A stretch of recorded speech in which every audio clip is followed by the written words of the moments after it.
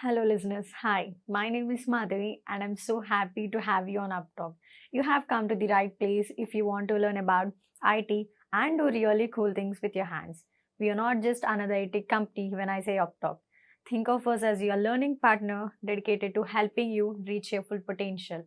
We have top notch hands on courses to help you build your business, whether you are new to technology or want to move up in your current job. Let's look around this as our first step towards learning. We'll start creating course. First, before we start creating, you need to have a topic. You need to understand or you need to know and which topic the course that you're getting must sit in. Since we are creating courses, I will first create a topic and then go for courses. Yes, topic is mandatory. Yes, topic is mandatory. Topic is a kind of umbrella, I can say, for holding courses.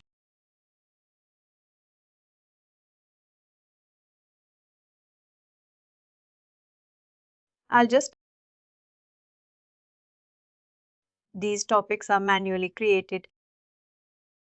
It's not like by default, there are some topics. No, by default, there won't be any topics. We need to create topics and then have courses created. Another one, creating just compliance course. Can we add an image of our choice? You can. Yes, you can. Custom image you can add. I've created one topic called HR and also will create one more topic.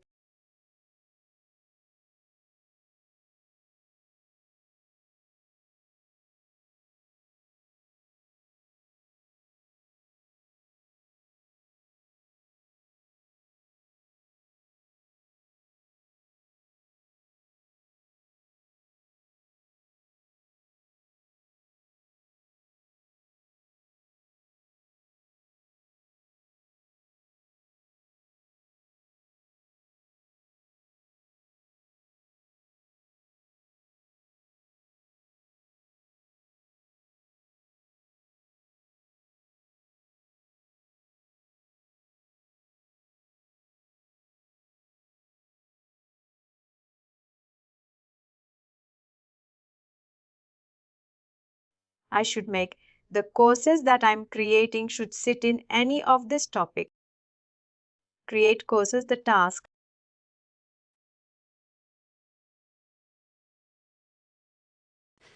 Here you need to select which course that you wanted to, whether you wanted to go for blended or digital.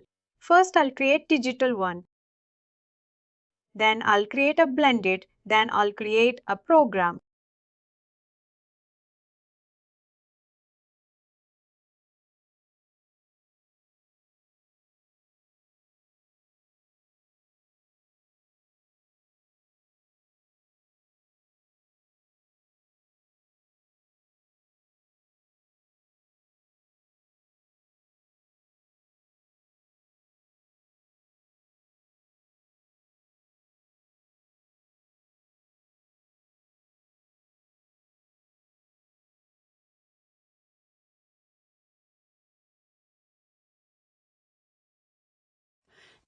Topic we need to select. Since this is a mandatory topic that we need to select, as the topics that I've created will be populated here. I'll just select the topic that I've created. We'll select HR.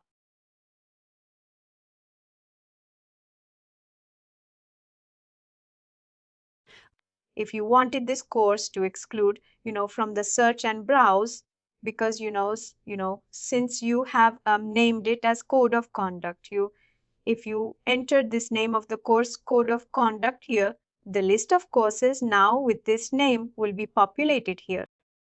From there also, you can navigate to the particular course. What does it give an option to exclude the searching from browsing on the at course level? If you wanted to restrict from the search bar to search this course, you can select this one. If you exclude, what is the advantage? Even if you search, with the course name that will not return. You search for code of conduct from the search bar. It will not populate. Meaning, why do we use that? Some, stakeholders, may be requiring their courses should not be searchable and their courses should be restricted to only their team members. And let's say benefits is there. Benefits IPA course content. HIPA restricted for benefit enrollee employees. Benefits team may think that our courses should be available only for benefits team and should not be, searchable for employees. From the search bar, they'll be having some kind of requirement. This is also, this was not part of initial line. This was part of a feature addition in last religion of work. They added this feature. If I want to make only accessible by benefits, if I exclude from such involves, then even benefits will not be able to access it. Benefits will not. No one will be able to access the search and make it searchable for only one team.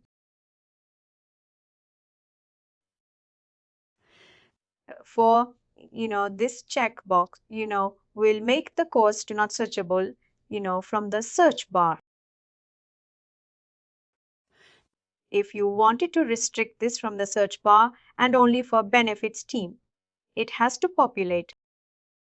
There is a kind of different security that we need to go through. That is a different setup, but whatever in our delivered option that has worked as given here. This checkbox will allow this course to be not searchable from the search bar. If you enter the search name along with all the courses, it will not return the results. There is a main feature of this, but if you wanted to do some kind of security restrictions only, to particular team, it has to return only for this team. It has to not populate. You need to build a kind of separate security for that one.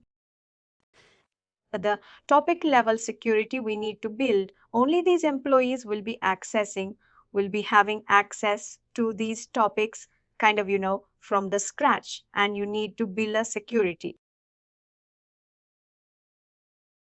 Topic level security, meaning for example, this is HR. HR should be accessible by, for example, only HR. Only HR means every employee will be able to access. Let's see if you're creating any topic for benefits team. Only benefits team should be able to access that particular topic, and the only legal team should be able to access that particular topic and should not be able to return from the search or from the browse content. It should not return. Those kind of security setups, can be made at security level segment.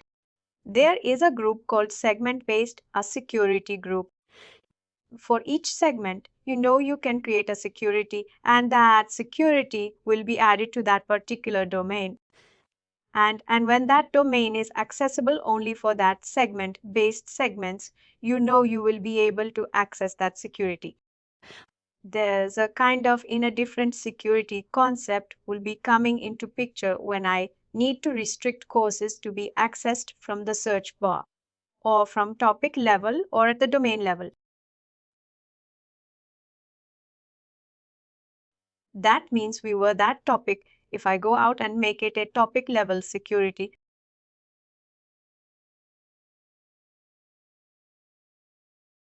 that means all the course will not. Another topic will be restricted. All the courses are not the topic. Not any. No, there is a different thing. If you wanted to restrict only specific courses, another topic, there's a kind of different. I don't think that you need to different reporting filters that you need to play around. At the browse gun in a browser learning content level, you know you need to select a topic as a filter. And from there, you need to select a specific course name under that particular topic, and that will be restricted from the browse content. But if you wanted to restrict searchable from search bar whatever in a segment, based that I said that entire topic will be restricted, not a lot course level, and that topic will be restricted.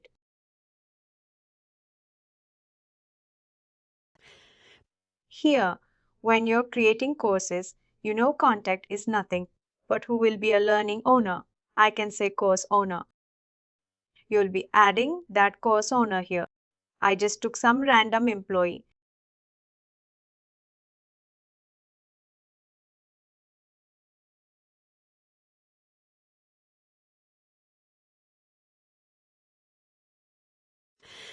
This checkbox if you wanted to take this course. If you require, if enrollment is mandatory for this course, you'll be checking this checkbox with that.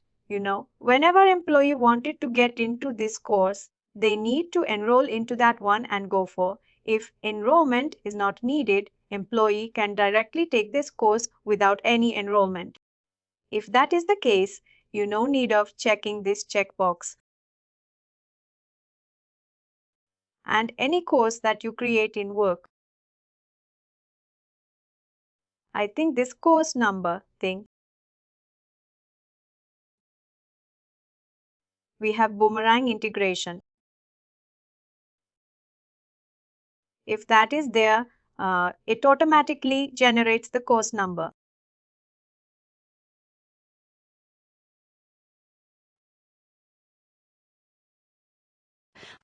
Is it different? Is it different application?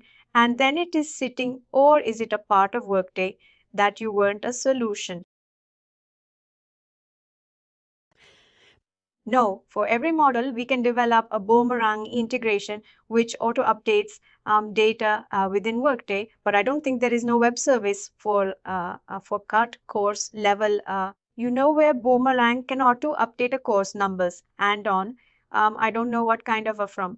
Is it a studio integration that you went to say, custom integration that is built, or the lower integration? There is nothing should you integrate, I believe.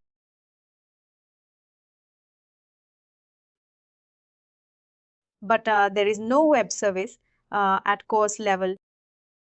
I don't know what that boomerang integration will be doing. Let me see it. There is no web service at all. Normally, what will the customers do? They might not even have a full course number. They will manually generate, or sorry, they will manually update it. Let's say for course, Code of Conduct version 1 will have created now. And they wanted to have any specific, if they're adding any additional another version of a code of conduct, they'll be adding course number here. In that case, I said, well, we're utilizing course numbers here. Generally, course number will be required for tracking and for reporting purposes. To whenever you're reporting on courses, what are the courses that are available, and what are active, what are inactive, and if there are multiple courses which are active with the same name, what is the course number of the course, and all in that way that is intended. But for assigning the course to an employee or enrolling course number doesn't make any difference there. Let me see. You're saying a boomerang is updating this thing over. I don't. There is no web service at all, but let me check what course level is.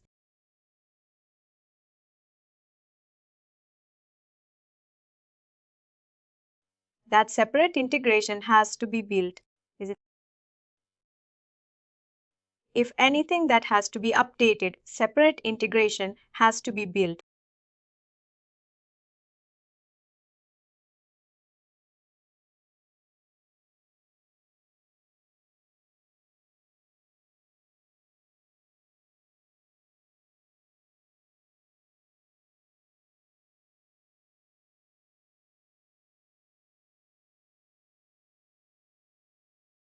course. They'll be using this a learning web service to create courses, and automatically, that will, here we are manually creating. What that integration will be doing is the automates the creation of that thing. They would have written a code there to certain logics. If course has been created, if it is for this topic, this would be a kind of sequence of course number. If it is this topic sequence, it should be this in this sequence. It has to be kind of logical. They would have written, this is a web service that they would be using for creating courses. I don't know why running again will be creating. I know all these things. I don't know how. What is the reason that you have automated the and creating courses, and all creating courses is not automated? Only the course number generation is automatic.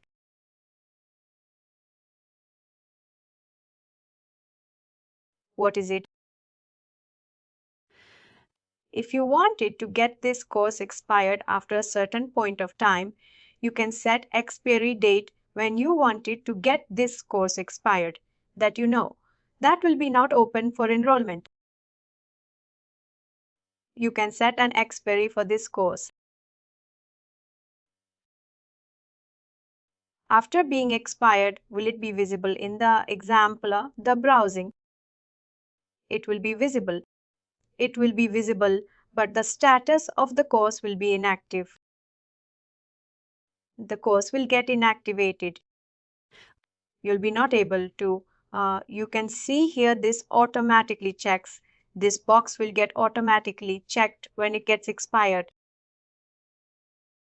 When it is inactivated, you'll be not able to enroll into this course. You'll be able to see this course, but he'll be not able to enroll into this first week. Of course, only active courses will be inactivated, and inactive courses cannot be enrolled.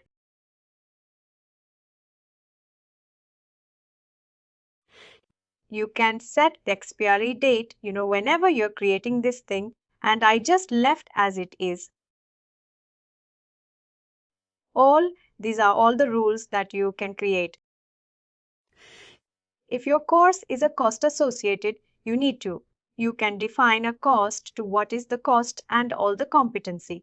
Yesterday you are asking that comes here, and the credits. If you wanted to assign any kind of learning credits to each of the course that you create, you can assign those units here, and for assigning a cost, a sales item, invoice item, you need to create outside of the course task.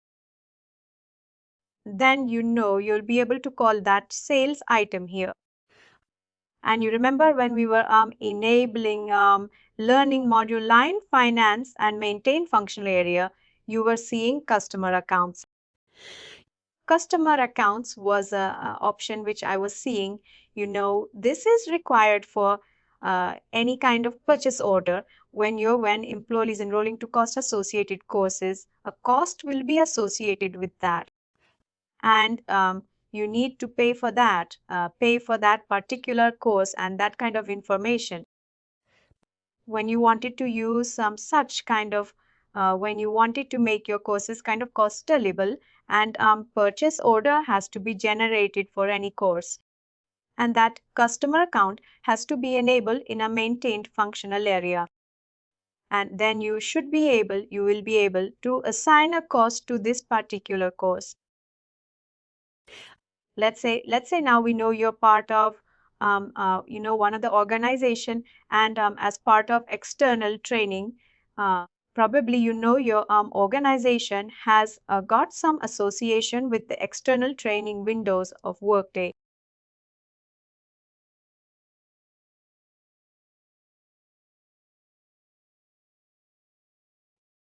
Some third party agency, what they're reporting, what the integrations, Workday, Calic fields, the business process kind of concepts are there as part of external training. For each, I know they would They would have given you a kind of option as per your interest, make and go for each of these courses. Each of those courses will be cost associated. If you have chosen 9, what they're reporting will be costing $100 kind of thing. Once you set this course on, submit, that cost will be paid by your organization to third party, because the course has been associated with cost. In order to have that cost associated, you need to enable that customer accounts kind of functional area. You need to enable that one, that you'll be able to create any courses that has to be associated with cost.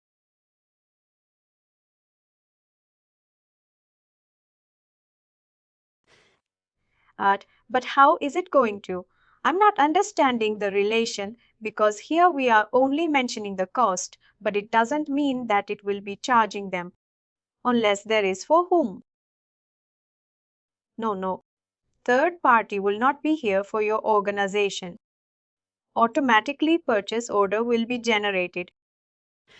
Finance team will be getting a kind of a purchase order that course has been enrolled for $100, and door 100 needs to pay to third party. That type of an asset will be taken care of. Only thing that this thing says to is whatever course that you are getting enrolled is searchable, and whatever cost that you will be seeing, let's say $100. $100 is the cost of this course. And once you submit this enrollment, it means that you're enrolled in the course. That is cost. Here a lot of things will be coming to the picture. Manager approval, manager need. Without manager concern, any of cost related courses cannot be enrolled. A lot of things will be coming into picture. Once you enroll into the course that is cost associated, it will go to manager for an approval, and manager approach that one. You'll be enrolled into that course. And once you complete that one purchase order, automatically, there will be a kind of email setup will be there. A purchase order will be reflected to your manager saying that $100 has been, on $1 purchase order has been generated, and a finance team will be taking a purchase order and will be paying to vendor. Like how we know what the trainings will be doing. What the trainings also will be doing in the same way. But I think there should be some integration. Only then purchase order and all will be generated without that. What integration has to be? What integration has to be to do? Integration in the sense it has to go to external system. What is the external system here? No, if it is supposed to generate the but days order for finance, that means finance has to be integrated with this. Finance is part of what the system. Why there will be a separate integration will be needed if they have a Workday as a kind of finance system. A purchase order will be generated as part of a business process setup. Why integration is needed if it is a CP system? If it is any external finance system like a SAP or KIL, there's a different case. Then these customer accounts and all will not be enabled here. Probably they would be managing the entire cost purchase orders in external system. But if finance is part of what they automated a business as per business process, set up purchase order business process, a notification will be sent to finance team that $100 of purchase order is related reason. The cost for this course has been utilized, and hence $100 was in charge for that course. Kind of notification will be to go to finance team, and accordingly they'll generate an invoice and pay to vendor.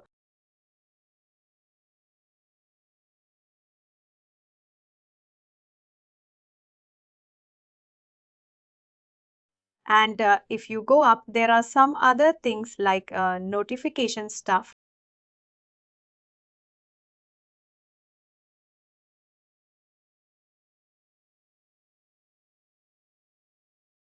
That's what I said. You need scores, competencies, and all.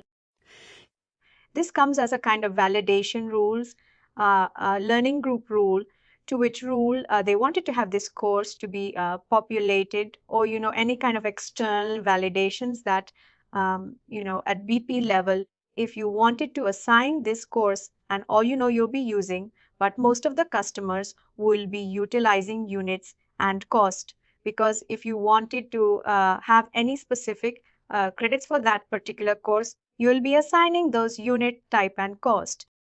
If you wanted to associate any cost to that one, you will be assigning costs. These two will not be utilized because validation rule they'll be doing in a BP level to restrict any kind of courses and all. These are the two mostly used options when you're creating courses, competencies, all competency. You'll be defining what is the kind of competency. All those things you'll be defining here.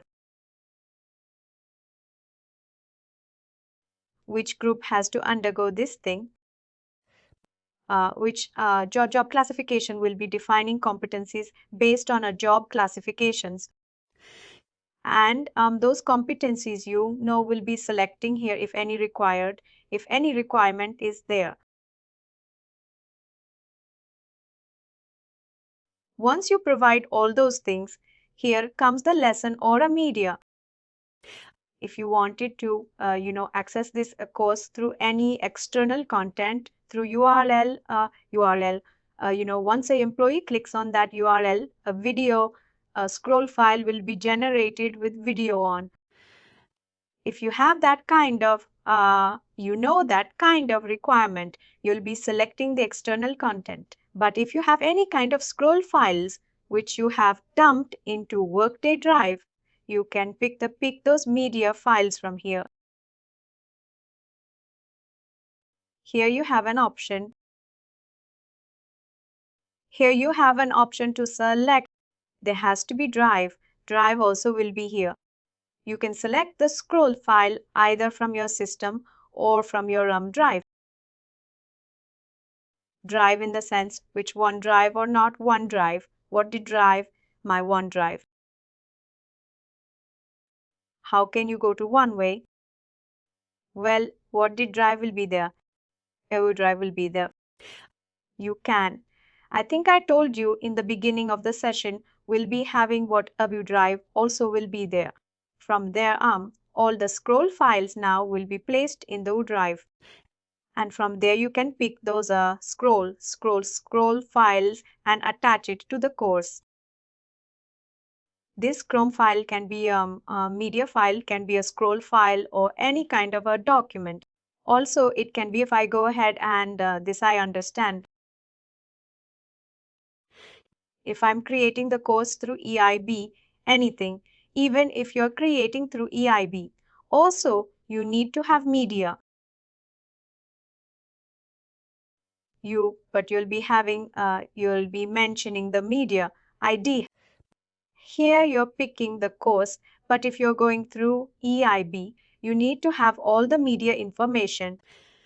Here for your manually picking the file, but when you're doing through EIB, you need to know ID of that media which you are picking.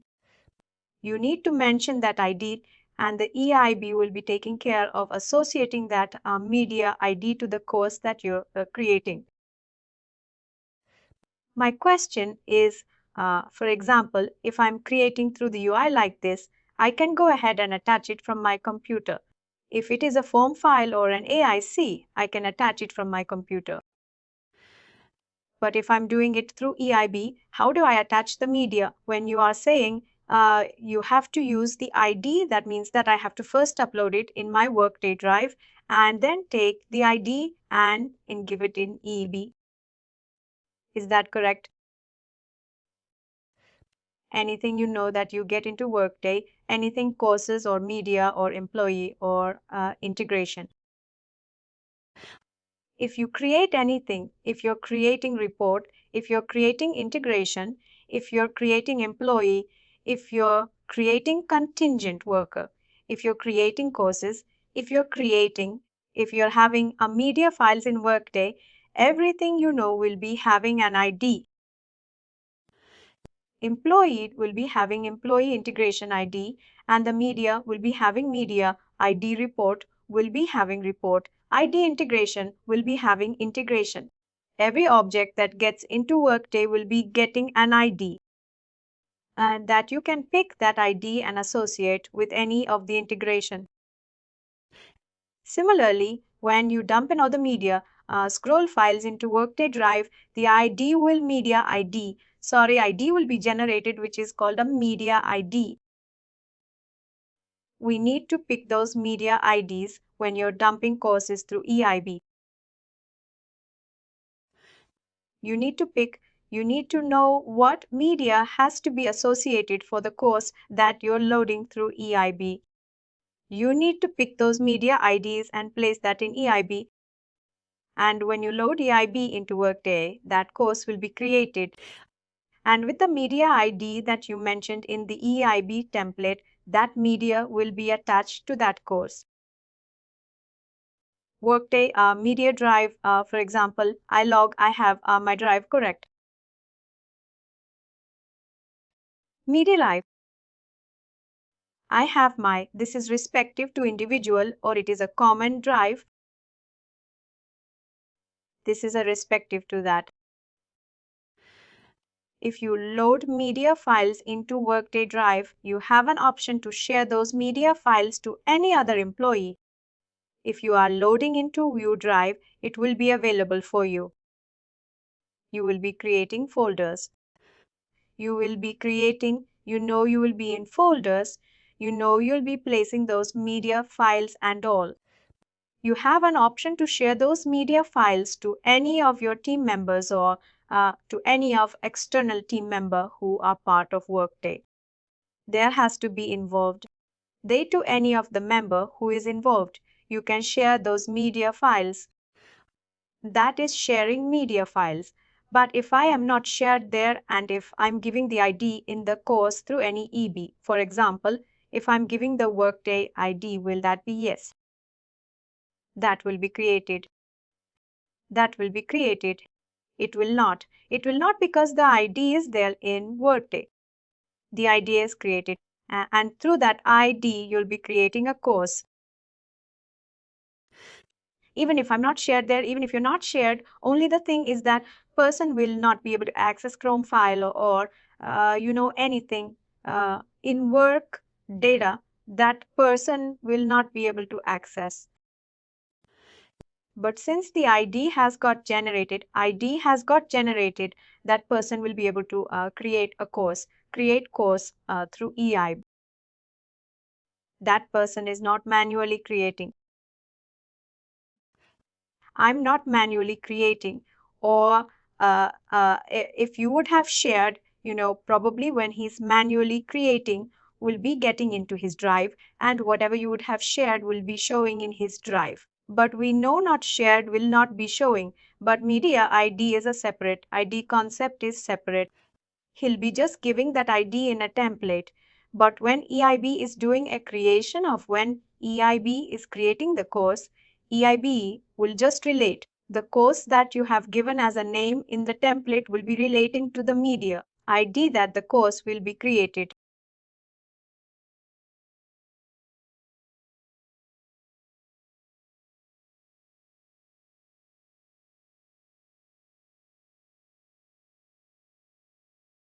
What happened?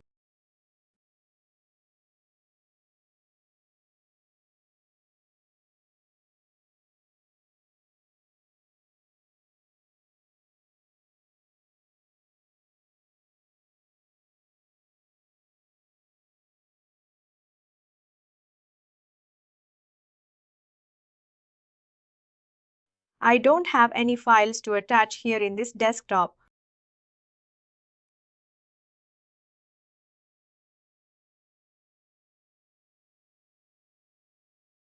it will be tracked.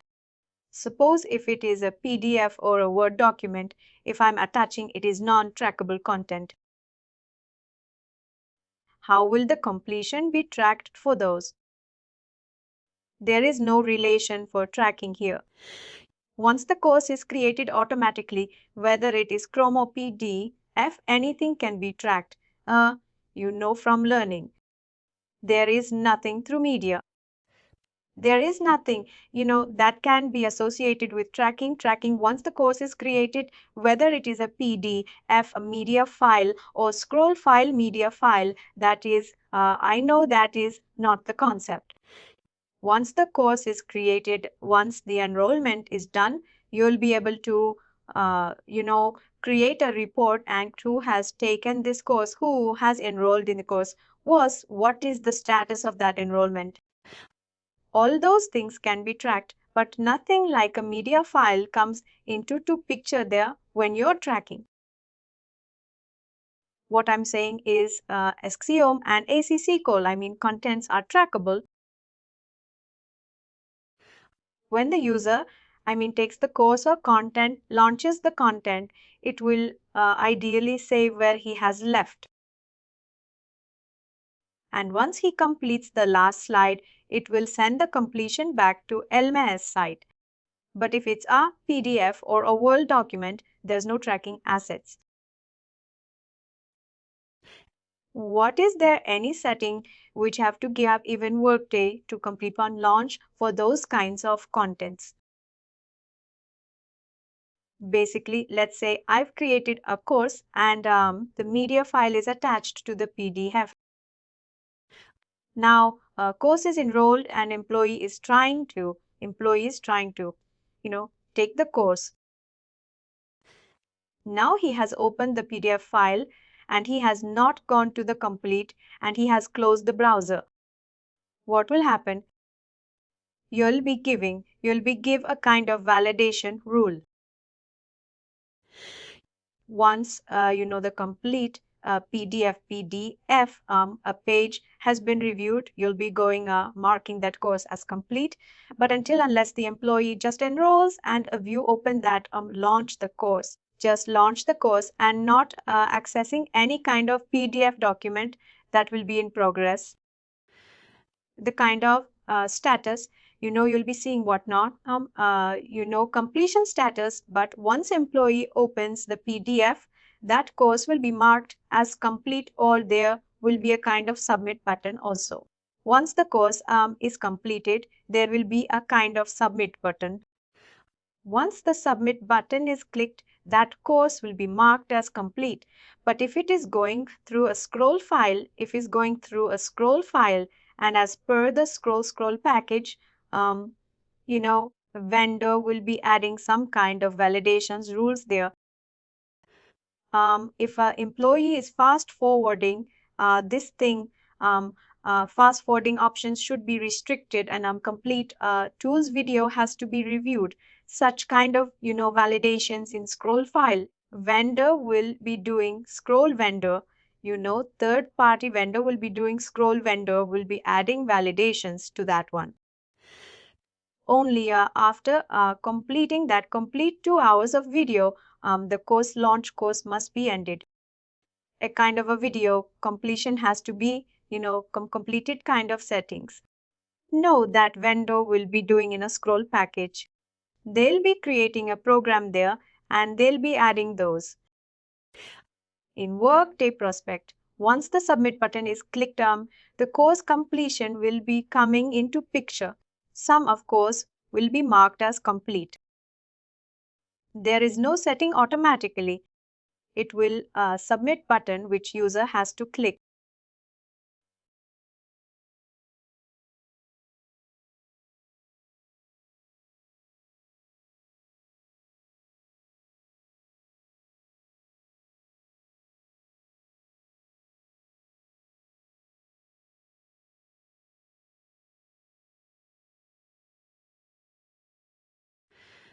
Or do you want it to add a like course owner's email address, course owner like custom columns?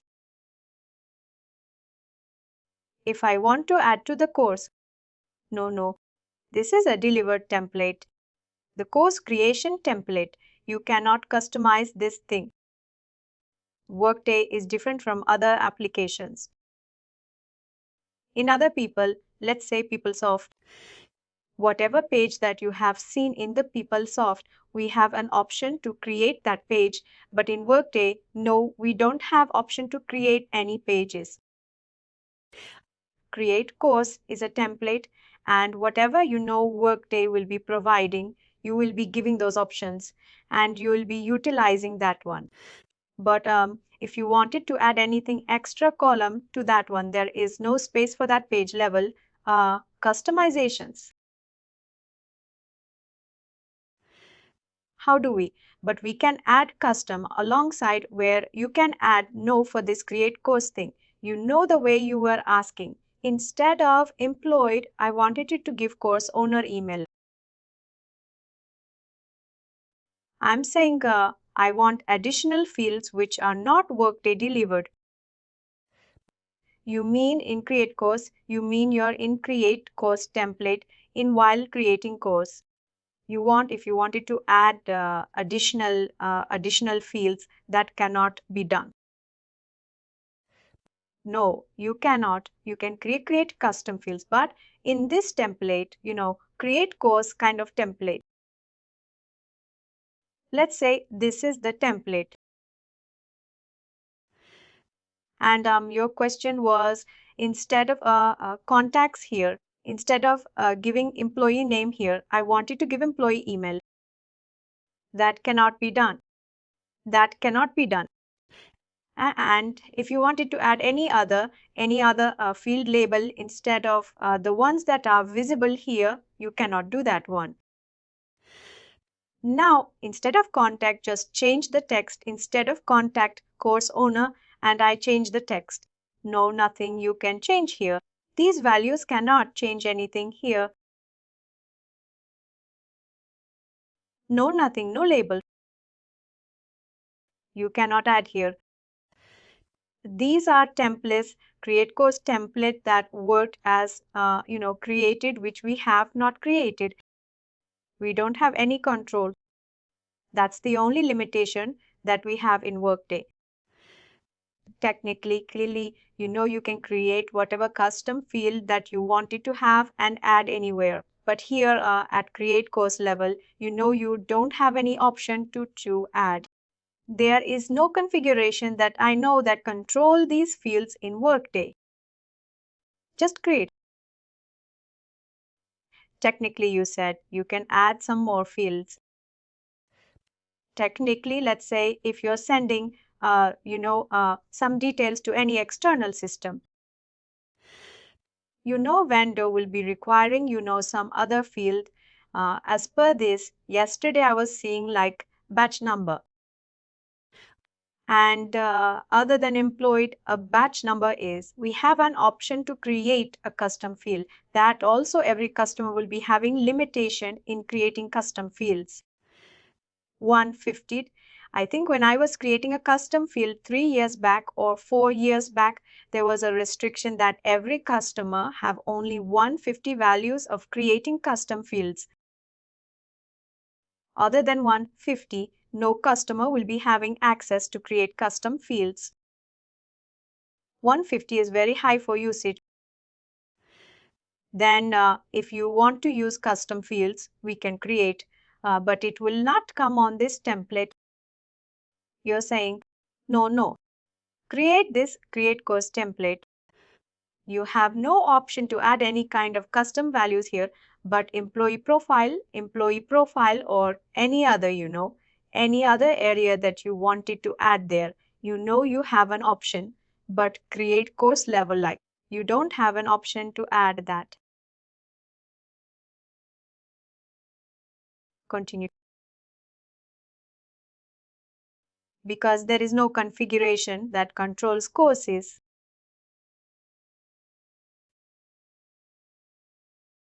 Now we created course.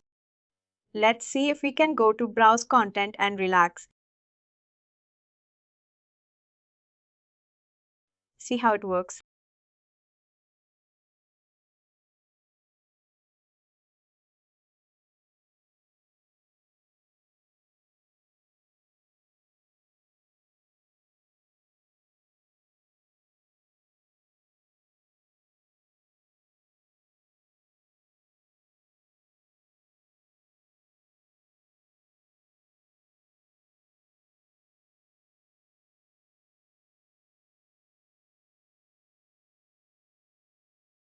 Is this space customizable? Which would like homepage? What will you learn today? This big fonts and a big spaces, blank spaces. If you go up, see this course I've created is coming in contacts.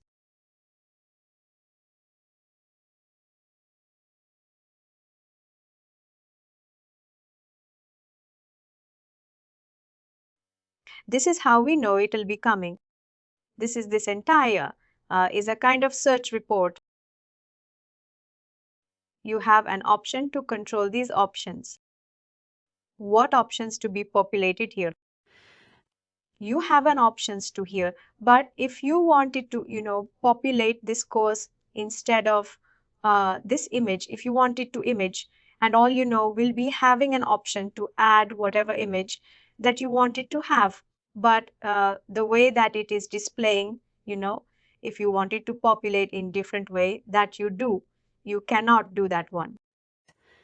Whatever report will be delivering the format of the output, you will be getting in the same way, but you have an option to control these options, what to be populated and what to be, additional values that needs to be added.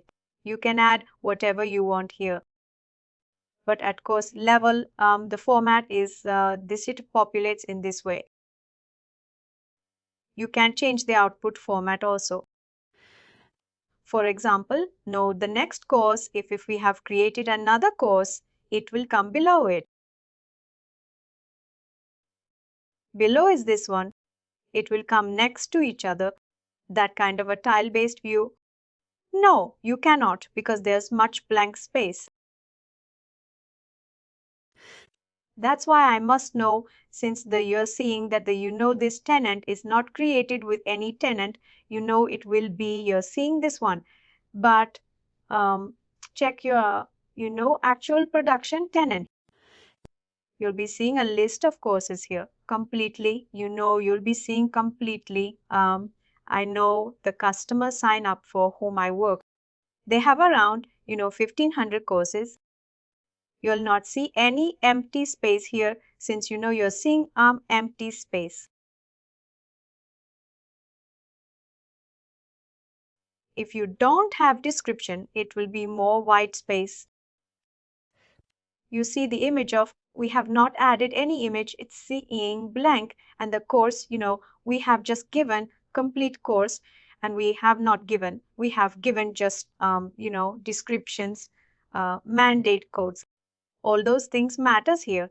Based on the information that you hear, that will be populated.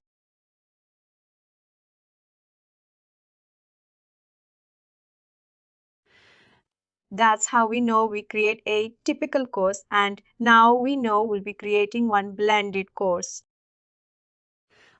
We created our digital course, and the blended course is nothing but a client of instructor-led training.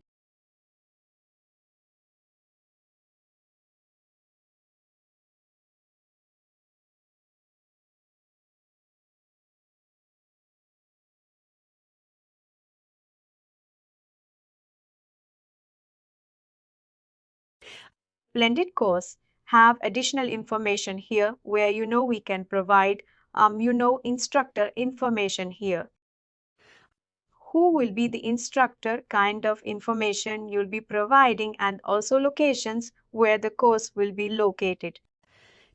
All those things, these are the additional details that you'll be providing with blended courses, or the rest of the information on the top is same. What we have seen for this digital course.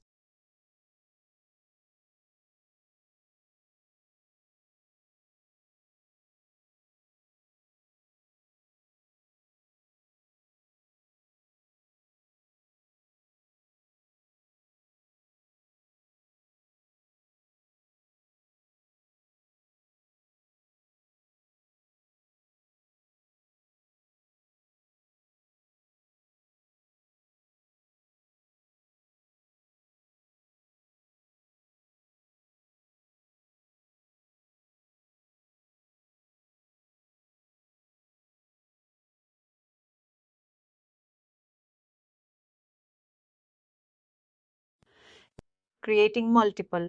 What says, and you can just give the version number here and we do different versions. What will happen to the example? I've taken a version and after 2 years the content is getting updated. If the content is getting, then if I have to create version 2, what will happen to the people?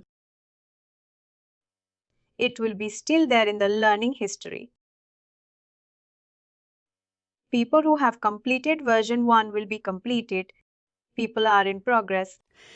That's the case. You know that you need to think people who are enrolled and are in progress of a version 1. Those things will be impacted. I've seen a case, in one of the customer, there was a issue with the Scrum file. And people who have completed, there was a different option in Scrum file. Yes or no? If you click on S, you'll be able to proceed further. And if you click on No, there is issue with the no selecting No. And when you select No, you'll be not able to proceed and you'll be not able to do anything. It will start there. That's a kind of issue with this Scrum file. Now employees who are completing or taking this Scrum file and who are doing, if employee would have selected S, they would have proceeded and they would have completed the course. But the issue is with people are not able to complete the course and there's about it or not able to proceed further. Now, we used to get a lot of support tickets from employees that we are not able to complete the course and it is getting stuck and we are not able to restart. We are not able to do anything. And learning administrator used to reach us.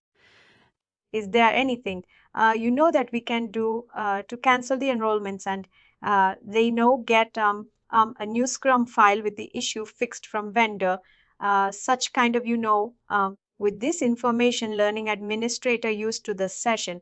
What we used to give is we'll remove all the enrollments which are in progress. Let's say 100 members have got enrolled and that 10 members have completed without any issue and 90 members in 90 members around 25 members are in progress. They're in progress and the rest of the people are not started. Now the issue with these 25 members. What we'll do with these 25 members is we'll take an EIB. We'll de-enroll all these 25 members from that particular course. And we'll get a new Scrum file attached to this one.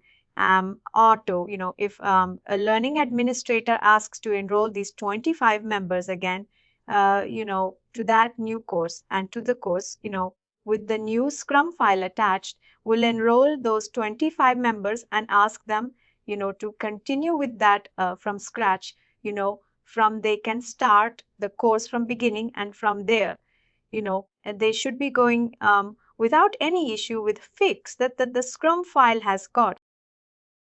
That's a good word. I have 2 questions on this.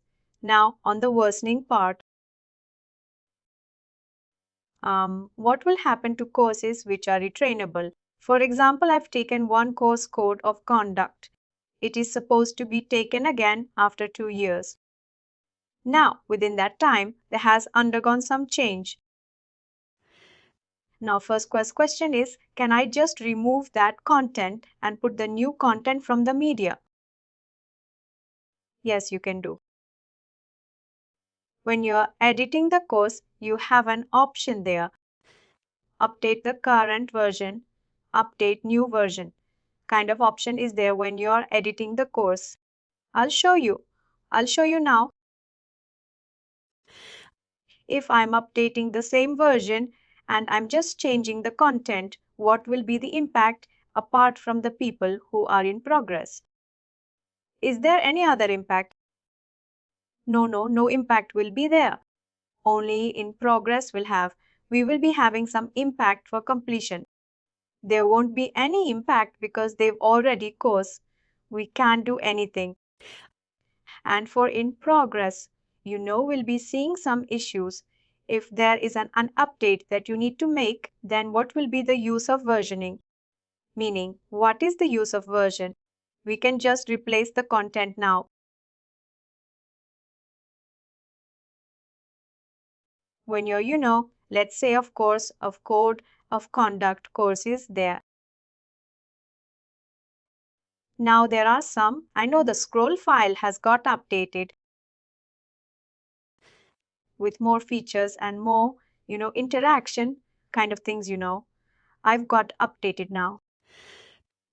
Instead of creating a new version, probably you wanted to update the existing one on instead of creating new version. Of course, you wanted to update the existing one. Only that what is, when you're doing that, you need to think of impacts. What are the, in progress kind of items are there? What are completed and what are not started? You need to consider these three scenarios. First, the major impact would be on in progress things. You need to let the in progress one complete, or even if you wanted to apart those in progress things, and if you wish those in progress things needs to happen from the updated version, you will do that one, or else it will send out a kind of communication to that. A new version of the content is added to the existing thing. All the in progress, one can start their course from scratch and they can go for that one. They can send out a communication, or if you wanted to wish even completed, people have to take the updated version, you'll send out a communication. I can just replace the content instead of versioning.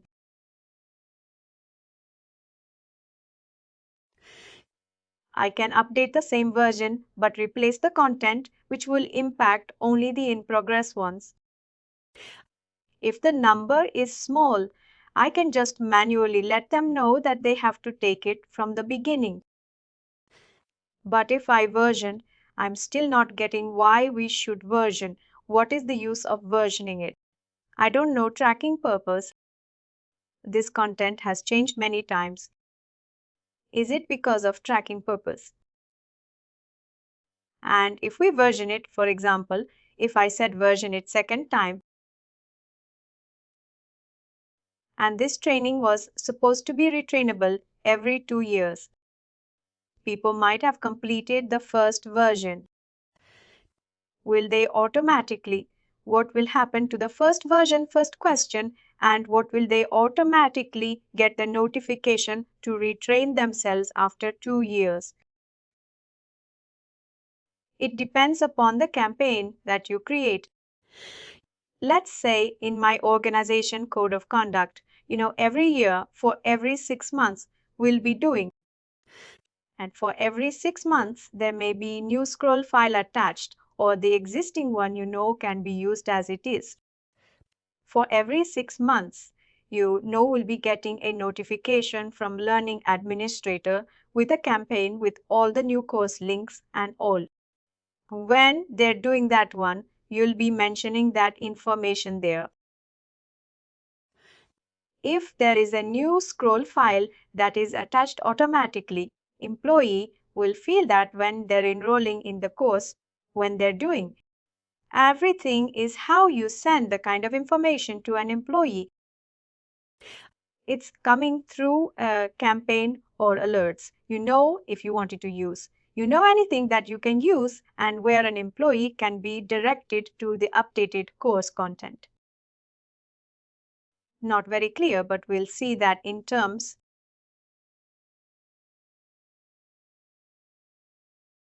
No. Your question is, when we are updating the course content, what is the impact that needs to be considered for in progress, one that you are seeing, and how it differs. When I'm periodically using a different version of this thing. How employees who have completed this thing will be impacted with this thing or not. That's what you know. Let's say if you have a requirement that for every 6 months this course has to be taken for each of the employee. There should be a way that you need to send that information to employee for every 6 months. You cannot directly ask them to get into the Workday. You cannot directly send an email to them, get into Workday Learning and go to the particular course. And you cannot ask that you need to provide certain, navigating links. Then provide all the required information. What has got updated, from the last version and which is required. You'll be giving all this information in a campaign and you'll be giving a kind of browsing links and throw that. They can get into that one and update that one. And if it is required for every 6 months, even people who have completed in the first quarter, first half, they need to complete in the event in second half. Only matter comes here is when there is issue, when the course has been launched, when the course launch period has started. If in the middle there is an issue identified with a scroll file or with the content, there is no issue comes here.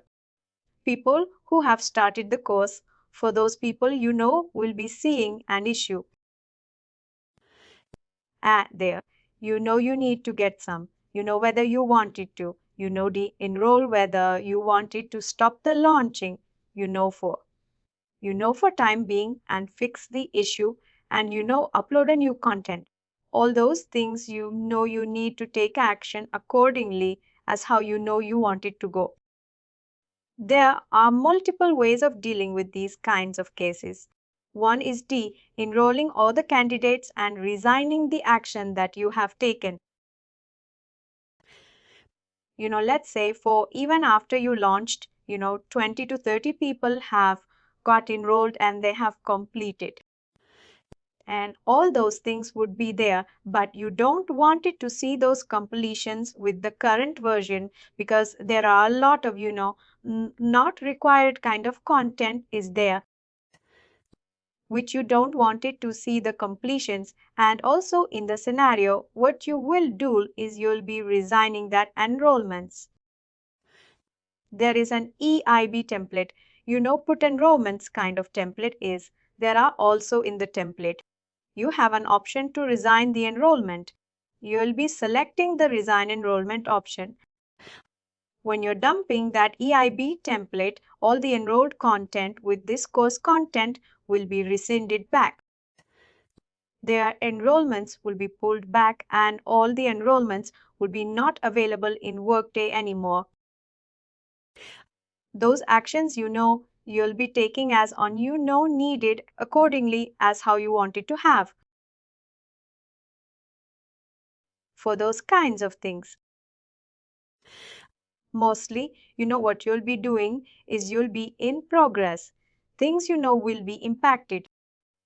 Those things will be considered how you can manage with this.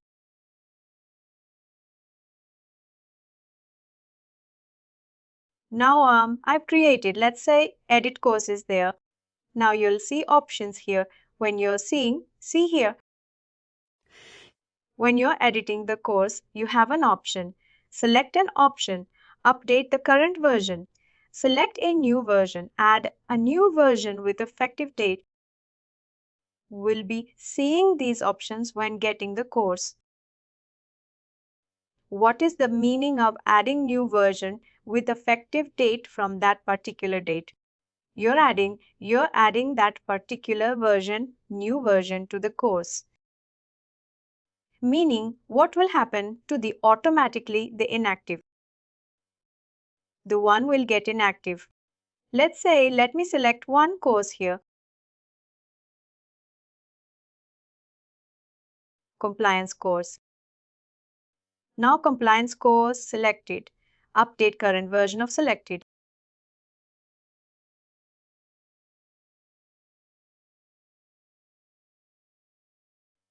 You'll be getting into that one. And whatever content that you'll be adding here, that will get updated. Let's now will be updated.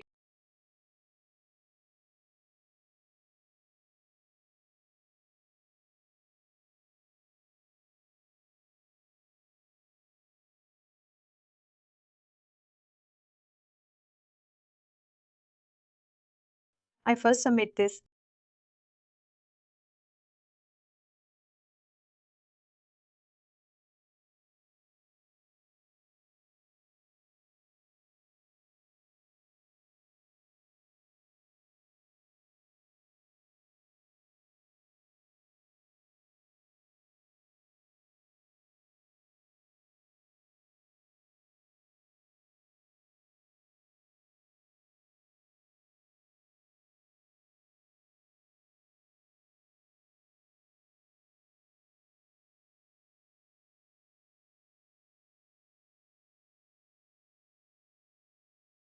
The course has got updated. With this, the better version of what we have done will be getting updated. That means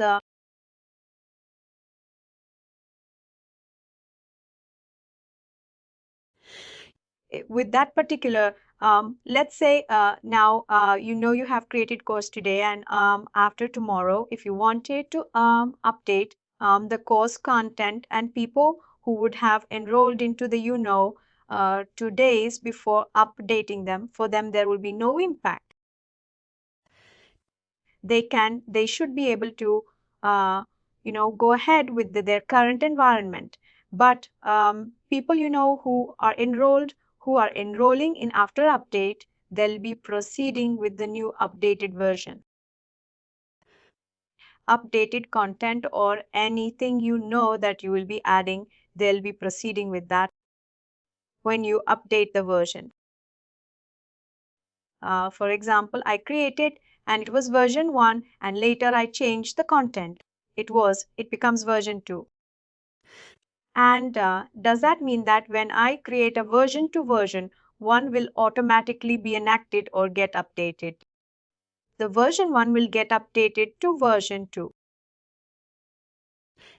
What will happen for people who have completed with version 1, who are about to, I mean, who are supposed to retake the course, like how you said, 6 months later they have to retake the course. Will it automatically trigger version 2 to them? Yes? Version 1 will no longer be active in that case. What's your number? 1 will no longer be.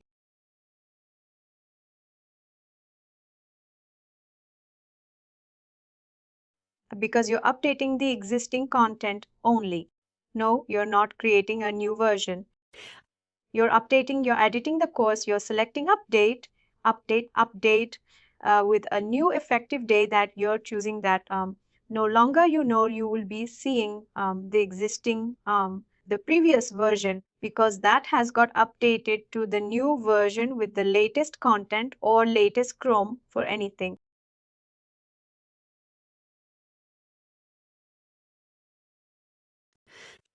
Today we have seen enough creation, of course, and probably tomorrow we'll see the enrollment part and enrollment part.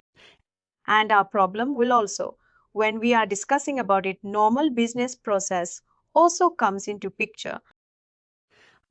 What kind of validations that comes while enrolling, all those things we'll be seeing in tomorrow's session. Once the enrollment is done, and probably we'll see dropping the enrollment, how we can drop, what kind of rules that are defined while dropping the courses, all those things. Today we will cover something on Workday, the reporting related to learning. We will see what kind of data sources are there related to learning and how do we extract data from that.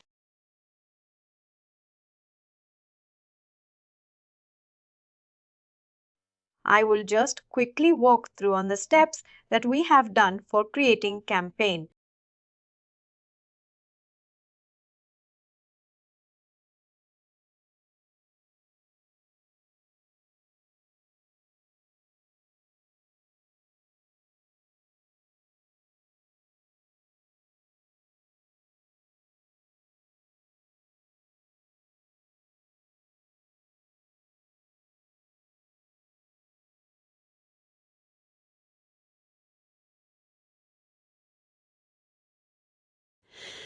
If there is an audience that you have already created, you can just pick from the list of audiences that you have created for that specific audience. If there is no audience where your custom report is not part of that audience, you need to create that one.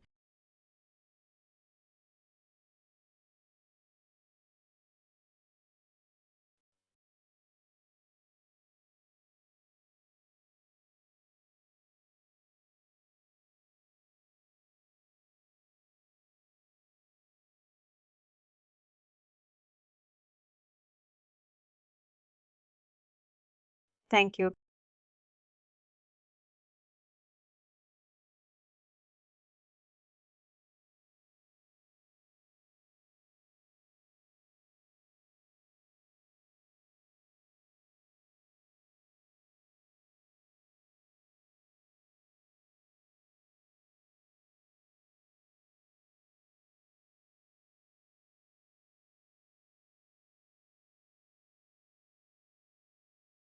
The final note you take. Everyone is like, you want to sell it. Thank you.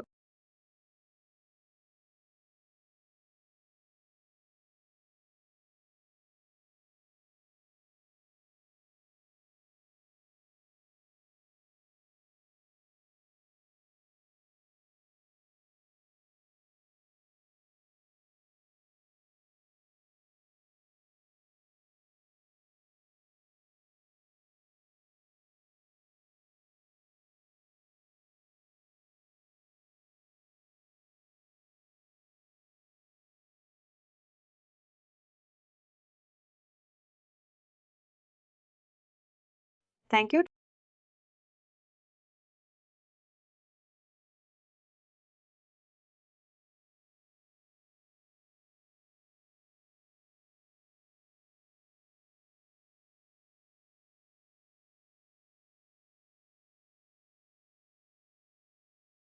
Thank you. Thank you. Thank you. Thank you.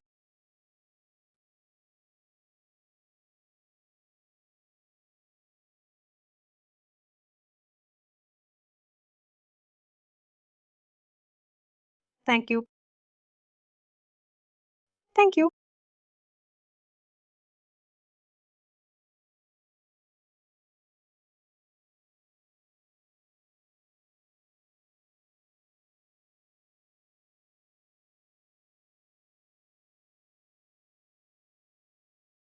Thank you.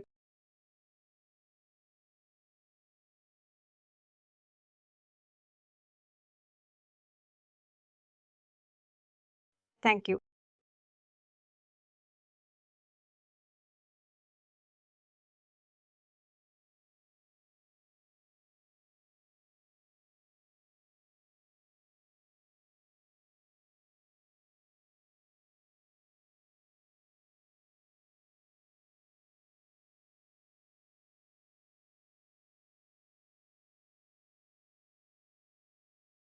Thank you.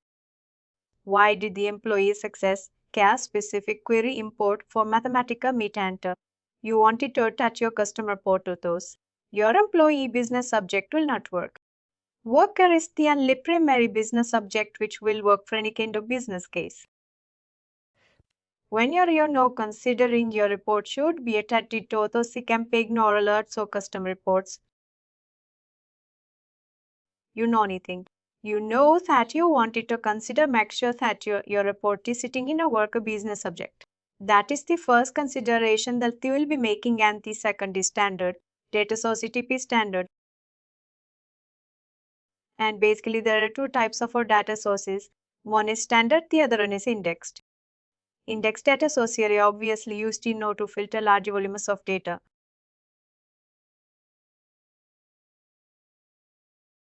You know where you can see standard data source. Here you don't have any other filtering option because it does not have that option. But when you select your index type data source, you will be having a lot of other filtering options within the business object built in filters.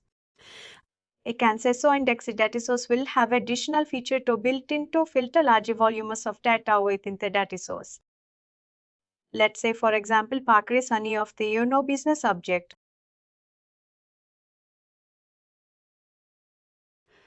So let's say worker is a kind of index that shows TP and when you select index it shows TP within worker the area lot of other filtering options that you'll be getting.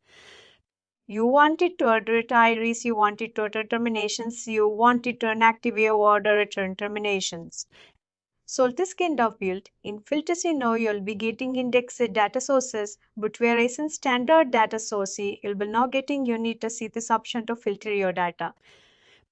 But with indexed data source, within the data source, you will be having a lot of filtering options to filter huge amount of data. So that is the difference between standard data source and the indexed data source. So whenever you are actually creating a report that needs to be attached for campaigns or alerts, make sure that your data source is to be standard and your primary business objectives worker. So these are the two considerations that I hate to make whenever you're creating a report that needs to be attached to either campaign or alert. Business object is a table which consists of all the information. Data source is a view of a business object. Okay, example for business. Object is worker. Okay, example for data source is terminated workers, worker. Worker business, it could be.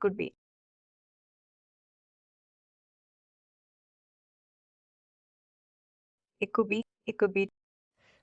It could be people who are really anything work your object will be holding a kind of umbrella can say which will be holding all the information of a work particular data, but whereas the data source, is a view of your business object your choice. If I wanted to select your data source as active employees, you can choose. If you can choose if I wanted to choose, if you wanted to select your, data source is retirees, you can choose. But all the three terminations active retirees will be from business object called worker. So worker is a business object is a kind of W knowing on every workday, every data that you create in Workday is a kind of object model, which is nothing but a kind of business object which will be stored in business object. Let's say you're you're hiring an employee. Since you hire an employee, where this data should go? When you're hiring an employee is nothing but the worker. Once you are an employee and to work that had it'll be going into worker business object. And from worker business object, if I wanted to return any data related to different scenarios, let's say you have big stories. Let's say you have small different scenarios. Let's say you have been asked to, hey, you have been asked to. Can you create your report form? Know that returns are the retirees. That should not include the active employees, that should not include terminations, that should not include the people who are on leave. I wanted to have employees who have got retired. Then in that scenario, what you will do, there are multiple ways to achieve this thing. Let me show an example how we can.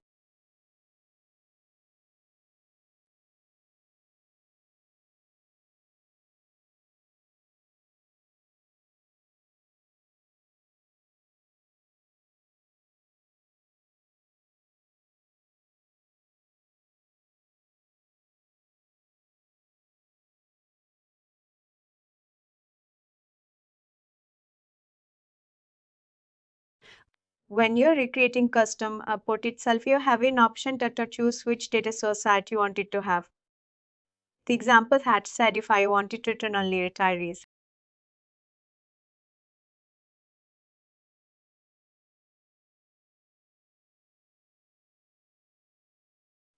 Business object should be worker.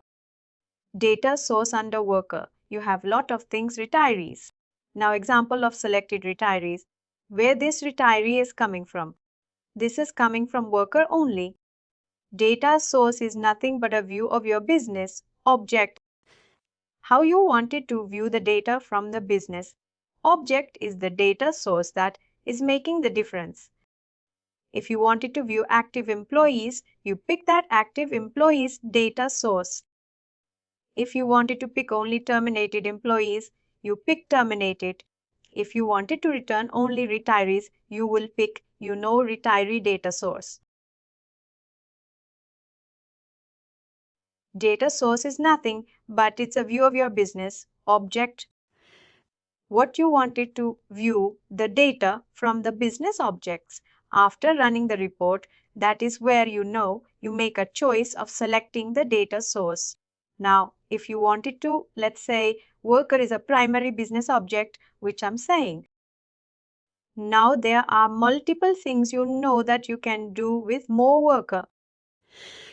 Let's say you have been asked to return only retiree employees. That should not include any other. What you'll do, you'll choose that particular data source.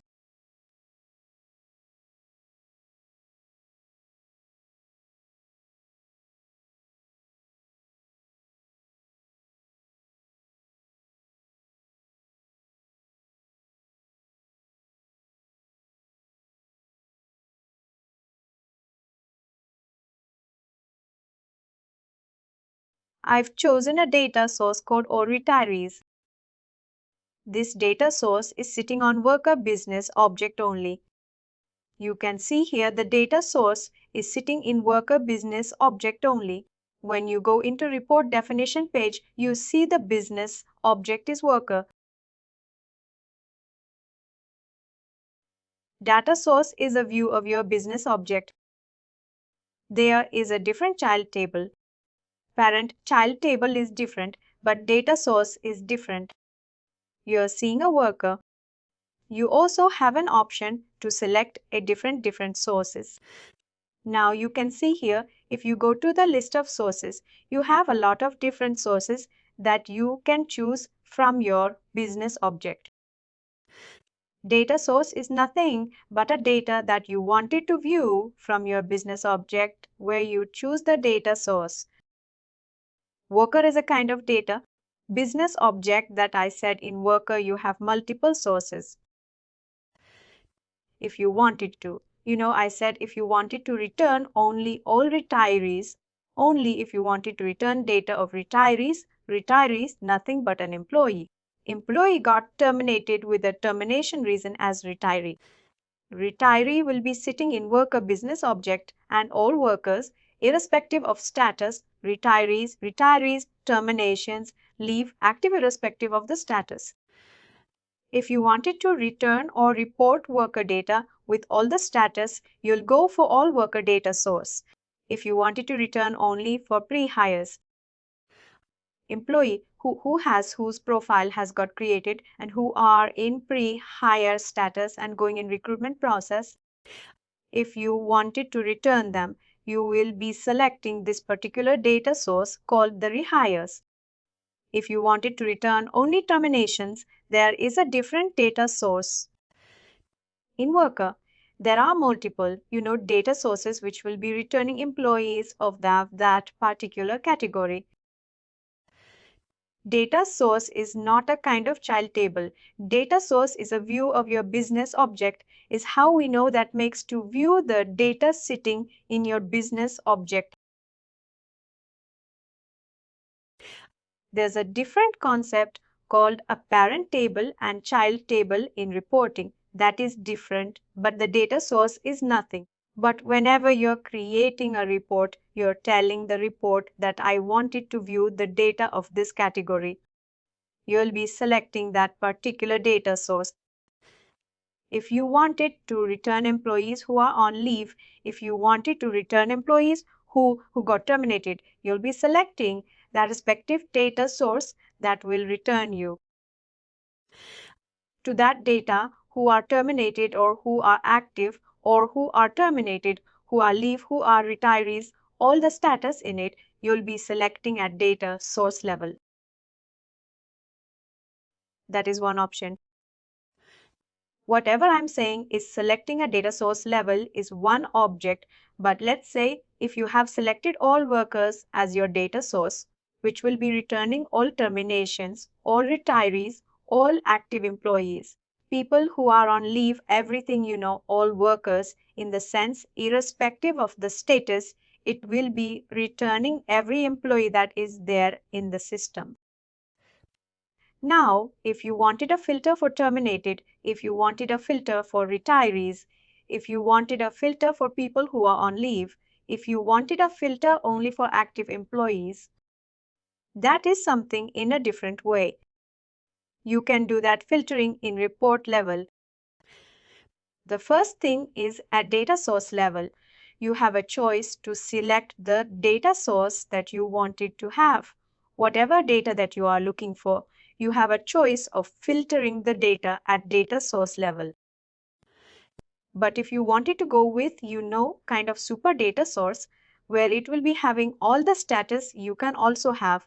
You also have an option at the report level. You can go for filtering. You have selected all workers now. Now you have also have an option to select a status.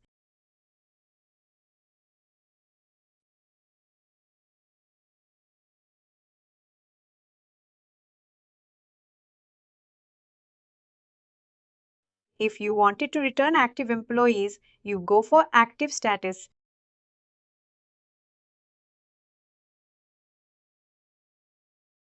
You will be selecting this one.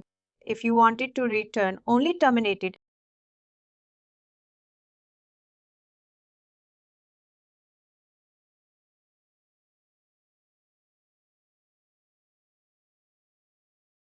you will be selecting this one. If you wanted to return on leave, people who went on leave. If you want to return to the report level, you will be selecting. At the report level also, you have an option to filter your data. Probably not the number of reports that you create, that will be, you'll be carrying that experience. You know to understand how to filter large volumes of data in terms of reporting, but conceptually just understand that your data source, index data source will be having filters, built-in filters, but standard data source whatever, and I'm filtering the data, you have to filter that. But index data source, you have an option. Let's say if I pick any of the indexed data source, I'll show you that example as well.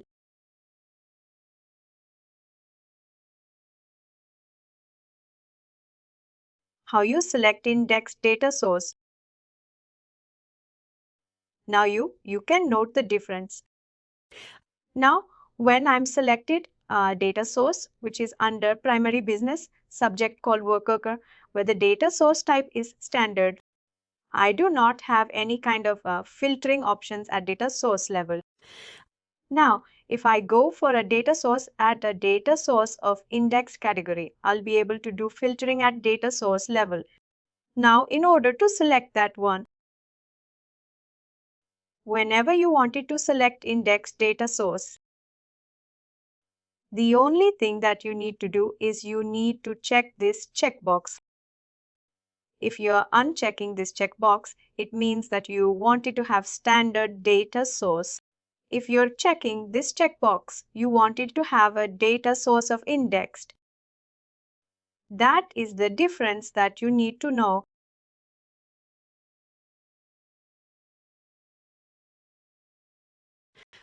Now I'm picking up indexed data source, which will be having filtering options at data source level.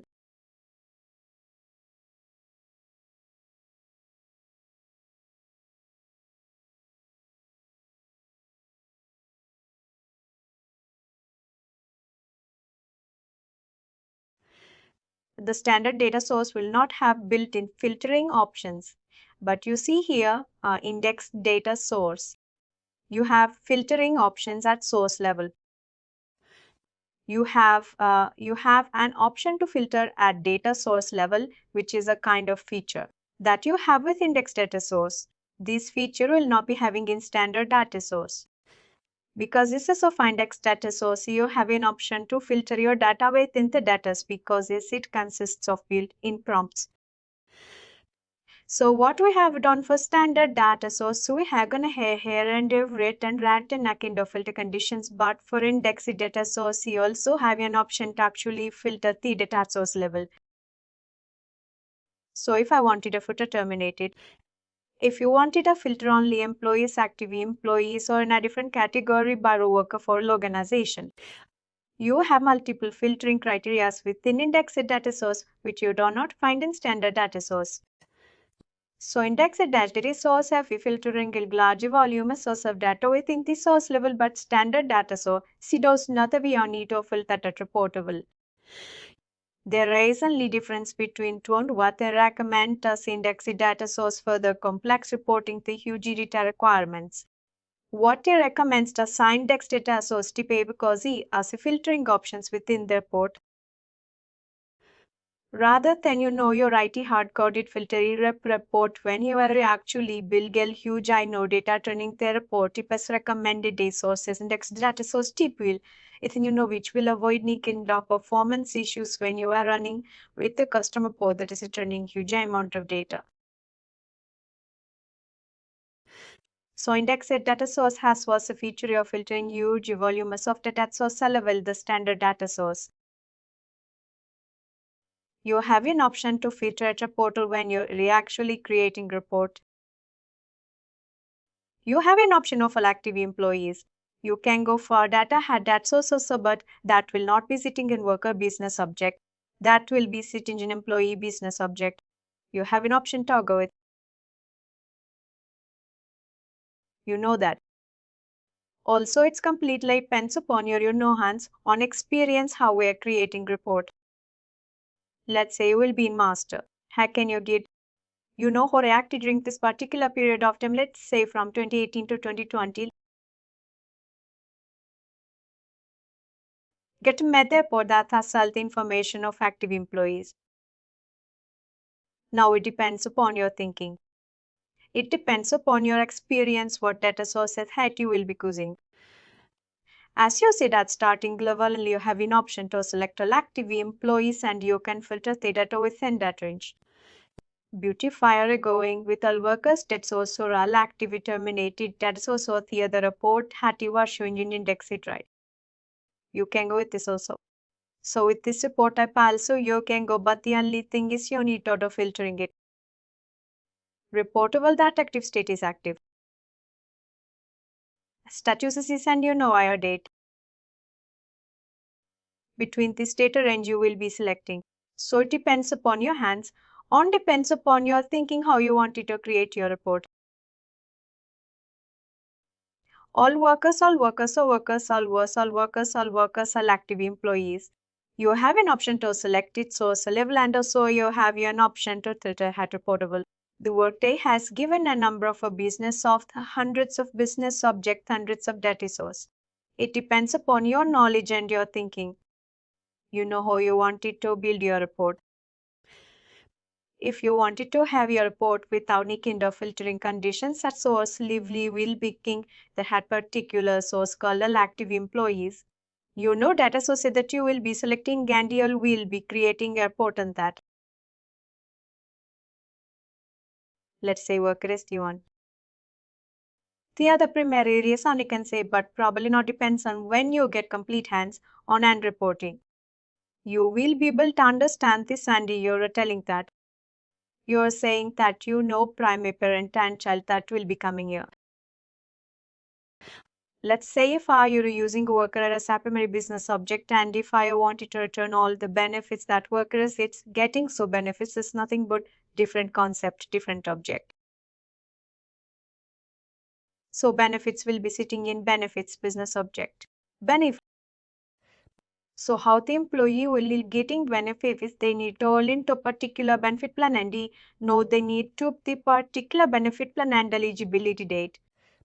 All these things will be considering depends upon plan is being issued for you. If you're going to know the plan, if I are asked to see if you are asked to return, if you are asked to return, that is a mark after you wanted to. Your program company has said and get meal worker all the employees who re-enrolled in the particular benefit plan. For example, for what do you can do so if I got till active employees? That doesn't make sense. What your requirement is. You wanted to return care employees who were enrolled into that particular benefit plan. So there are certain cases. Probably you will be understanding. When you create a multiple reports, there is a concept called parent relationship between your reports parent a blind child table. In Workday, we call it as primary business object and related business object. A related business object is a child of parent to business object. So when you are actually, creating or report with primary business object called worker, and when you're actually adding the secondary business subject called related business subject, which is returning benefits of that employee, which means that you're inevitably or joining the business object, you're actually clubbing the data to return that on. So worker is a primary business object which is apparent for almost all the business object that is sitting in Workday with active employees, which are said right, that will be sitting in employee business object, which will not work as a kind of intended relationship between the business object that sits in Workday workers. Only business object will be associated that then will be linked to an annual module that is sitting in Workday. Let's say if I wanted to return learning enrollments, you wanted a return. Now, worker is the only primary business object that will link with learning enrollments, but employee, there is other object. I said employee. Employee will not be linking with the learning enrollments. Worker is the primary business object, a kind of super object. I can say it's top powerful business object that will be linking with any other business object in Workday, which can be considered as a parent table. Worker is a kind of parent object and related business object for what you link learning enrollments. You are linking learning enrollments will be becoming a related business object is a kind of child table and benefit elections. Benefit elections. You wanted to return all the benefit elections that employee has made. Benefit elections is a related business object of worker. We will be able to, make it your choice depends upon your business requirement, how you wanted to return the data. But remember, in any scenario, in Workday reporting, worker is the mostly used a business object in any module. If you are being asked to, let's say if you wanted to, if you've been asked now, can you get me the list of open job requisitions or job requisitions, a list of job requisitions for which employee has got tied up. If you have been asked what you will do, no need of looking for any kind of, different scenarios there is. If your report requirement is to return worker information, worker is a primary business object. We can give worker as a primary business object, child table as a job requisition or child table as a learning enrollment or child table as a benefit elections, anything. Your primary business object is worker and your related can be anything that you wanted to have, that you wanted to link to your primary business object whenever it's conceptually understand. Whenever you have been asked to create a report, the first consideration that your report should be sitting in worker, a business object which will be linking to all other business object that sits in Workday. But there are, any number of business subject and number of data source.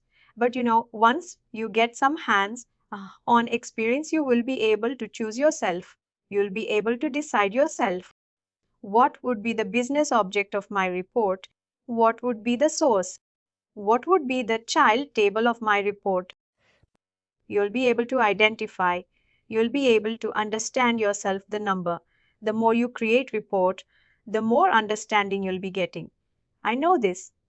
Whatever concept that I was trying to explain, you'll be able to relate that one. Let's say tomorrow, you have been asked they can get me employees, a list of employees and all their dependent information. What do you do? What do you do?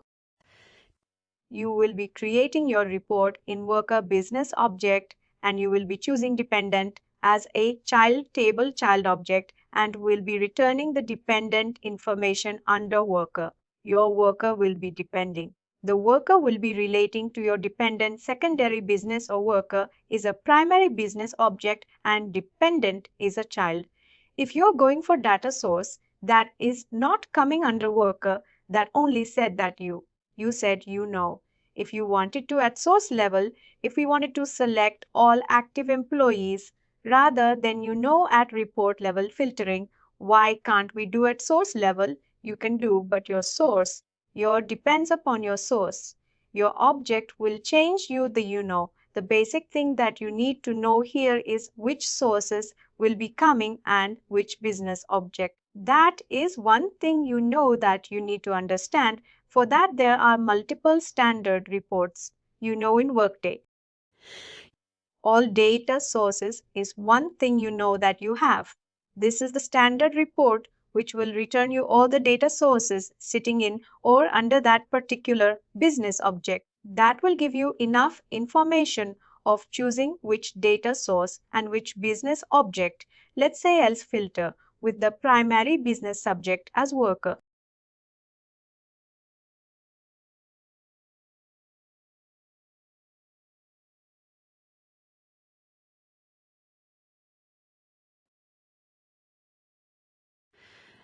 You see, when I filtered with the worker business object, you see a lot of data sources associated with worker.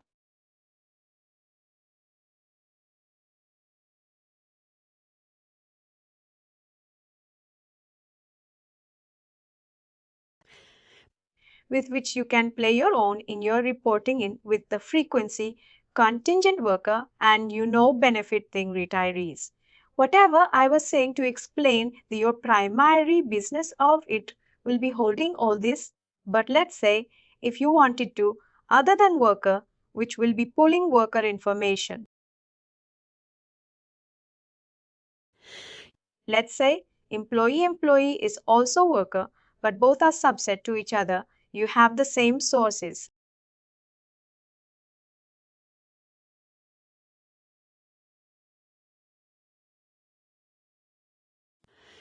If you wanted to return active employees, you will be choosing that source level and it will be when you choose all active employees. Your business of it will be changing here. It will be moving from worker to employee, but data will be same. The only thing is you will be not having option to link to other business object. Let's say if you wanted to return benefit elections cannot be linked to employee business object or job requisition.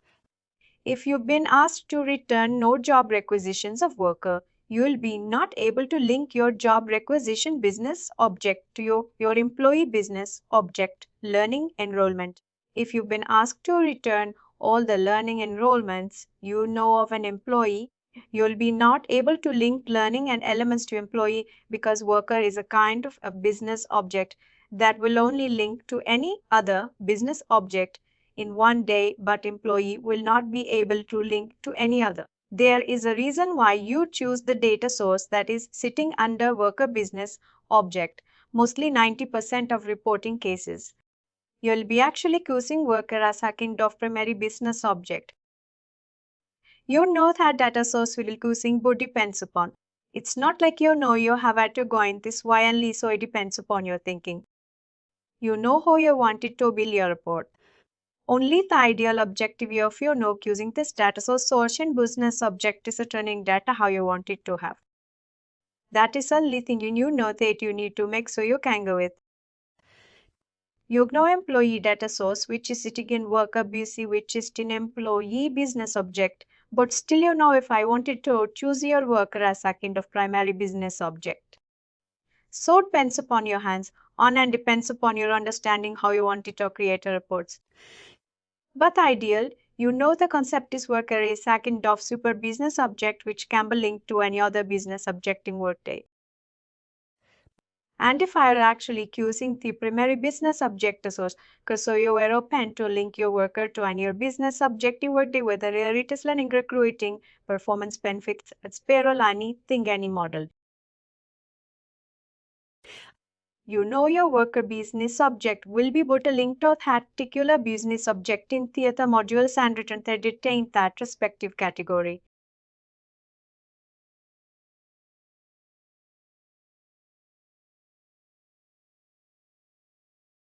So you can pick any of these business object that you wanted to return. All workers you can create.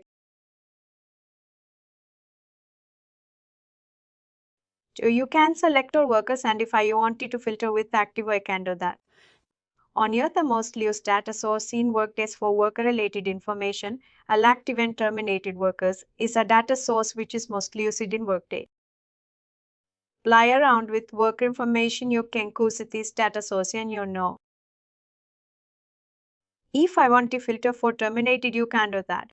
If I wanted a filter for active, you can do that, you can do it. If you wanted to go with all workers, if I wanted to complete employee information as suspect other status, you can go with our workers.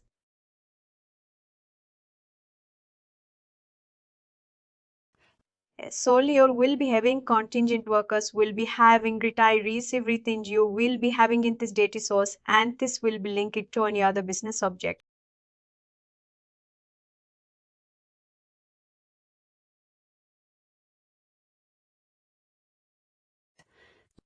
If you are looking for the benefits, if you are looking for payroll, if you are looking for learning, anything you know can be associated with the worker business option. Any information that you wanted to link with worker learning and enrollment, learning enrollment is nothing but employee will be enrolling into learning. There is a way that you can link worker and learning, and all but course is not related to employee. If you wanted to return all the active courses, all the courses that are available in Workday, there is a different source for that. One course is there, course name is there. They are different sources. Let's say there are different data sources. For course, you will be selecting this particular data source to create report on course list of courses. For this would be the ideal one that you wanted to go with courses which will return all the list of courses that are available in Workday. There's another one, courses, which is sitting in learning courses business objects.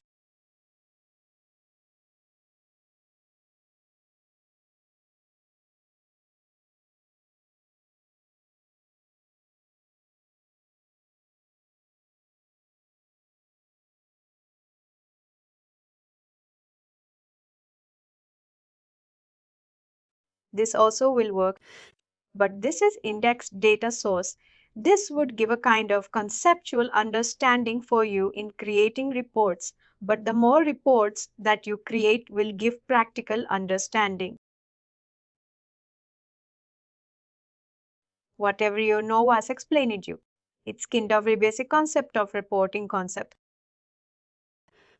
But so when you implement this, when you create this, and when you get hands on, that will be helpful for you in managing and reporting requirements that is on your way. So now I'll see different scenarios related to learning to create a report.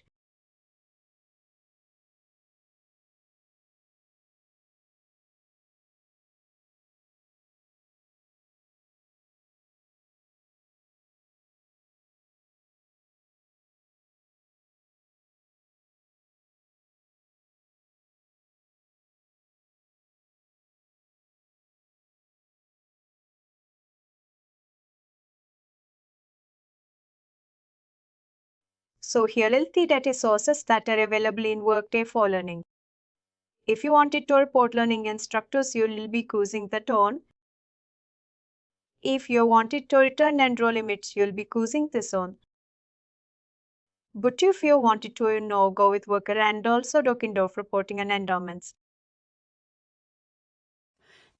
The different heart that you can also think is have your worker as a kind of your primary business object. Sorry, so you can have your primary business object. So worker, and then you can add enrollment as a kind of related business object to your worker business object.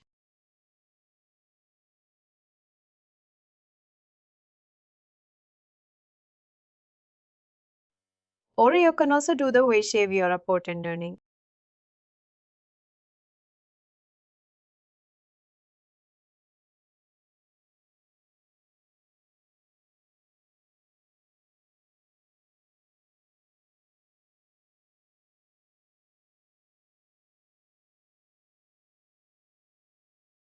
Let's so have your report and any of you know related learning business object.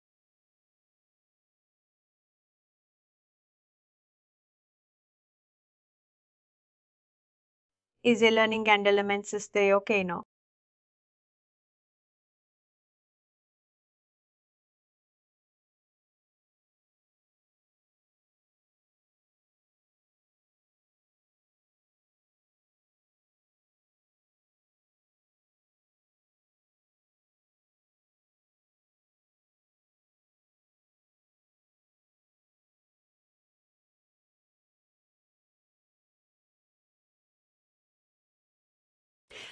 So far you wanted to have some kind of, interlink column and rows, you'll be using transports.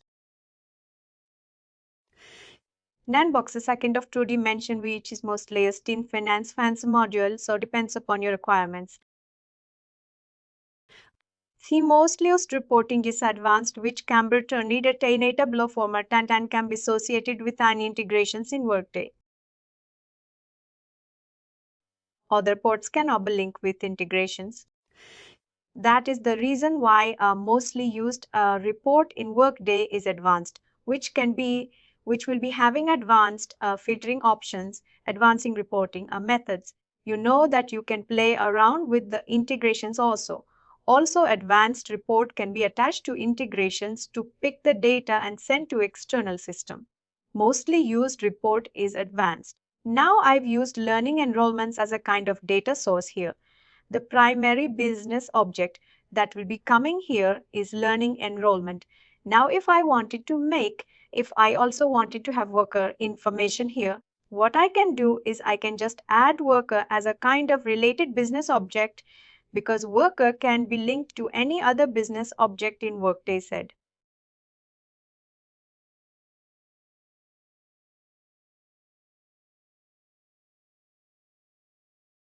You have an option to link worker to your learning business.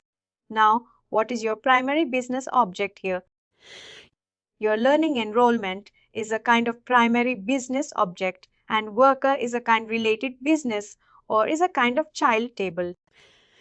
Now you had linked in that way, you'll be able to get worker in any of the business object, but you'll be not able to get any employee will be not able to get other business objects that are associated with worker only. Worker is a kind of business object that will be pulled into any other business object. Just take a look in this area and tomorrow, we'll be going into some examples of returning the data from Workday. We'll be creating a few reports with some real-time scenarios. Even the data is not there, but we'll be going with worker. I think from worker, we'll be having a lot of data in the system. We'll go in that scenario, and try to understand how reporting will work. We'll be taking 3 to 4 examples of courses, enrollments, completion status, tracking enrollments, and also we'll be creating some instructors and see how we can report on them. All these things, we will take 3 to 4 examples of learning the area and probably create custom report. In that scenario, when you're selecting the required learning category, what you will do is, the course that you are selecting, the courses that you are selecting when you're creating campaign, you also have an option to select a learning course that will be marked as a kind of required kind of content for an employee when you're creating campaign. Yesterday we have selected a notification, but you have all. You also have an option to select learning course when they're sending campaign to employees. Based on that learning course thing, you'll be able to send a campaign. We have seen different options there. You also have an option to select learning course when you're sending a campaign. When you select this required the learning content, this learning course will be a kind of a choice. You know that you wanted to send to employees as a kind of required learning content. Probably you can also do when you're creating campaign if you are selecting a required learning category. Yesterday we have seen campaign type, campaign category we have seen there. You'll be getting notifications. You'll be getting survey. You'll be getting, learning course or multiple options. You'll be getting learning course would be a kind of option for you. Learning course would be an option for you when you're choosing the learning category as required learning. We will be doing announcements respective to learning, respective to surveys, anything you can do that depends upon your requirement, but it's not like, related to learning. Only you need to, put in your the learning and should not be kept on landing page. It's not like that. You can, announcement will not restrict in any area. You can create that banner and have that announcement made on your landing page also. You. Thank you. Fine, then we'll see how we can create reports in terms of learning. There are only basically, straightforward kind of requirements in learning.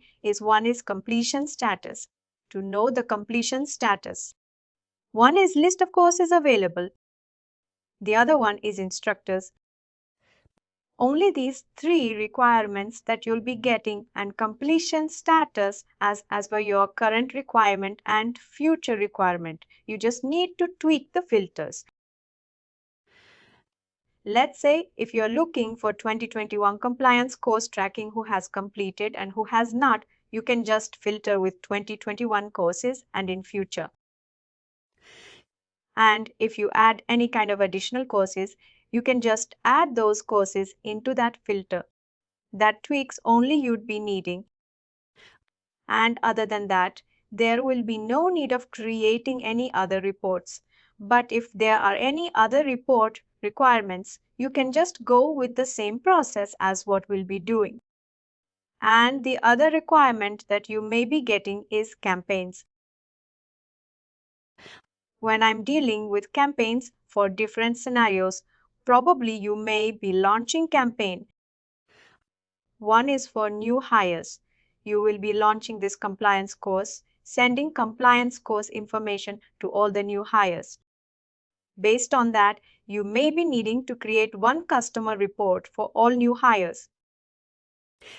And if there are any other criteria for any kind of courses that you wanted to use campaigns to send a kind of content or notifications to intended group, you may be creating, let's say, management level directors. And directors are supposed to take some particular course, and you wanted to send a notification or content to all the directors and give a kind of course information to them. If you have that kind of requirements, you will be creating a report and filtering with their management level. These different kinds of reports, not simple reports only, not a kind of complex report, but you'll be working with the different filters, different kinds of needs in that report criteria. But there will be no kind of complex reporting that you will be dealing in terms of learning. Everything I said, tracking is tracking complete. And a list of courses that are available, instructors and this thing campaign related reports. Other than this, you'll not get any other report requirements in this area. I want to know how much time a person spent on a particular online course, because every elements will have issues with course completion.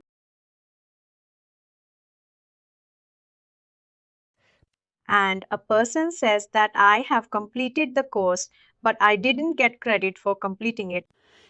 I would like to know credit will be getting only after the course completion status is completed. Correct, correct. Sometimes, because of some reasons, they might not receive completion credit. For us or for any admin to go ahead and know how much time did you really spend on the course content.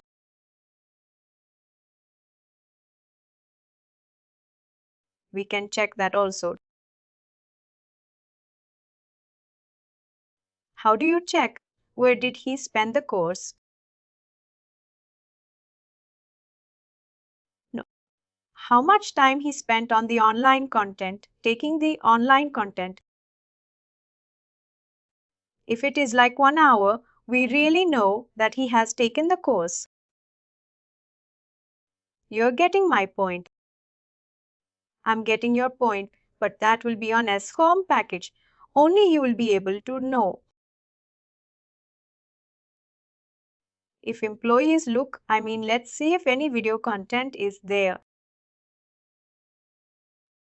2 hours of video content is there. If employee has gone 1.5 hour content and could not be able to proceed, you should be able to know whether that 1.5 hours can be reported or not. Is that your question? If I want to know how much time he really spent watching the course,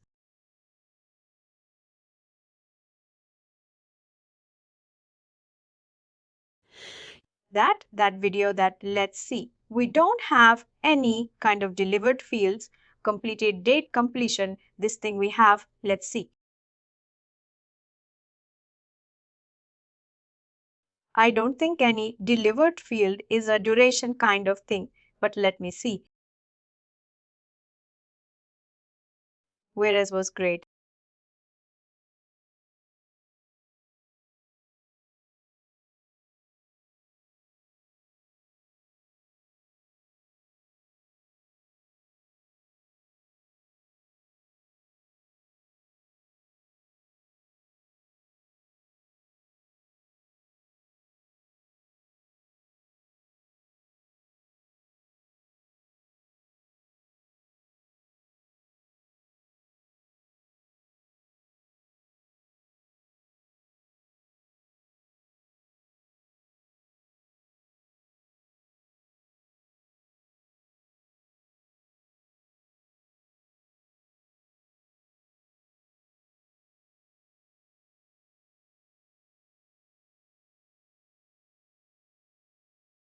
Web service and temporary report here.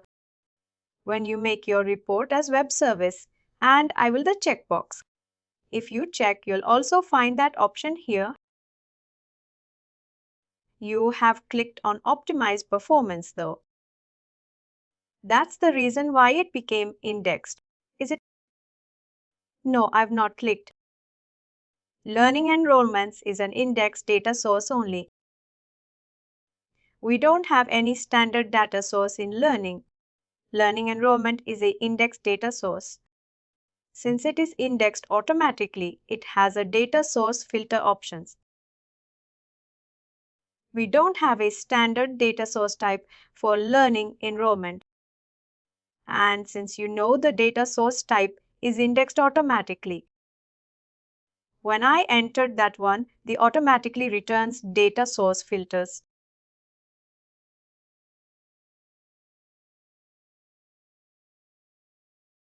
Data source filter, we don't have to select. We can select. I just thought of showing you something. When you are creating reports, you will be having this option. Enable as web service. If you check this checkbox, the meaning is you're wanting this report to connect to any of the integration that you'll be creating in Workday and attach this report to that integration and send to any external system. If you're selecting this one, your integration will identify the report. If you're not checking this one, your integration will not be identifying. If you get any chance of creating integrations, this is, the mandatory checkbox that you need to check when you're creating integrations. Enable as web service option.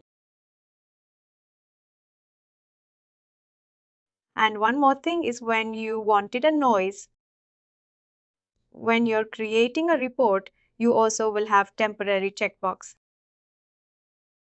If you check this checkbox by default, it will take 7 days from today. Automatically, you see when I check this checkbox, 7 days data automatically will be populating. For 7 days, this report will be available for you in your tenant. And after that, it will automatically get deleted. If you're creating a report, let's say if any user will be reaching out to you, hey, can you create a report in which will put all learning enrollments of completions and send me that spreadsheet? They're not wanting report access, but they're just asking, for one time need of all the completion for that particular course.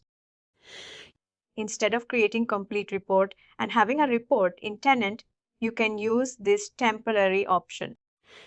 Once you create a report and deliver the file automatically, this report may be deleted in the defined time. And if you wanted to extend time also, you can extend for 1 month or for 2 months for any time that you wanted to have. You can extend that automatically. After that particular date, it will get deleted. That is about temporary report.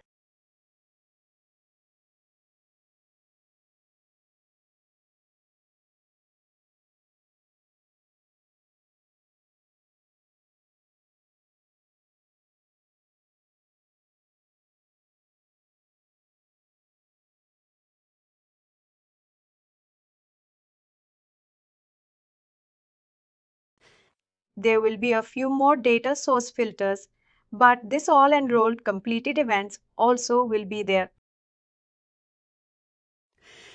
But I don't think this. We have not enrolled any of the candidate. No, there is a reason why it is not showing. But when you try in your report, you should be able to see different data source filter. All enrolled completed the enrollments you'll be able to see, which means that you have some completed learning and options in your system. When you do that, you'll be getting that data source filter option here. Instead of we have not enrolled any of the candidate because of tenant issues, we are not able to get this option. Even if you can run your report without this also. Without this, you can create a report you can run. This is not a mandatory or required filter option that you need to select. Without this also, you can select. Now what is the report tags in the top? Report tab.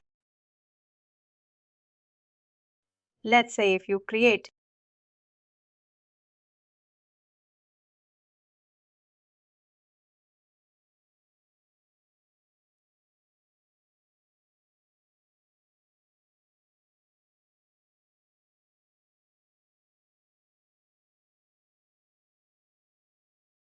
I've given tag as a RAM learning. And I'll be creating 10 more reports and we'll be using this tag RAM learning. When I search RAM learning in search bar, all those 10 reports will be coming. Oh, meaning it's not going to give access to anyone or something. Tag means it will enable you to search. You can tag multiple reports to that report tag. And with that report tag, when you search in the search bar, those multiple reports will be populated. Like how will you search RAM learning reports? Or how would you search?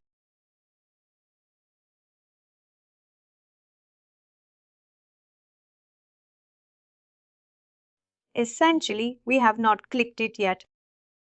This is not saved, but we can search later.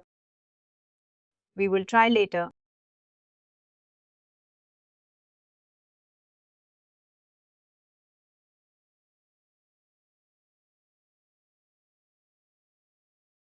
Which will give learning enrollment status. Learning. Enrollment means the particular course name.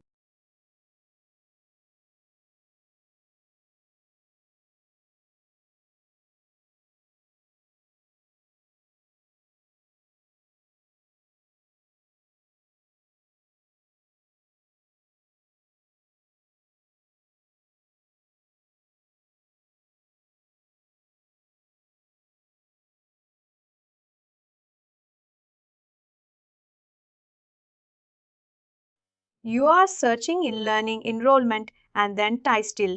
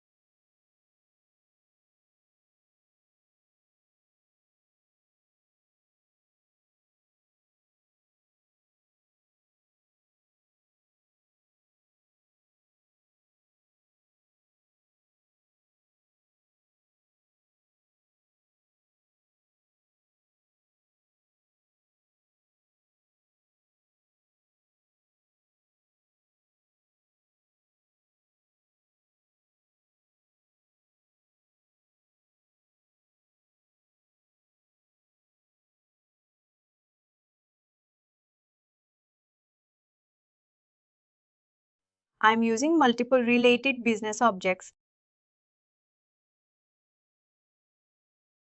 How do we know which field is under which business object? This is one important thing I would like to know. Which field and which business object? I told you no.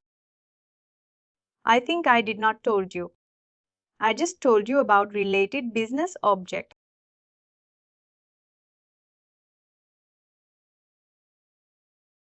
Now probably, since you are new to Workday reporting, you will not know.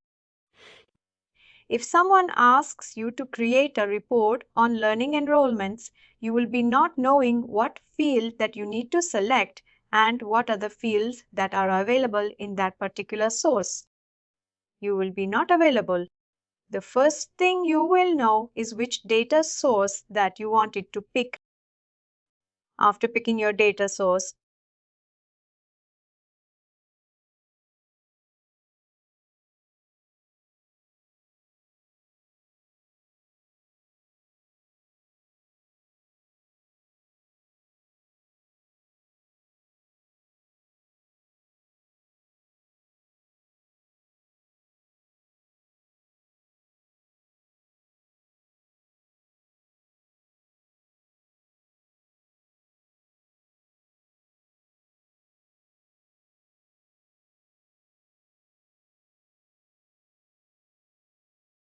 you have this many learning. Let's take for enrollments. I click on learning enrollments and I have a business object called learning enrollment. Now there is one more. This is for data sources, a kind of standard report where you know data sources and the business subject that is associated with that. Now there is another report, standard report called the report fields.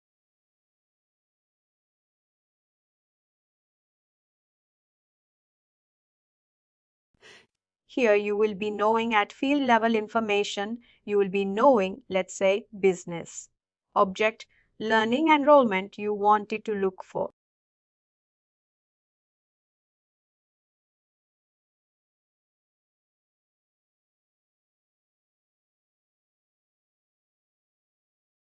You'll be getting all the fields that are sitting in learning enrollment. Based on your reporting requirement, you can select any of the fields that you wanted to select from here. This only will help in the initial stage, but when you get good hands on, when you get some, conceptual understanding on report creation, no need to automatically. You'll create a report with the relevant fields on your own by not getting into this report field kind of standard report. Only this will be helpful at the initial stage to understand which report will be available. The field is not available. Whether you wanted to go for calculated field or not, you will be making decision. But when you get good hands on and if you're able to create multiple reports, then you'll be able to understand this field is available or not.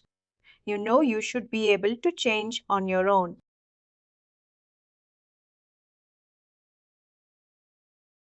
This is how you'll be getting into the field versus business.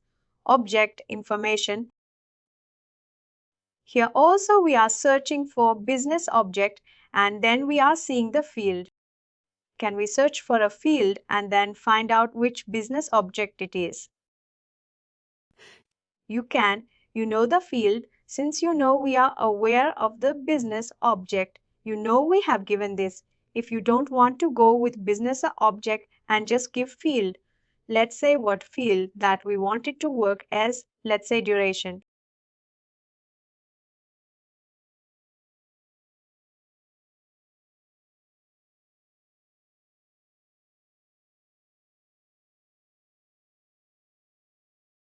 We need to see which business order that is sitting in learning course.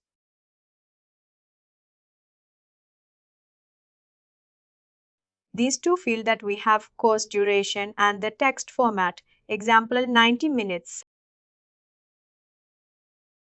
In this way, it will be coming out. the duration of course proposed by business process. This is for different event, but then as duration. No one of the learning has been consumed. Attendance duration is one thing. You know that you can choose if exactly wanted to have enrollment duration, status, or course duration. Anything of these two will work for you. If you can click these two, you'll be getting a learning enrollment event and course duration event where you can pick this in your report.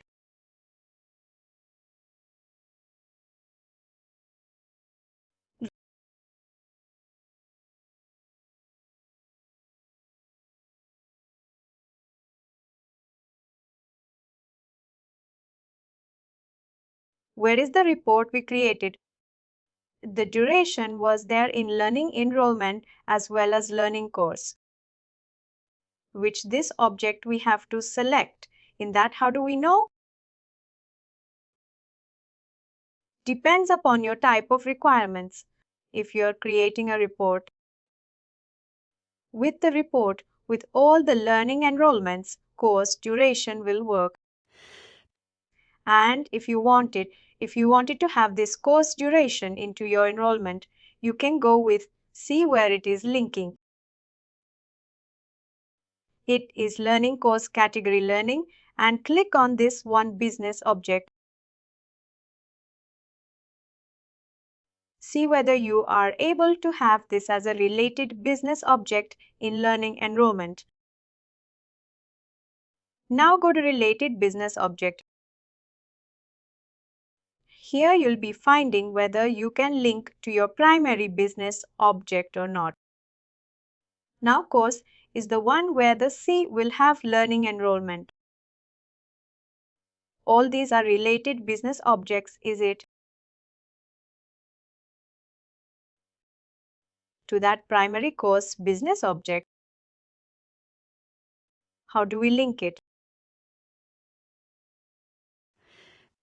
Link in the sense you'll not link anything, no. You'll be just using by looking at this information, you'll be using that report, that business object as related in your report. That's it. By getting into this, you'll be knowing, yes, learning program is there. Learning program is a business object which we can use, from which we can relate this business object to that you'll be able to understand. From here, you'll be knowing from that business object where you can link, you'll be knowing that information. But you will not be like how we know in another traditional software applications. You'll be writing a query to join tables and all that kind of thing.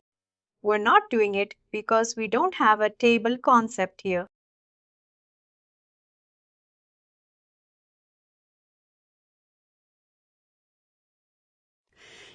Only information you'll be getting. Yes, this can be related to primary business object because here we are seeing in the list of links that is available. Let's say if you're creating report called learning enrollment and learning enrollment data source and business object. And if you find, and this is a course related to business object, learning course business object. And if you wanted to see whether this learning course can be used as a related to business object in learning and learning primary business object, you need to find whether learning enrollment is there in the list or not. If it is not there, you'll be not able to add this learning course as a related to business object to your learning environment. Primary business object. There is a kind of information that you'll be getting from here.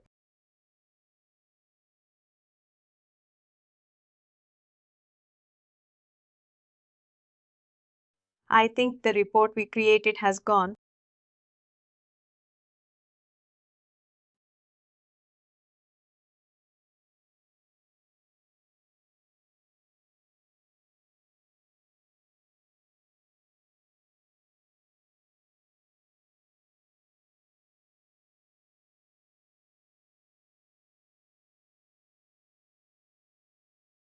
Oh, these are all workers, the one that we created.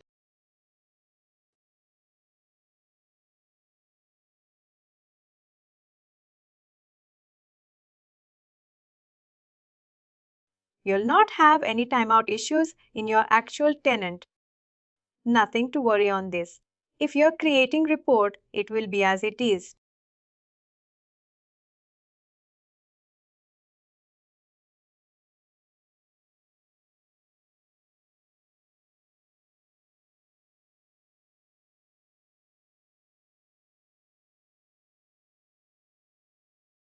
Normally, we select advanced report on the advanced most cases at once. But in learning, you don't have any other reporting requirements. You know to show in a graphical format or to show in a trended format. You don't have different formats. You know that business will be asking. Mostly no business will be asking the completion status only. Other than that, there are no requirement. If you take core HR, you know probably your business may ask, I wanted to know how many employees got hired today, how many employees got terminated. And I wanted to see in a graphical format to show the percentage of hiring, percentage of terminations. In that way, people will be asking for them. We'll be creating a graphical report that makes them easily to understand the percentage of hiring and the percentage of termination. But in learning, we will not be getting such kind of requirements. Graphical format or any kind of other chart formats and all that. They'll just ask, we wanted to know the completion status. That's it. And most of the learning admins have now got familiar with the system. And without the reporting requirement, what they'll be doing is they'll be getting into employee profile or will create initially, will create a completions report and will give access to those learning administrators. And they'll be checking that report whenever they want it to have. Other than that, there is no reporting requirement that will be coming.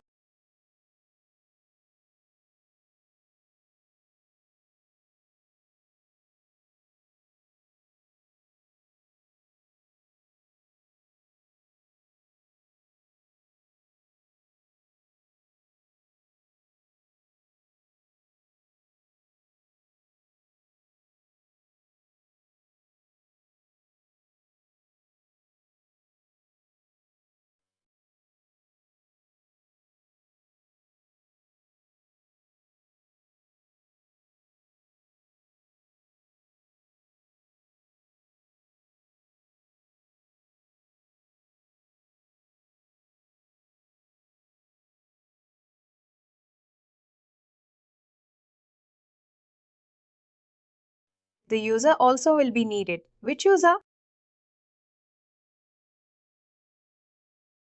You have multiple options here. You can go worker and also learner also will become not sure whether learning is there. You can just take worker, which will be returning worker name. The worker means worker name or worker ID or what? No. Worker name will be getting worker ID means employee ID. That is different. Worker means they will be getting employee name. Full name, first name. Yes, everything is needed. And if you wanted to get some worker information, you can use worker as a kind of related business object here.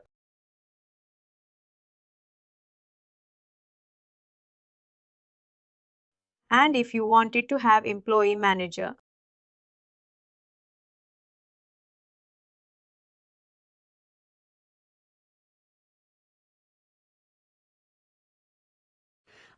employee manager. If you wanted to get, they will be giving employee manager and the employee supervisory organization if you wanted to get. If you wanted know total number of working hours,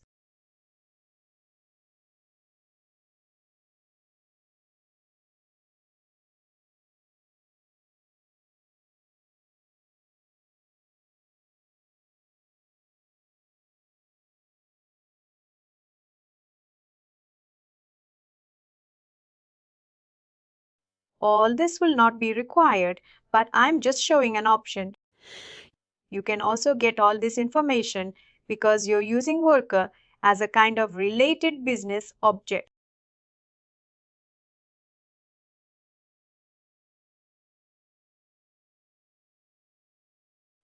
All this information you can add. You can add any number of related business objects.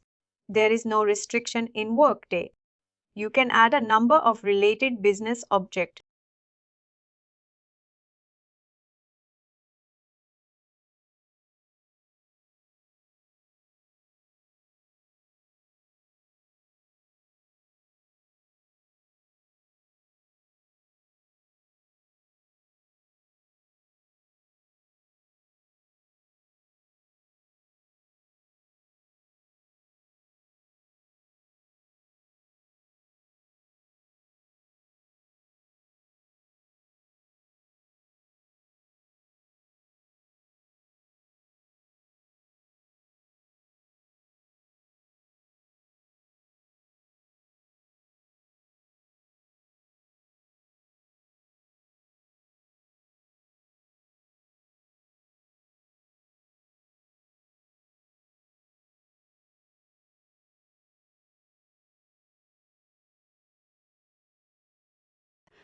You'll have and you can do some filtering here if you wanted to go with any specific course enrollments.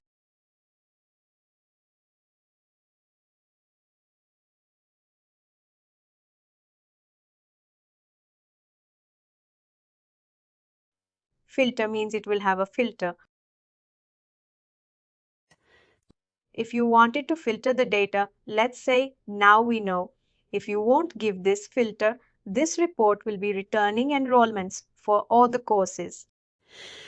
Now, if you wanted to only filter with, if you wanted to have a report only for a particular course, you can do that filtering option, which reduces data volume.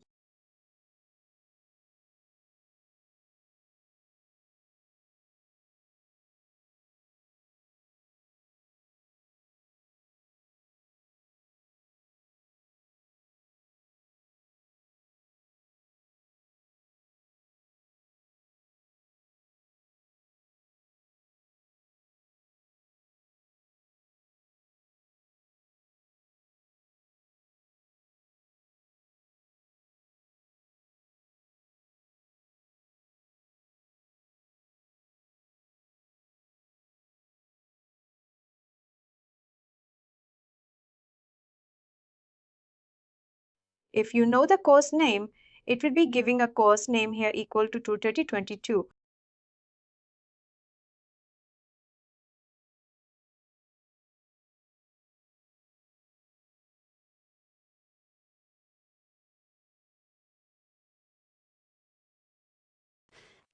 If you give when you run the report, your report will be running only for Code of Conduct 2022 and will be returning results.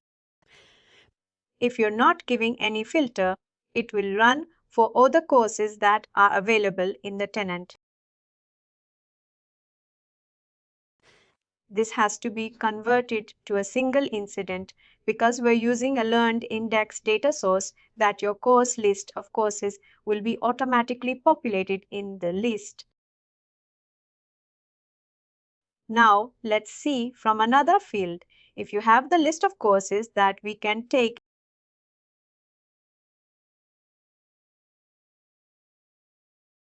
no, I think this only will work.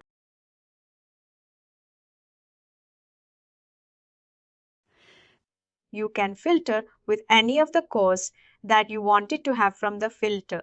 That will reduce volume of data and that returns a list of courses available.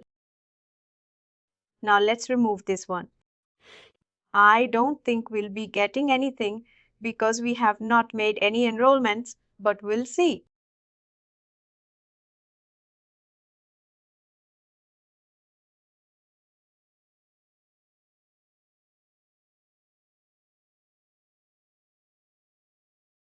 You have two options here. One is run, another one is test. When you click on test, what it will return is it will run in test mode and it will return the first 10 records that are available in the report. In seconds, I can say, let's say if your head count of organization is around 1 lakh or 1.5 lakh. When you're creating report for that huge count report will take some time, 1 or 2 minutes or more than that depends upon your tenant performance to return the data. You don't want it to wait for 1 or 2 minutes, but you just wanted to see whatever fields that you have given is returning the values or not. Then you will just click on test option and your report will be running in test mode and it will return the first 10 employees in the report. As a result that you can validate all the results and then ensure that every data is populated correctly and then you can deliver that report.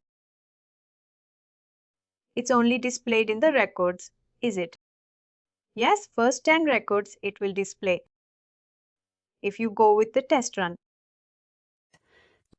Now, as I said, we don't have any enrollment, that we are not getting any information on enrollments because we have not seen.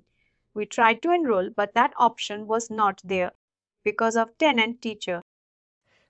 Since that enrollment records is not available, we are not seeing any kind of enrollment information coming out. But generally, you will be getting all the enrollments when you create a report in this way with all the list of courses that are available in your tenant. Probably as an activity, what you can do is you can create the same report in your testing tenant with the learning enrollment is a kind of data source and go with any amount of field. But only just check with a few fields as a kind of mandate. One is learning enrollment, content, title, and worker information. Other than this, you can add any number of fields that you wanted to have and add any related business subject and add those fields for your understanding. That should be. But try to see if there are any kind of enrollments that are available. And when you get that enrollment, you can see all the enrollments in the list. And also other thing that you can test is status. Whether you want to report on completed or in progress or not started kind of enrollment status, you can also filter in that way. I'll show you. Probably you can do that as an activity and come up with any questions that you have in your tomorrow's class. Now, if you wanted to filter only on completions or if you wanted to filter only on other than completions,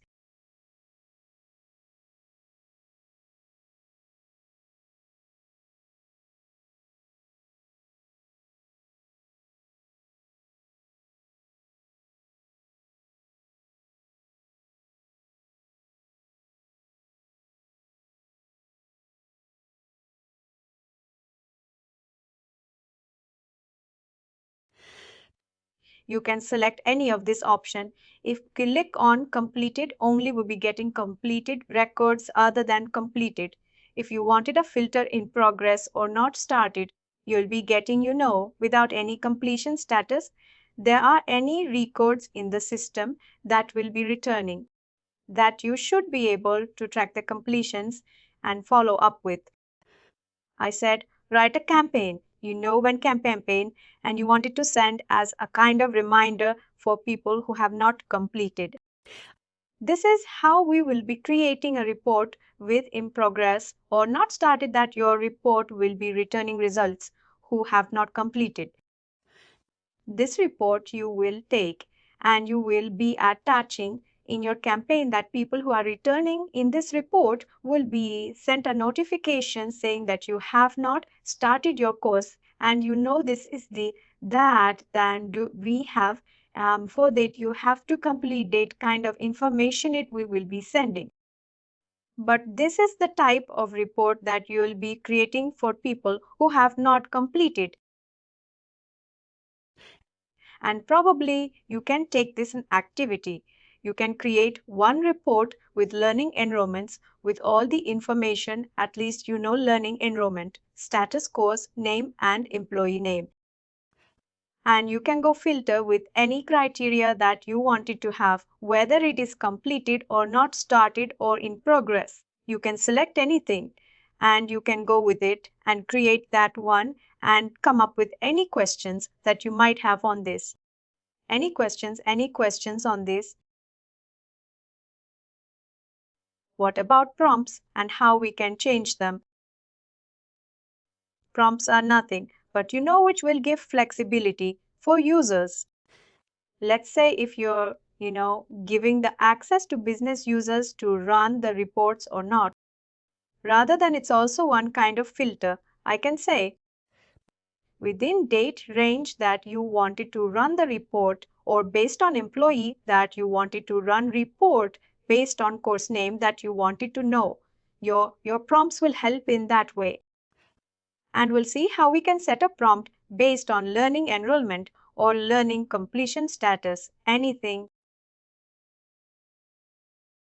In order to set a prompt, we already have a completion status. I'll just keep as it is. But since we want it to set as a prompt, what I'll do is I'll make it as a prompt. What is the prompt? Prompt. If you go to comparison type, we'll be having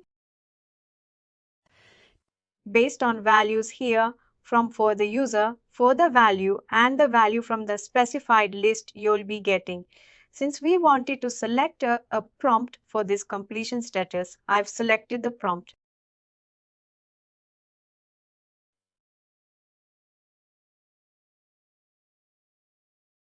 Prompting it in the filter. If you don't leave, no, you need to take this prompt to the prompt section.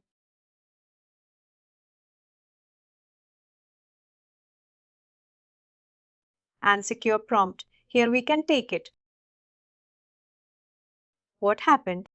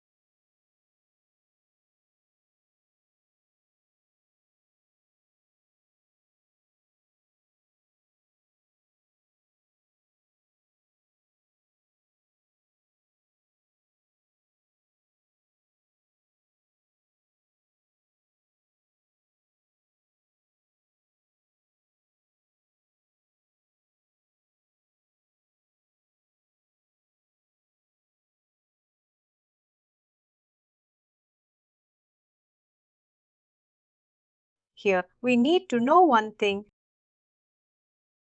It's not really. We'll go with the worker.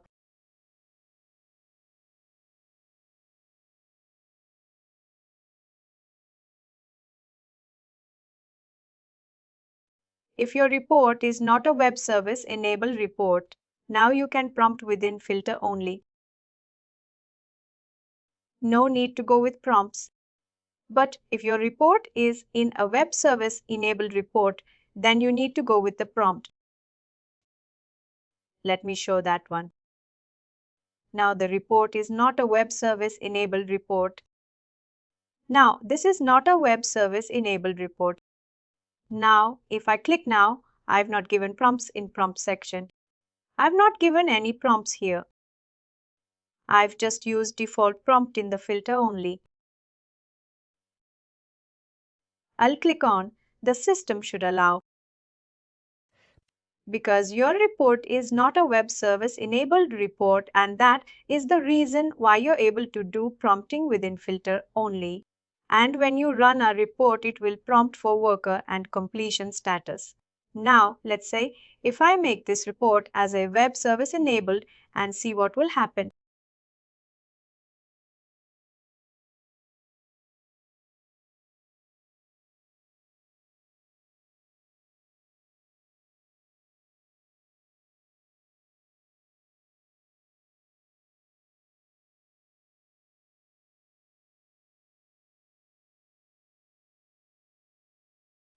I'm making this report as a web service enabled, and if I click on I should get an error now.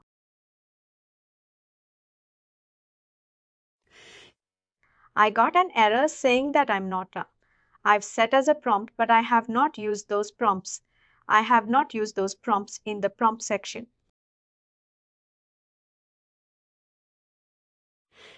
Now what I'll do is when you're making your report as a web service enabled, make sure that when you have filter requirements, go to the prompts and set those as a prompts.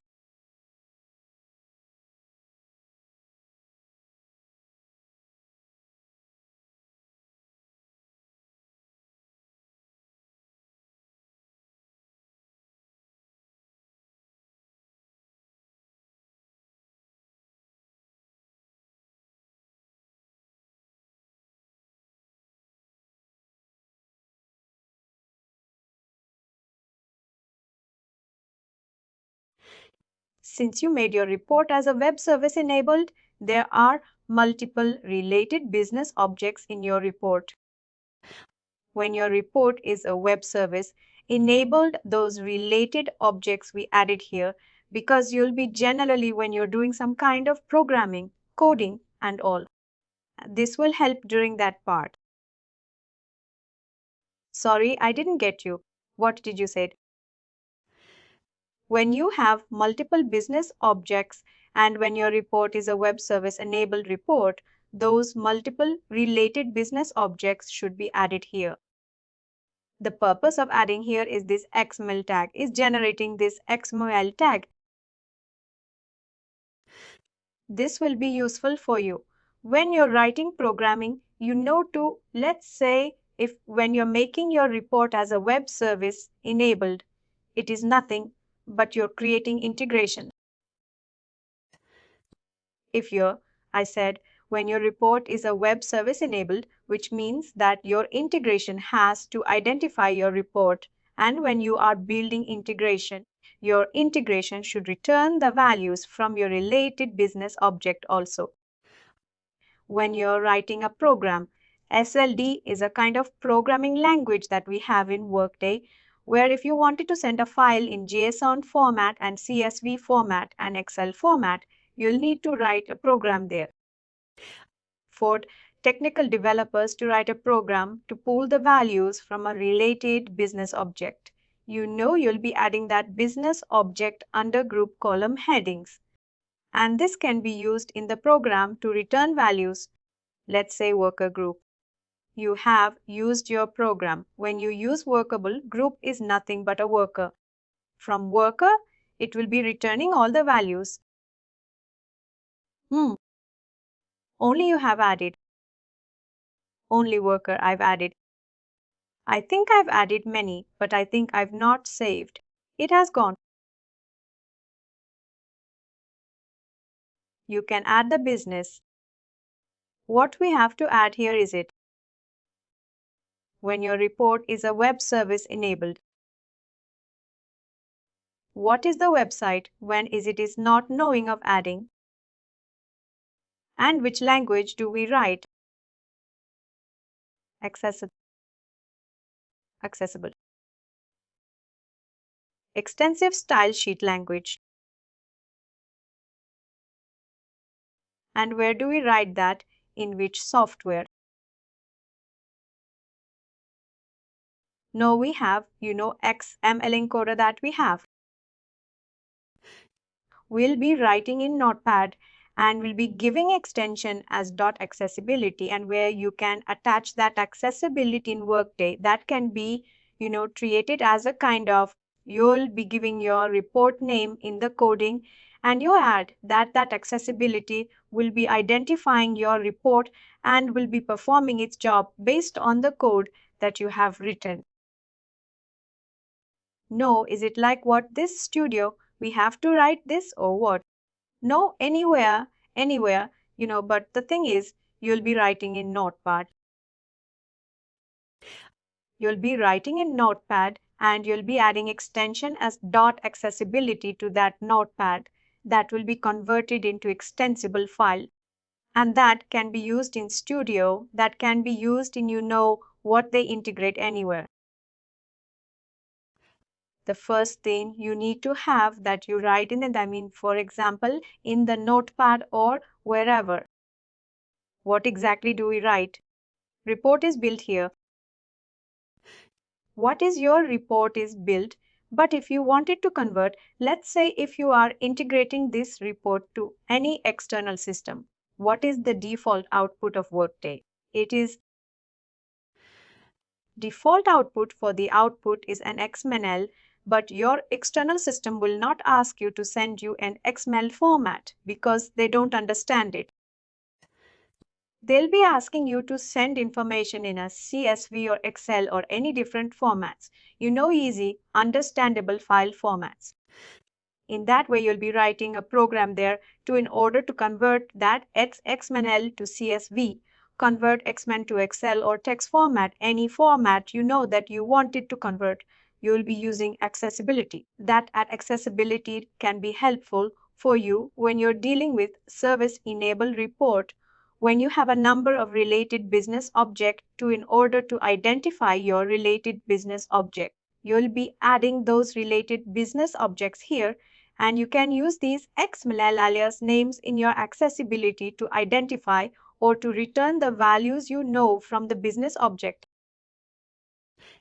I've got that, but I'm not able to understand what is the use of the file, what we write, where do we keep that file.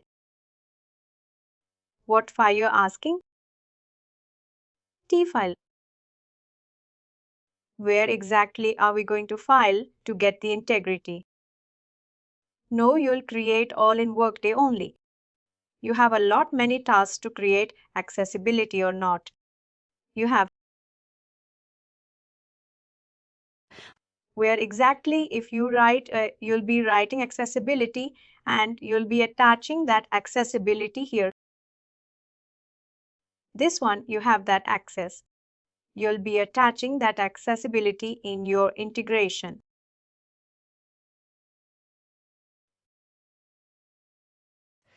We have to attach the accessibility in the integration that yes. First, you need to write an accessibility, and that has that accessibility internet and the call that accessibility in your integration. And complete technical area. Absolutely. I just wanted to understand the logic, that's all. Very easy. You'll be creating accessibility and attach that accessibility in the task that I've shown you. And when you have accessibility attached in tenant, when you're creating EIB will ask you whether you wanted to go with accessibility transformation or a plain XML. If you select that transformation, accessibility transformation, it will ask you which accessibility that you wanted to add here. You can pick any of the accessibility that you have created and attach in EIB, and that will perform its job when integration is running. If there are any others, you'll be fixing those errors, or if there are no errors, you'll be able to see the intended format of output file. No.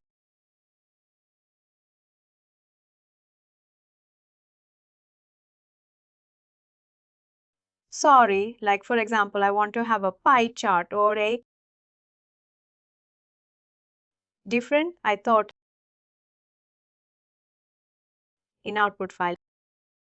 No, it will normally come in an Excel or a CSV. No, you'll not be getting any output file. You'll not be getting any chart formats, or not even if you go with any other report format output, because advanced report cannot generate anything in pie chart or thing You'll be not able to. Let me show that also. Let's say now I've given a prompt in web service and it will ask you for prompt. That is one thing that you should be clear now. Let's say if I go for output or else, let me take any existing report that has any data and let me show you that example. Let me run any of this report.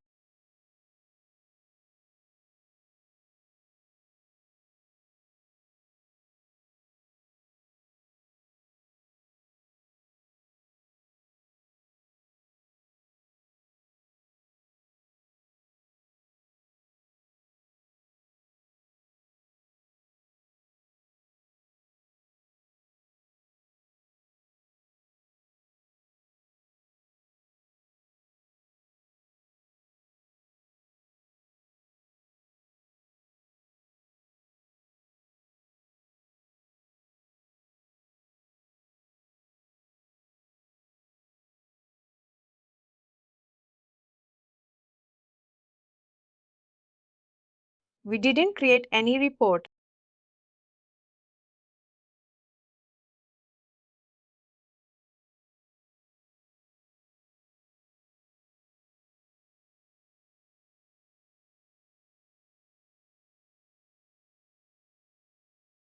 This is such a let me create one simple report.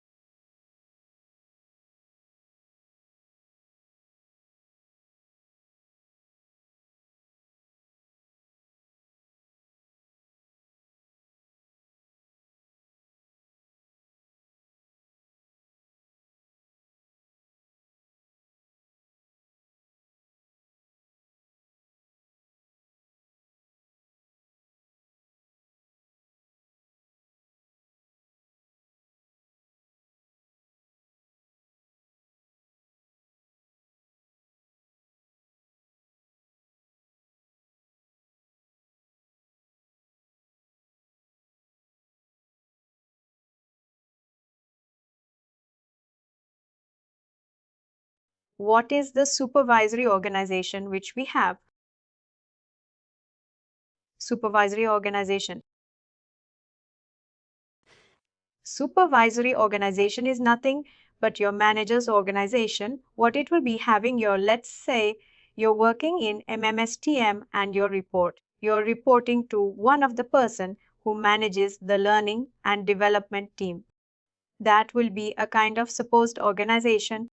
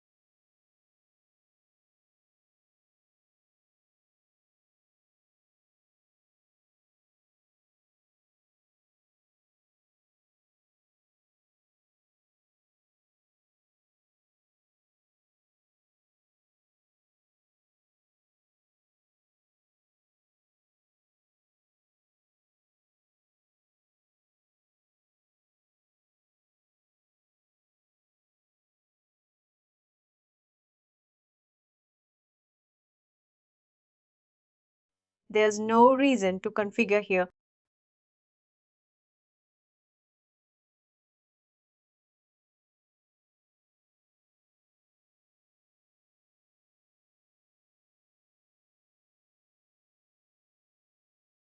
There has to be legend, and legend is not coming here.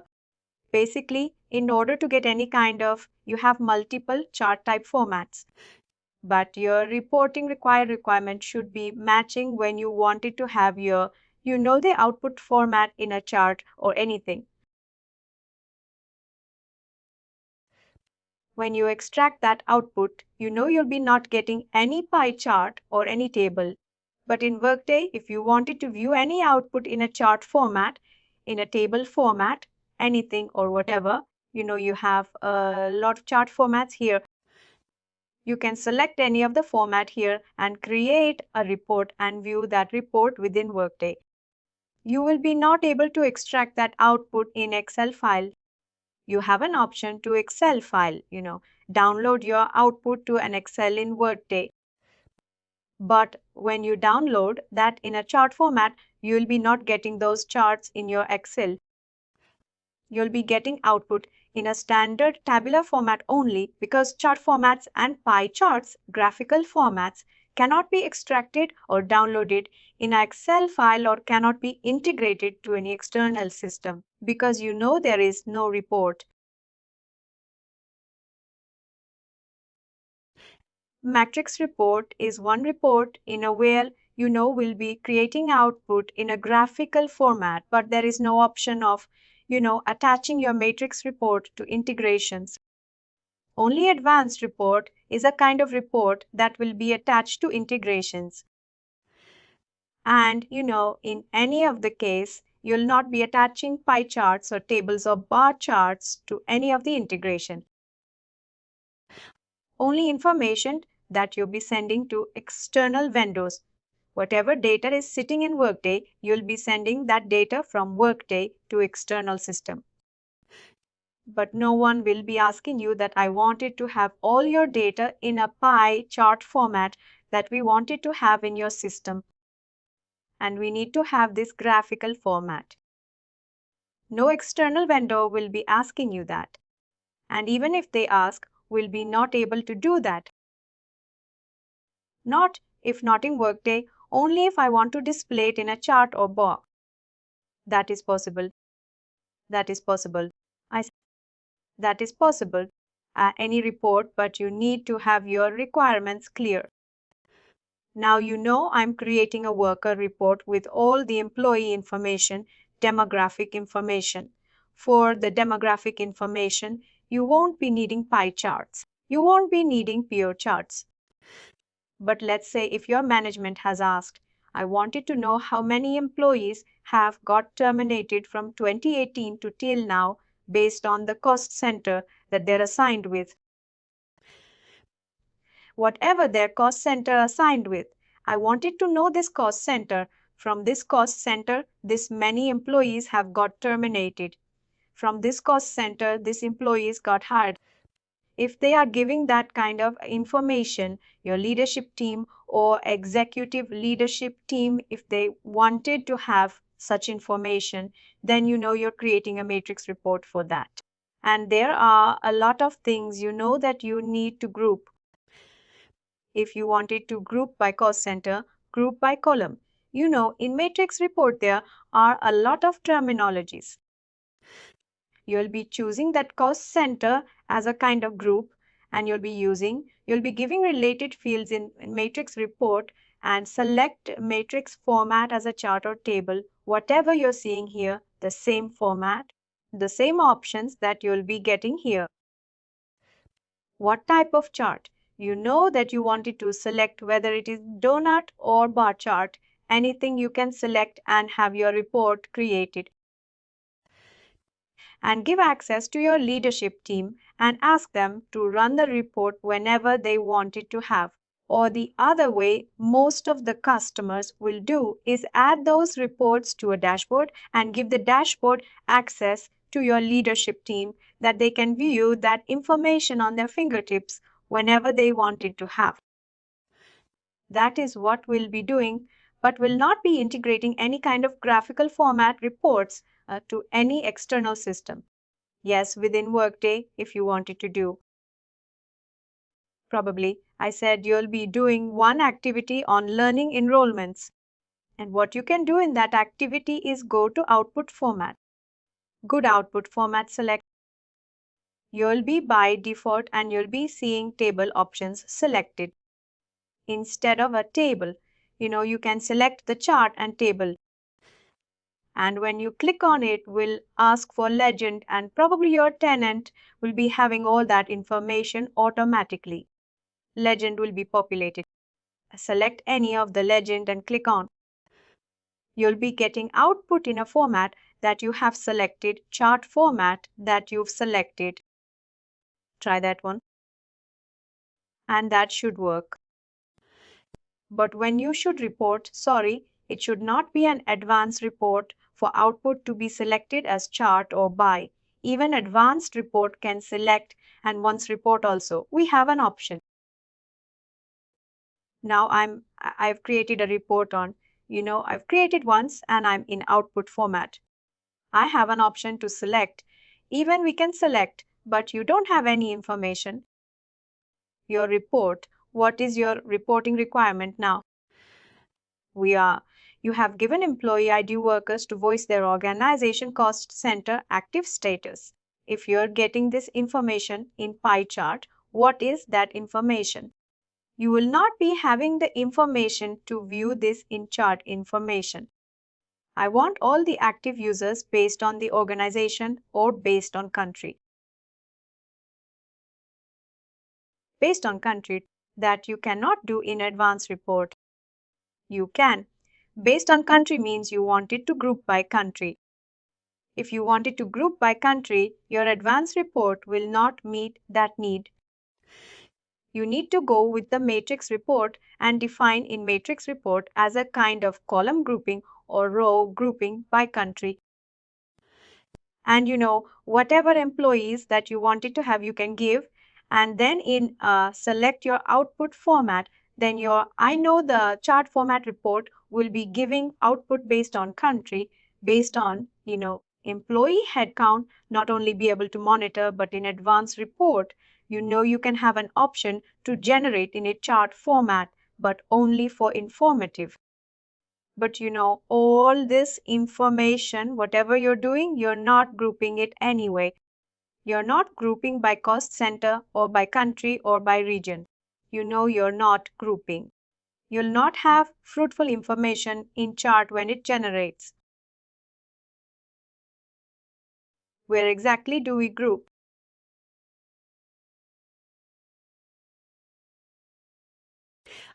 In matrix report, you need to create a matrix report, and there you'll be having a lot of options to group. We have an option of column grouping, row grouping, and you have an option to drill down the fields. And all in matrix report, you have all those options where you can create however you want, whatever grouping that you wanted to do in a matrix report. You can select those grouping items and select the category that you wanted to have. Category in the sense the chart category, and your output will be generated in such a way.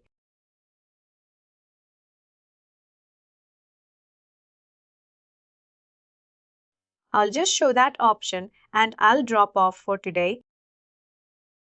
But in learning, you'll be not getting any matrix report requirements.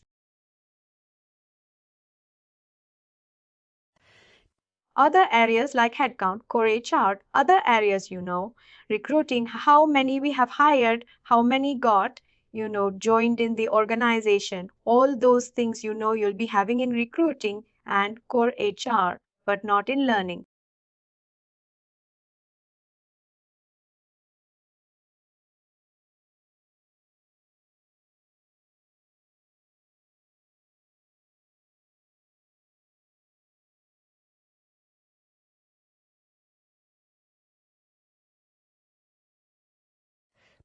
You have in matrix report grouping. Here you can group row wise, and if you wanted a group, you can group and you can do column grouping here. Let's say if I create by cost center,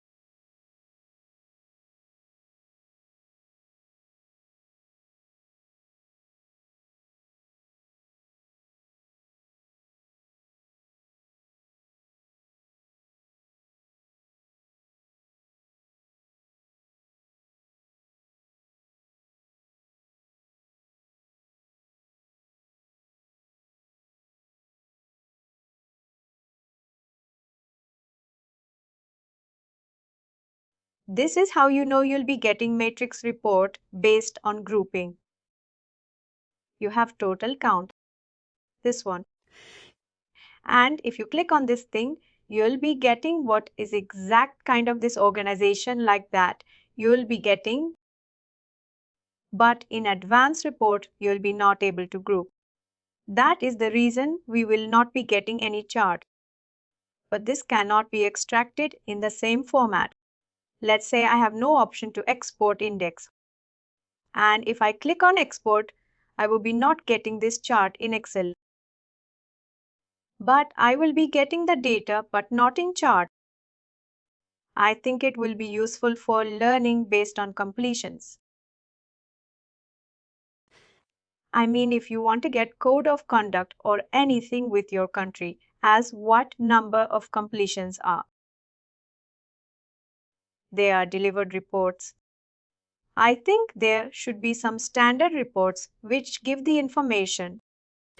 But if there is no information based on as how we have created, you can give that grouping in a completion status in grouping, and by what you know you wanted to categorize, by cost center that you wanted to know, or by supervised that you wanted to know, anything you know, you can select in a row grouping, and accordingly whatever fields that you wanted to give, you can give and have this format generated.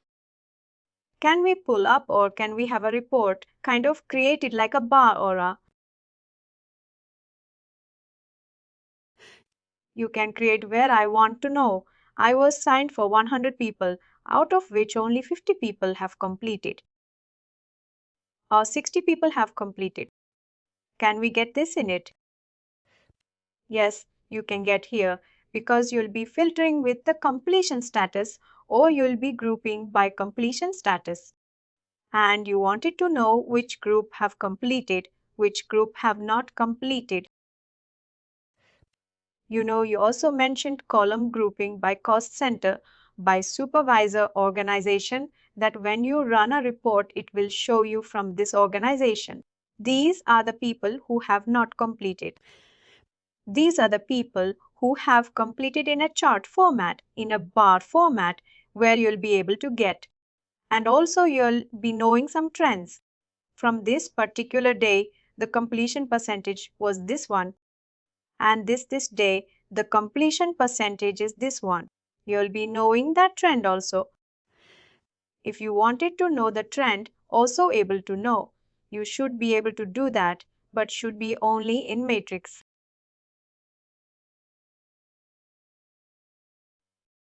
Let me try that.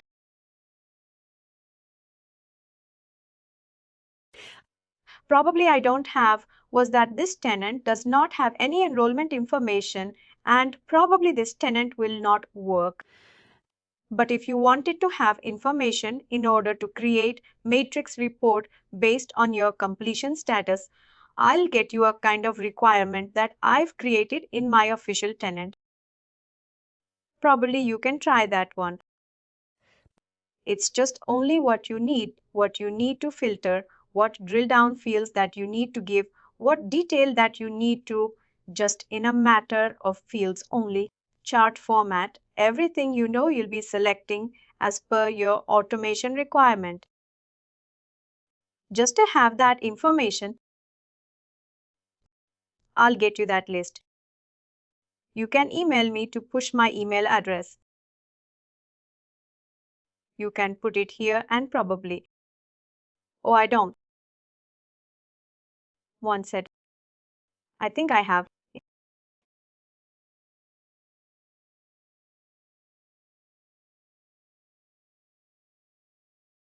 I have sent you to do it. I know.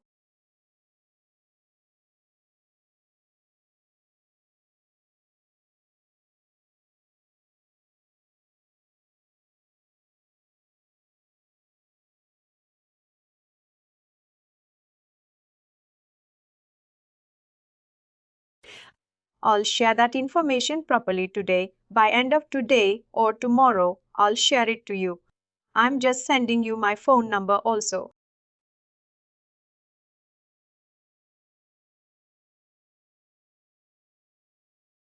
because we'll touch tomorrow on this. Then what kind of is you're clear with the reporting, or do you have any questions, or you wanted to know anything on reporting? No, I think we're good. Until I do it, I would not get any doubts. Probably what I would say is create report on learning enrollments and create multiple and have multiple related business object to filtering. Whatever I've shown you do, prompting you know as how I've shown you get any questions that you wanted to have. That is, I know maximum that you can do with learning enrollments. Matrix report. As you wanted to know something, the completion status in a graphical format. I'll get you that kind of, step by step kind of requirement to get that done. That should work. And with that, you should be good with reporting, and probably tomorrow what we'll do is we'll get into the part and see how we can work with the EIBs. And what are the EIBs? There are a lot of EIBs related to learning we have, but we'll be knowing what each EIB will do, and probably will do some kind of, upload process, how to upload data, which EIB that we need to identify, how to generate a spreadsheet template, how to upload the data. Today we're going to cover something on AIB inbound, which is a kind of uploading process of anything related to learning.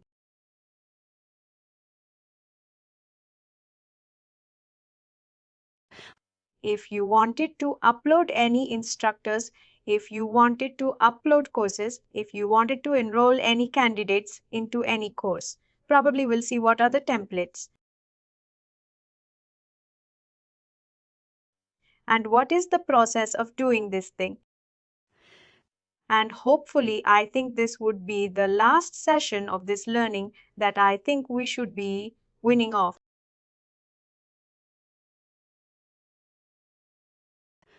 You have to know what are the templates available in Workday and Learn area, especially if you wanted to know. If you wanted to know, you need to have proper access.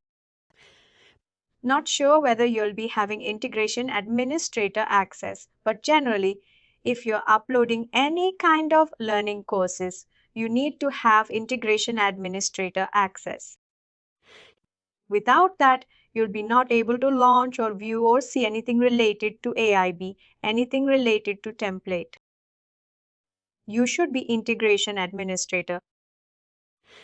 Then you should be able to have relevant access to run the AIB or to upload the AIB or to view the template of the AIB that you're looking for.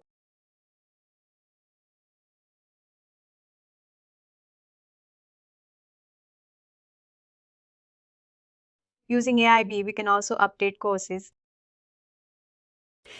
Not only create courses, but if you want to make updations for courses, that also can be done. Yes, we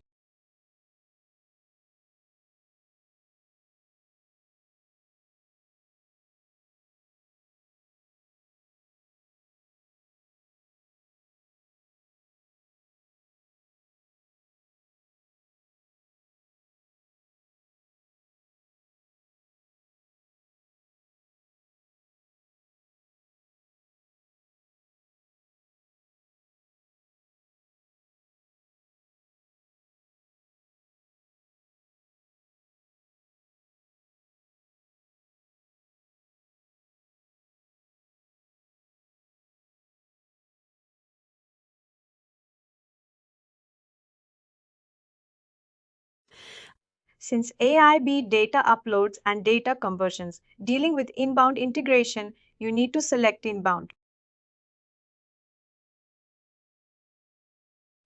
Outbound is nothing, but you'll be selecting data to send outside of a system. That is a little technical. Again, there are a lot of questions when you're sending data out to outbound.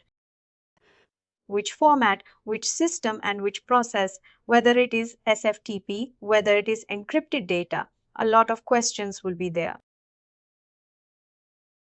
That is something outside of LMS.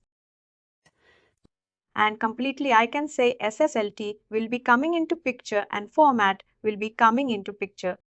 Data volume will be coming into picture when it comes outbound. But when you're implementing or when you're dealing with the LMS, there are certain templates that are available for learning which will be helpful for data conversion. For learning to upload enrollments, instructors, courses, all those things will be available for inbound. Inbound would be for integration type that you'll be choosing when you wanted to upload data.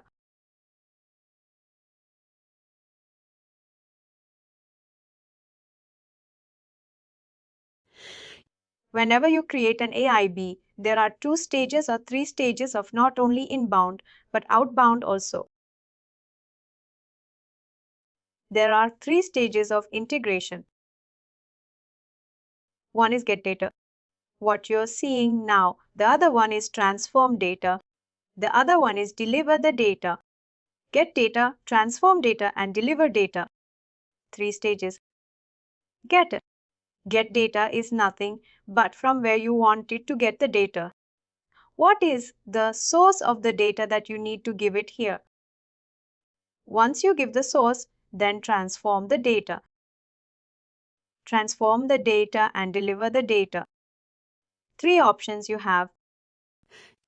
Inbound, it is very straightforward because you're doing data approach within your organization and you'll be generating a template and you'll be attaching that template to AIB.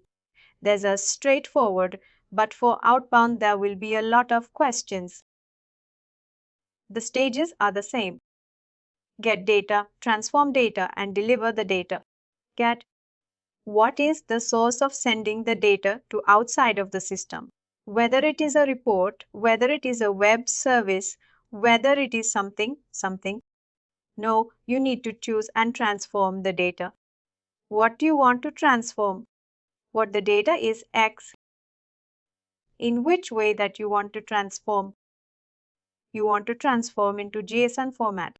You want to transform into XML, Excel, all these things that will be coming to picture. You need to select the transmission type there and deliver where you want to deliver, which system that you want to deliver. You want it to deliver to AWS Amazon Web Service. You want it to deliver to NESFTP. You want to deliver to any kind of Google Cloud Platform kind of deliver systems will be coming for outbound integrations. Inbound, just to know the pretty straight, everything is within Workday only. You will be generating a template, entering the data in the template and attach the template to inbound and run the integration. That's it. What stages? In a data stages, for 3 I can say get data from where you want to get the data. Here you can see the table method attached file at launch. When you have a template ready with all the data that you have inputted in spreadsheet, you'll be attaching that file at launch. This is the only method that we'll be using. Of course, you know you have a lot of retrieval methods, but those are not relevant for this one because this page, whatever you're seeing, the standard template page,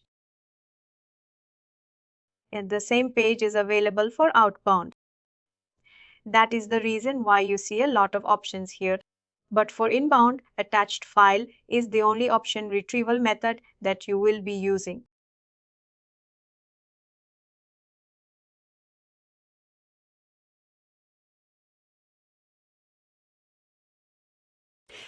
Data format. Here is what you will be specifying what you wanted to load, what template you wanted to generate, and what template that you wanted to use for which data upload. Let's say enrollments.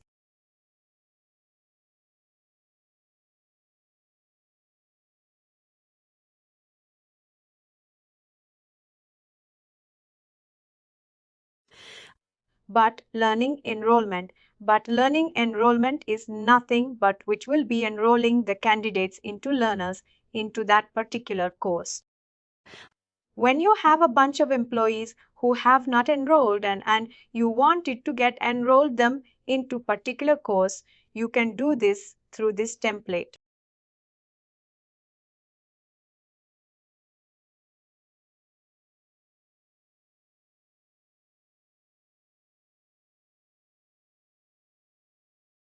Automatically, your template transformation model template has got generated. There is no action will be needed for deliver under transformation.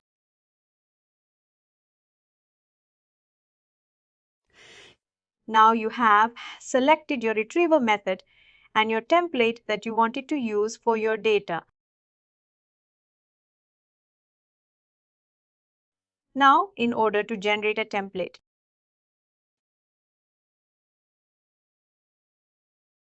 template model generates spreadsheet template. There are two options that you can choose whether you wanted to generate XML template or Excel template.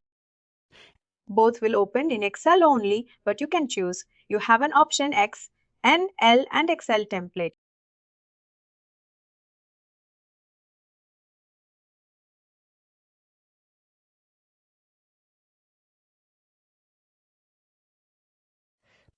Once you generate a template, your template will be coming to output files or you'll be seeing that in your notifications. Here also you'll be getting. And also in the output also you'll be getting.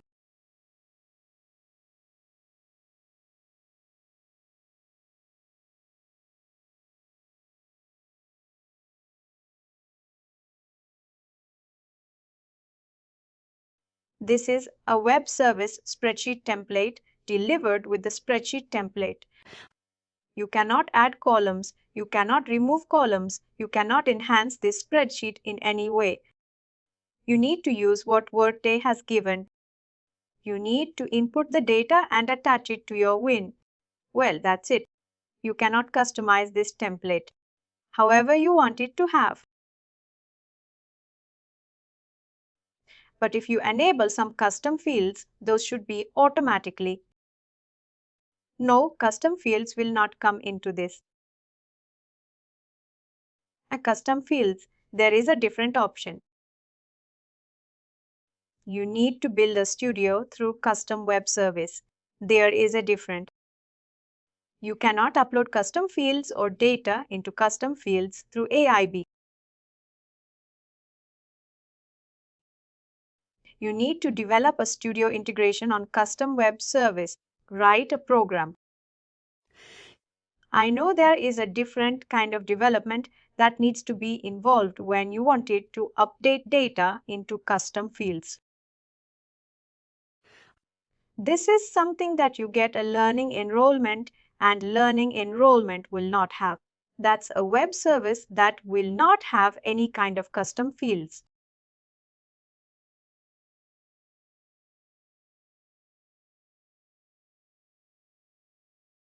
You need to take all the course information and all. It's one of the forces of my level.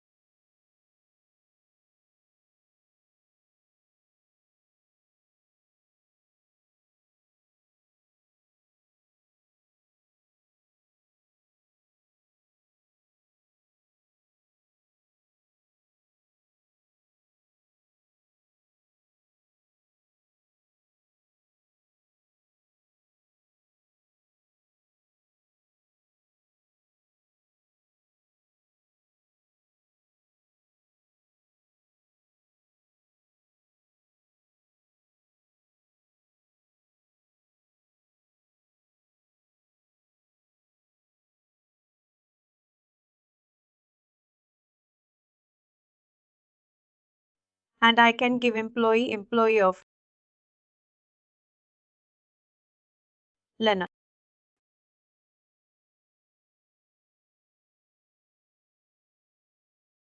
The second row, it says academic. Affiliate ID, that is employed. No, there's a broad. You can just turn this to employed. What if you want to turn this employed also? If you get employed, that will take.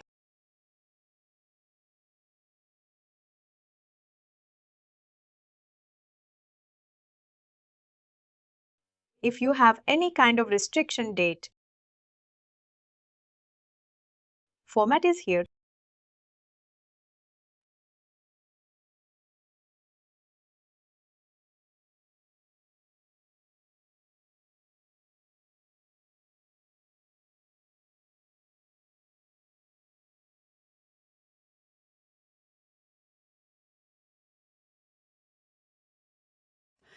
The other thing that you wanted to know here is you also have an option to resign that enrollment through the CIB. Let's say you have enrolled 20 members into one of the courts and later on you think that that's a wrong enrollment other than those 20 members. You should also do and those 20 members should not get enrolled, but by mistake you have done. And later on, there are two ways that you can return them back from the enrollment. One is through configuration. The same back to see a view, whatever you have loaded, or you have an option to resign with any IBM. Here they have option called resign enrollment, where you can return back that enrollment once you have uploaded the same AAB with all the data. What do you need to do? You just need to select why is it which will resign the data from the normal that your enrollment will be returning back or cancelling. I can say will not be available in Workday once you have resigned it.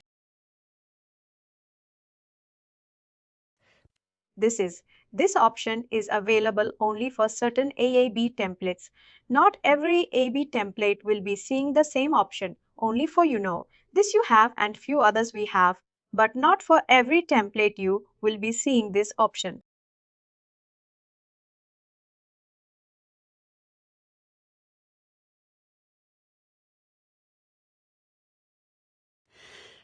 When we are updating, for example, I have already enrolled many people using this template to resign enrollment for one or three individual out of that list. Uh, you can also do manually also for three members and running an AAB again. Make a template of those things and all. We're in many details. You can also do manually also. Suppose it is more. I want to do it through AAB. Then I have to get the date in properly or when it was really enrolled. Left if you go, there is a date column, I think.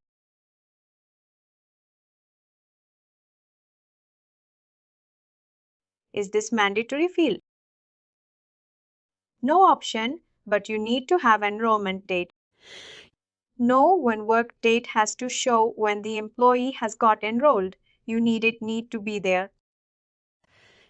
It should be reached. A date means when the employee is getting enrolled into the course and all, even when you're doing manually. Also, you'll have to input the state and through AAB also will be inputting this.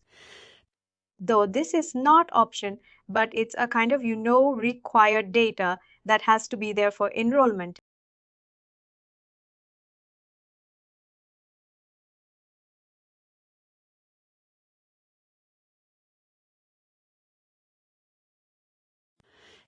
For a few columns.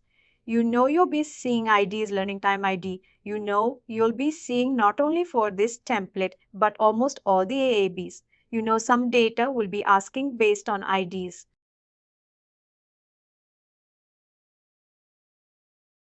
How you can identify those IDs in Workplace, those are called reference IDs.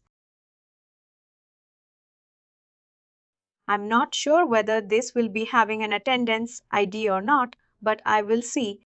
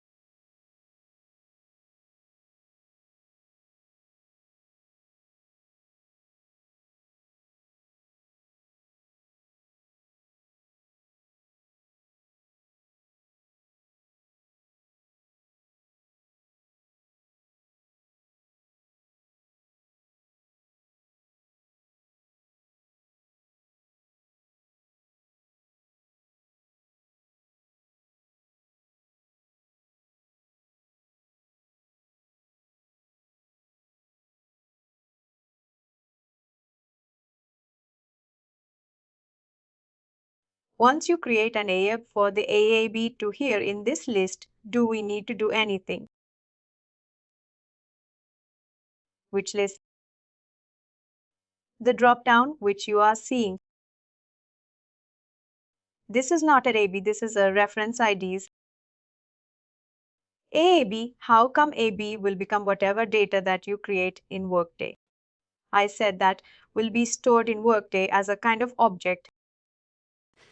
When you store any data as a kind of object, Workday automatically generates ID for that one.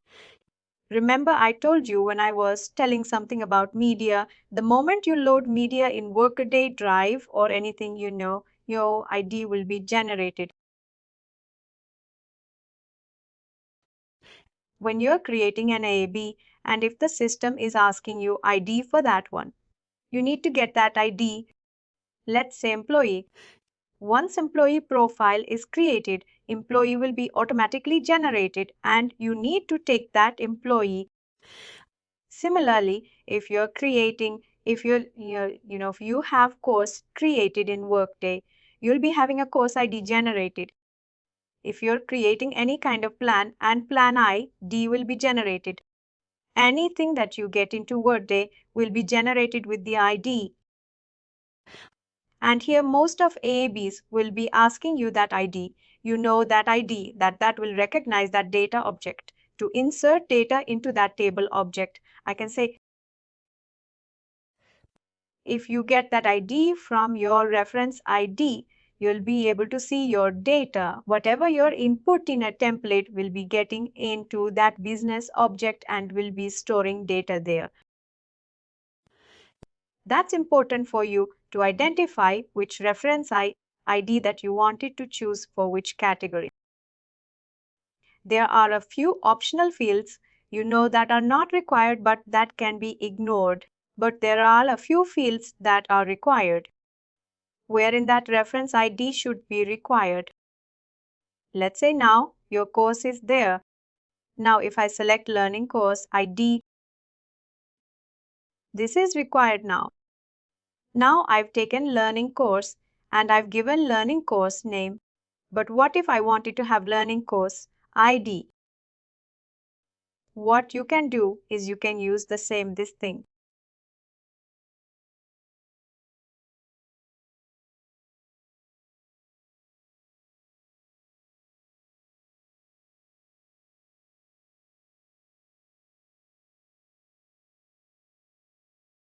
You have reference ID.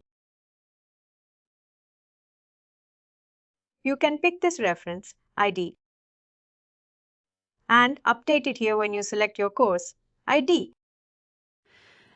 That whenever you are enrolling any candidate into this learning course ID, it will identify that learning course ID is for code of conduct. Not only this, AA Penny 8 related to learning, related to recruiting, related to HR, related to any of the AAB that are available in Workday will be associated with the reference IDs. To identify reference ID, you need to choose your reference ID and what data that you are wanting for reference ID.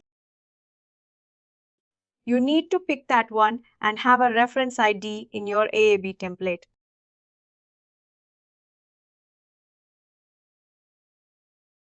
You'll be giving all the required input.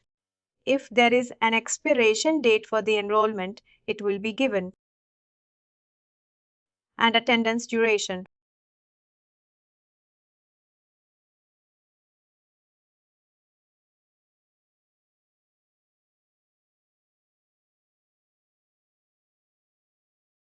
Is that in minutes or hours?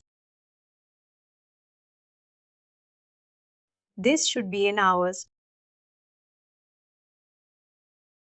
How do we know more information if we want to know? You need to upload and see how it is coming. That is the only option. There is no description that Workday has given here in the template. You need to upload and see what it is giving, what kind of category that it is taking. There is nothing much in this enrollment template. You need to give the mandatory thing is learning, course information, and the employee ID. This does most of the job. And the rest of the things are all optional. One registered date and learning grade and expiration date are options. If you take learning course ID and employee ID and spreadsheet key, that's enough to enroll any candidate into learning course. And also, if you have multiple, you can just go in a sequence 1, 3, 4 thing kind of. You can maintain a sequence to input the data. To run the title,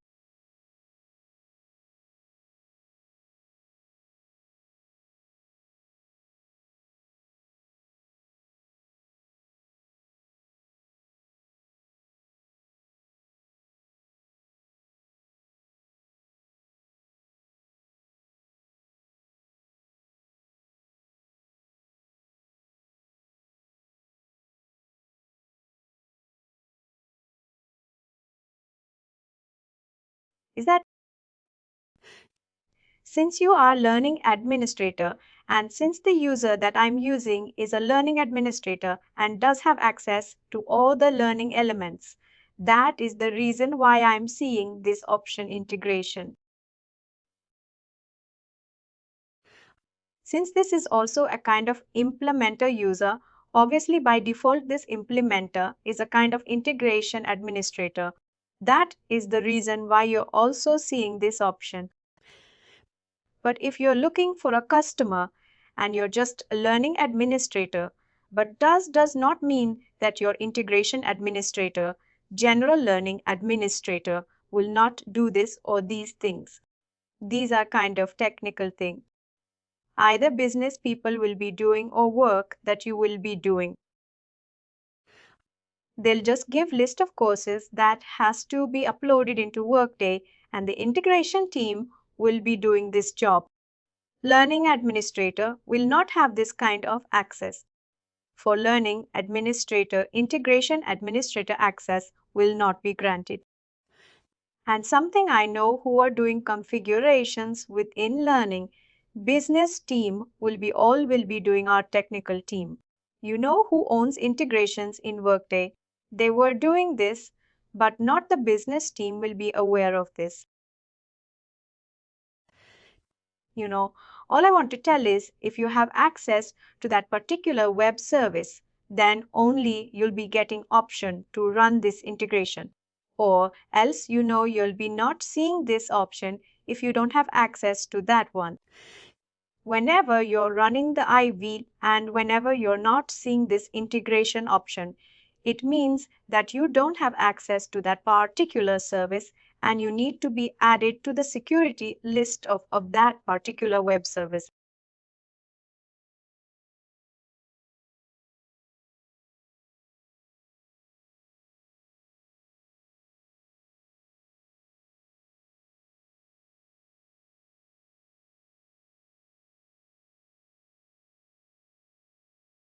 This is one option that we have selected when we have created EIB.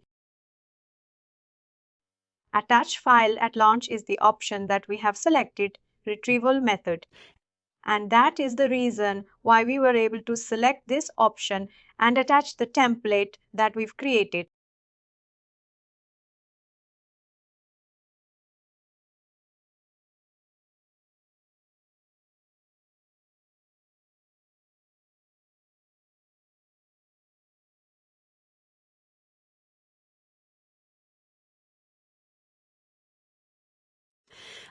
And options in any all in it. Also be aware of the option that you're seeing here, which will be helpful when you're working for your organization.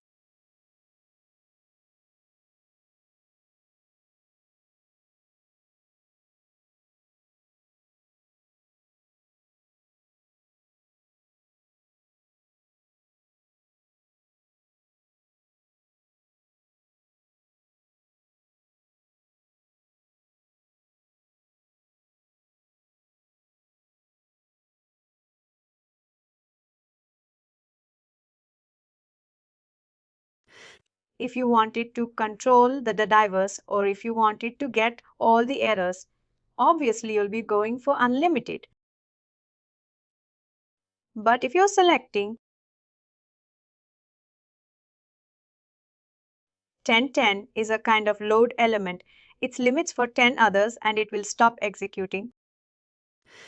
For the 10 rows, let's say if 10 errors have occurred in first 10 rows, it will stop and it will not proceed further. And when the moment 10 errors arise, we will stop processing and it will fail. The 11th row, it will not look for 11th row. It will stop at 10th row because the 10th row has a 10 error. It is limiting that 10 error and it will be stopping. But if you're giving unlimited, unlimited means any number of errors that file has, execute and show me all those errors. It means that. But if you are giving a specific number, 1 or 2 or 3 or 4, those that many specific errors for a template has, it will identify and it will stop processing and it will fail from there. This is one option, but the recommended thing option is unlimited only because we don't want to limit that to 1 or 2 or 5 or something.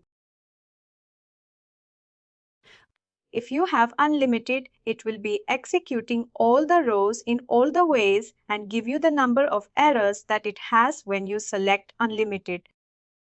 Validate only mode. A validate only mode is the best option for you to test the EIB whether it has errors or whether it has. Whether it does not have any errors. It will let you test that one when you select this validate only load option. You're not loading the data into it, but you are testing the template for any kind of data errors or format errors. When you select only validate only load option, your EB template will be tested with all the data is correct or not. Once you ensure that every I know there is no errors, you can uncheck this one and click on and run the CIB. That data will be loading. When you select this option, even if there are no errors and if you are running the CIB, data will not be loaded into work because that is just validating your load, validating your data for any kind of errors, for any kind of issues that the template might have. That will validate the template. That's it. When you uncheck this one and run the EIB, then only your data that is there in a spreadsheet template will be loaded into Workday. This is one of the important options that you need to know when you're testing the EIB, and similarly, and it will show attachment. If you wanted to have those errors to be attached to the integration, you can select this option. If there are any errors, that will come as another column. Yes, a spreadsheet will be generated. A spreadsheet will be generated with all the errors to the integration. You'll be seeing Excel sheet with all the errors. If you are not selecting this one, that Excel sheet will not be attached to EIB. You'll be getting a failure message. And there will be HTML page. You know that will be enough. We'll see how it works. I'll select all these options.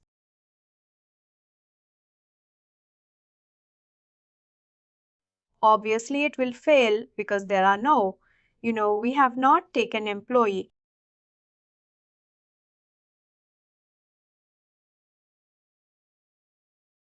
We're just testing this one.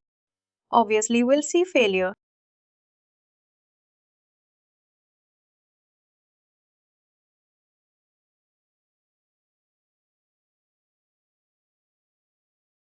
Since we are running in validation mode, it will not get into Workday. We'll just test the template. You see number of errors.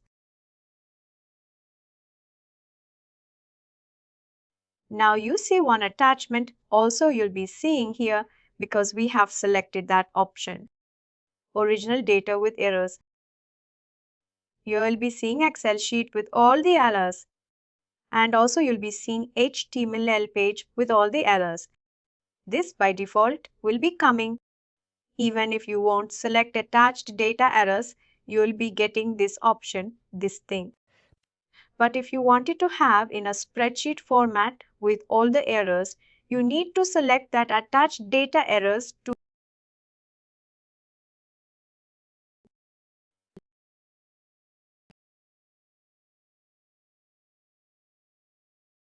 invalid employee.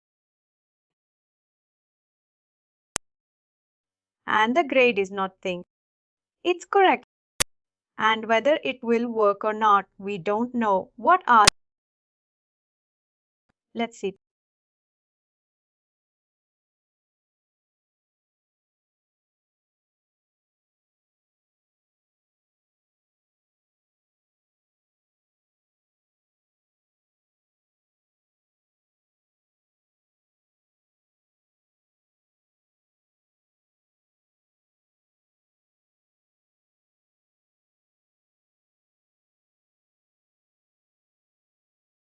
I understood.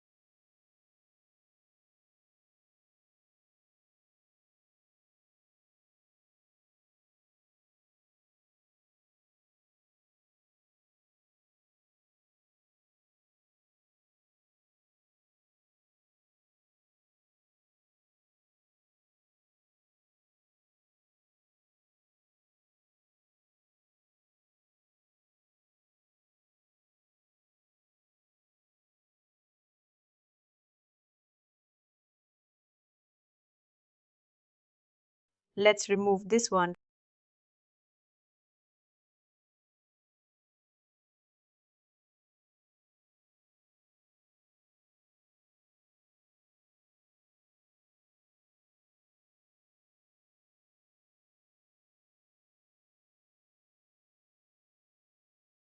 No, we are.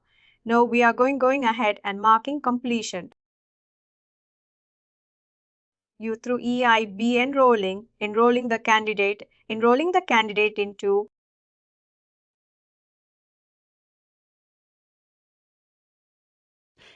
because you're also giving pass grade, you're also marking completion rate. I remove now. Since the system was not accepting, I removed that one.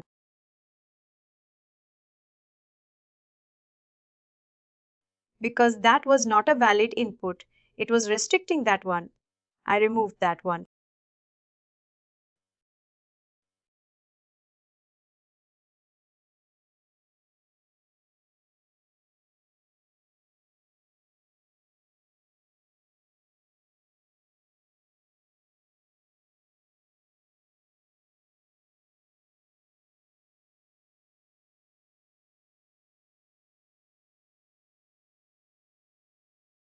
Let's see manually. We will enable to enroll. Let's see if we will do that job.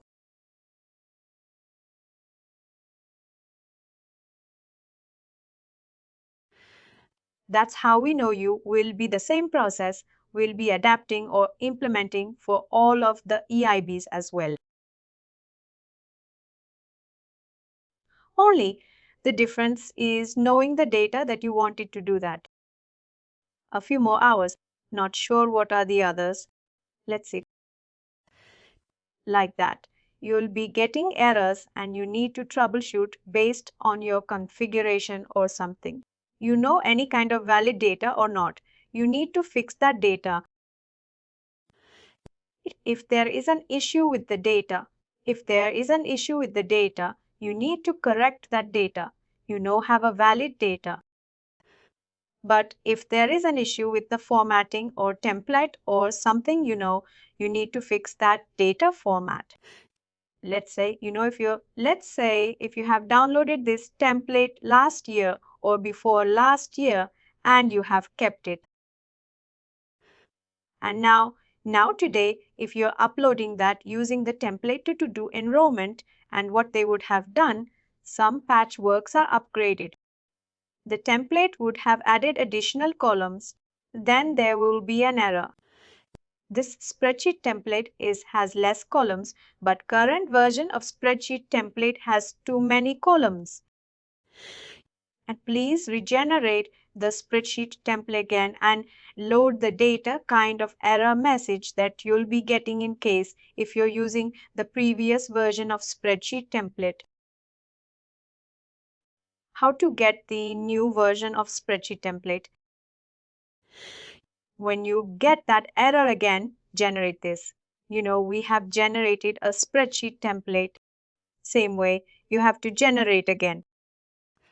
How we have generated the spreadsheet template, the same way you need to generate a spreadsheet template again.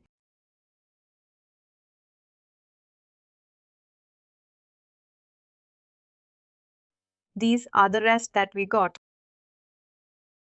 I think we have also selected the same options, which should not select the same option. We have selected the same option. All these things will be there. It should not be because we have not enrolled at least straight, to which we wouldn't be selecting. This is enrolled, the same enrollment.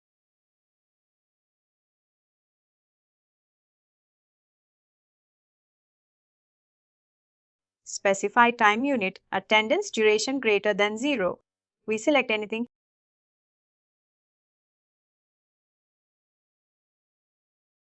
I think you got the process. The same process you need to implement for you have a lot of EVs here. If you go to see this thing,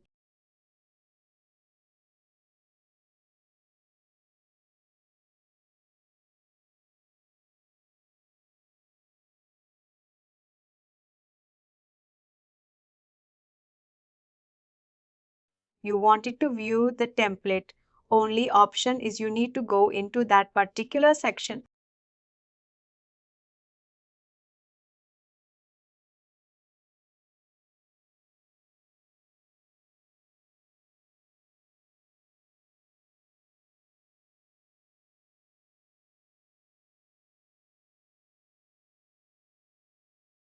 come to data format.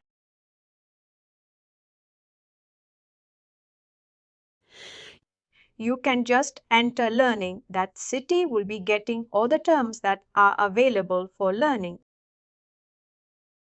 You need to know which you need to use for which purpose. Now we have used learning enrollment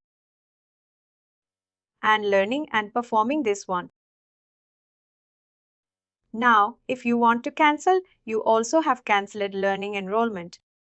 And if you wanted to load courses,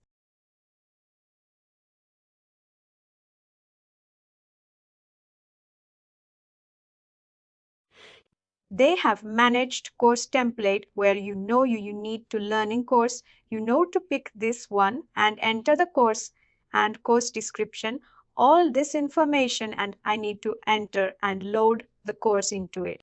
And there is one more template if you're doing any kind of implementation.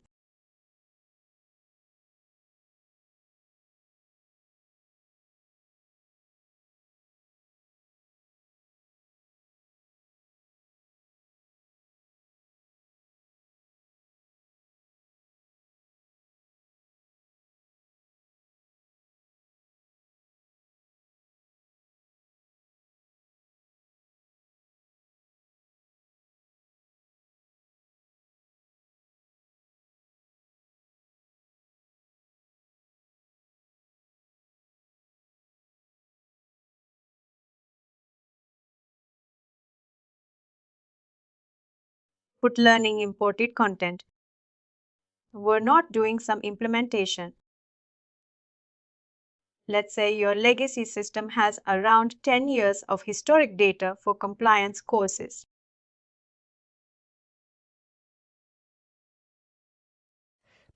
Let's say code of conduct and sexual harassment and anti-corruption are the compliance course. Completions for all the employees in success factors for the last 10 years. Now, when you are moving to work, they need to upload all those historic content. You'll not be creating course, you'll not be creating and you'll not be enrolling the course, and you'll not be manually mark them as complete, because those are not, upcoming courses where no candidate has to go and take. These are already completed courses, historical completed courses. You just need to have that in your workday for tracking purpose, for report generating. You need to have those completions. What you need to do is you need to first load that content, load those three contents, and anti-corruption policy, code of conduct, and sexual harassment code. Load these three first. Load these three content into Workday Throughput Learning imported content. Once you load, then you'll be marking, you'll be uploading employees into that course and mark them as a complete. There's an EIB gain enough for that one unit to choose that EIB to mark them, to load that historical content of employees into work. And that you'll be able to see once you have all that information, where you will see that information is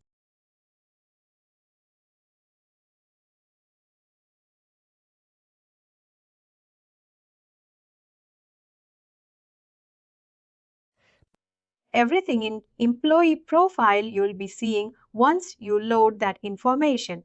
Now you're clear a way to generate spreadsheet template and how you'll be generating spreadsheet template. You are clear. Once you upload that information, you'll be going into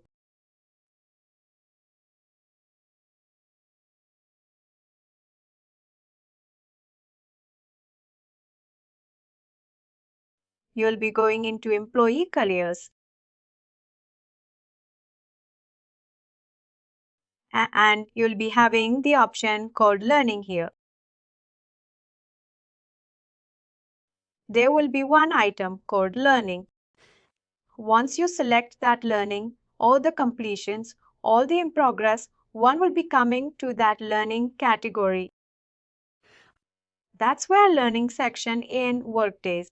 If you wanted to track any completions, for a few employees other than doing a report part, you can come into this area and track that completions, by getting into employee profile that you'll be doing. And the next part that you need to remember when you're working with the EIB is security.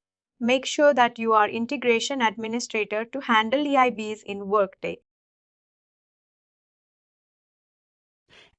If you wanted to know whether you have access to that particular EIB or you're able to create an EIB, but you are not able to run the EIB, which means that you don't have access to that spreadsheet template. How do you know what security that you need to grant to that particular pieces? Just access the task called View Security. First securable item.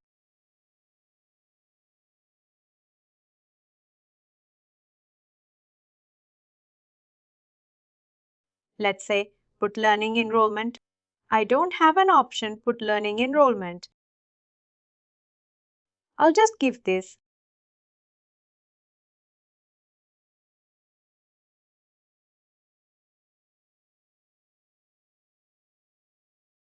Who have access to implementation and core. These are the functional areas you need to be granted with access. Now, which domain should be assigned to that security group? This is the domain that needs to be assigned.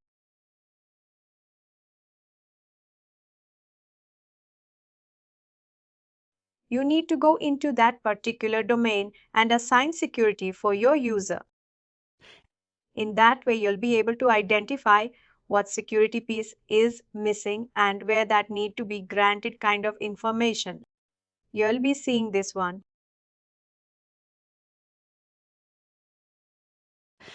If you're dealing with the EIBs, you need to attach integration administrator to this. This thing. Since the user that I'm currently using is implementation implementer, the implementer will obviously have all the access. But what if implementer is not just customer resource?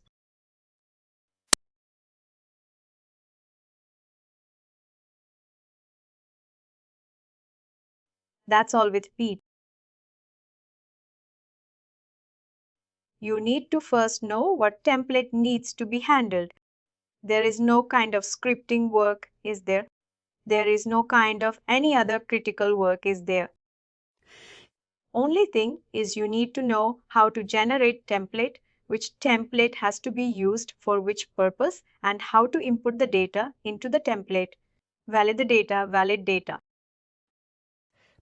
And you have seen now we have selected the same option for a course that has not been enrolled. Where another data error has been triggered, employee was not valid and learning course. You know it was populating that. You know offering has to be there. All those things has to be considered. And when you have completed a proper data, and EIB will help a lot to do mass upload. You can enroll 1 or 2 employees manually, but you cannot enroll hundreds of employees. That's where an EIB comes into picture. And I know does mass activities and will less down your efforts and will be completing data upload in short span of time. But only thing is you also need to spend time, for data entry into the spreadsheet template. And that is one thing. Basically what will generally integration administrator will not do the data entry. Whoever asked them, let's say in the learning business wanted to load 100 courses, 100. What we'll do is we'll generate a template, and this is what the template will look like. This is one runner. We'll be adding a kind of sample data, and you can consider that as an example and input the data in the same format for all of the courses. This will be giving the template to learning administrator or business know who takes care of those courses. And once they respond to that one, it's, integration administrator responsibility to upload the data, to fix any errors, to troubleshoot the data. If there are any issues with the data, we'll consult that concerned person who has given the data that these values are invalid. I know if this can be changed, we should be able to load the data, kind of information and will be taking care of that integration upload. This is hard-coded template. Let me take log on my nails.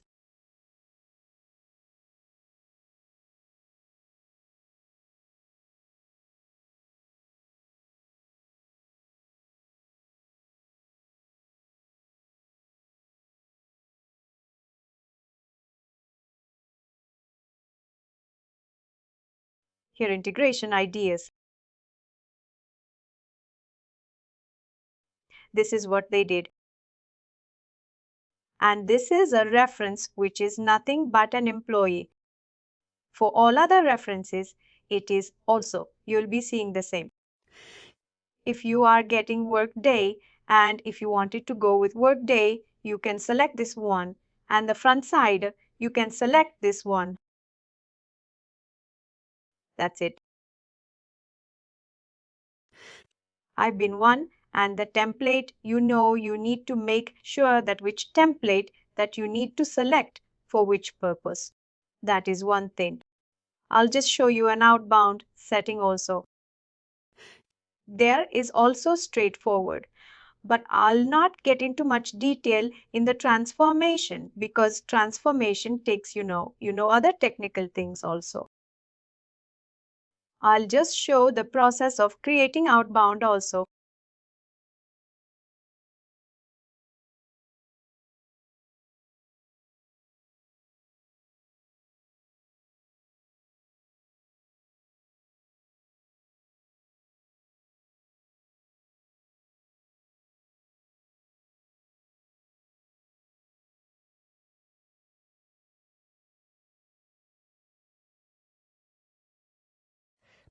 As I said, even outbound also will be having same kind of 3 stages: get data, transformation, and deliver. Get.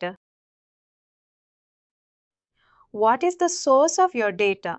From where you wanted to pick the data. There are 2 types of data sources. One is custom report, the other one is web service. Yesterday, I was telling you, if you make your report as a web service enabled, that integration will be able to identify your report. If you wanted to have your custom report to be attached to EIB, you need to ensure that your custom report is web service enabled. Yesterday, we have created one report. Learning, just take one report. LMS Learning report. We'll take this one. Type L, sorry, I didn't get custom report. And what else? Web service. Web service in a Workday has some kind of delivered web services, get workers, and put workers kind of things. You have.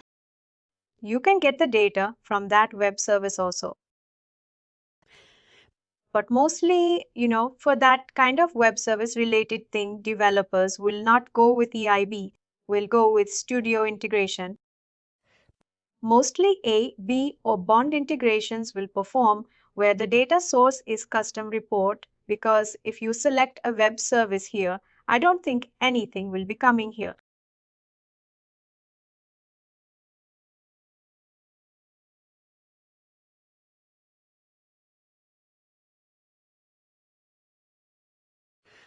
We'd get you complete information. Let's say get workers is there. Get work is a kind of web service. If I select get workers web service, it will have complete worker information, worker, employee, employment information, contact information, and anything. Complete information of an employee. Get workers web service.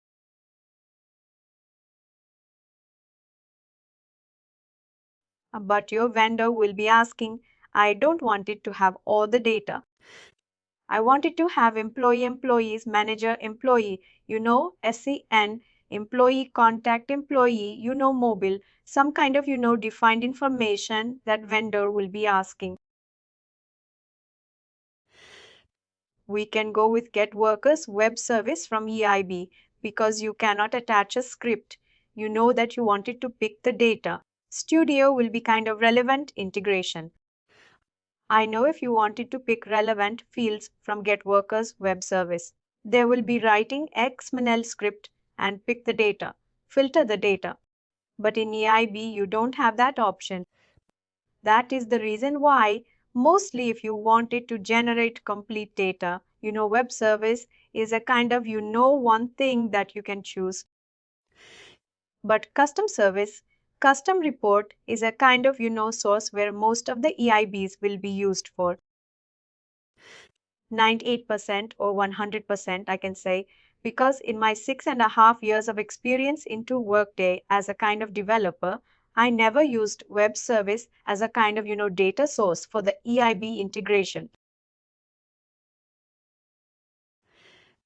Complete custom report because customer report is nothing, but whatever you want, you'll be creating a report. Whatever information that you wanted to have in the report will be giving. And that information, if you wanted to send to any external vendor, you'll be sending, which will be having limited information, required information, and will not be having unnecessary information. Like, if you go to Get Workers web service, you'll be having a lot of things suffix. You'll be having prefix, you'll be having and miss. All this kind of, unwanted things, legal name, title, you'll be having all these things, you'll be not able to restrict with the EIB. You'll be not able to filter with the EIB because that is a delivered data that Workday is giving. And you need to. If you're selecting that one, all the data will be coming in your output. But customer report, whatever you want, you selected those fields and they're attaching that report to your EB. Make sure that whenever you're asked to create an EAB outbound, which means that you need to have a custom report in the background, and the custom report should be web service enabled, which can be attached to your EB. That means that when we are creating this outbound EIB, that means that this content of this EIB is going to an external source.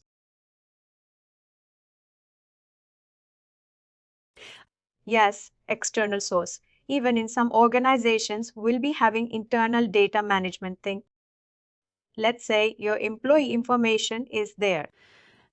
If you know what they're storing, all the HA are and from employee information. There will be data management team or, Active Directory team who creates accounts for external application. Let's say if you're into Workday with core HR and you have time and attendance in different systems. Your data management team take employee data into different system and from there in it will be dumping into the time and attendance system that the employee will be having access to the time and attendance system to log the time and all. It depends upon, organization to organization. Mostly for external systems only because if you wanted to send data to outside of the system, EIB and Studio are most preferred integration types. The first mostly most integration type that is used in Workday's EAB. 8% of your integrations will be developed through EIB outbound. If you're dealing with any external system, EIB outbound is a kind of preferred one and also internal team within your organization. If there is any different system that you wanted to update your data, you can also use in that way also. But that is also a kind of external system only. We can consider that an external system only, but within your organization.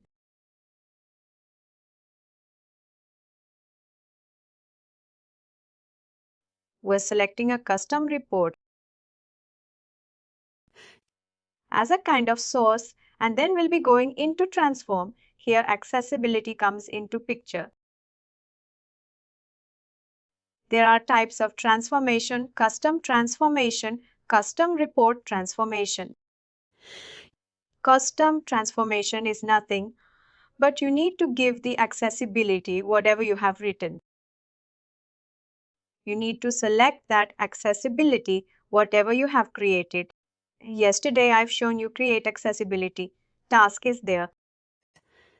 Once you use the task and create an accessibility, that will be creating accessibility, and that accessibility needs to be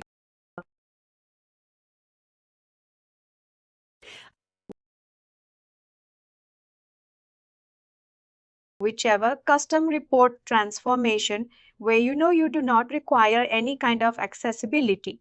That will be formatting enough with the delivered option. It will be not writing any accessibility with custom report transformation. You can just, select the format that you wanted to have and send it. But custom transformation, you need to have your accessibility to be attached.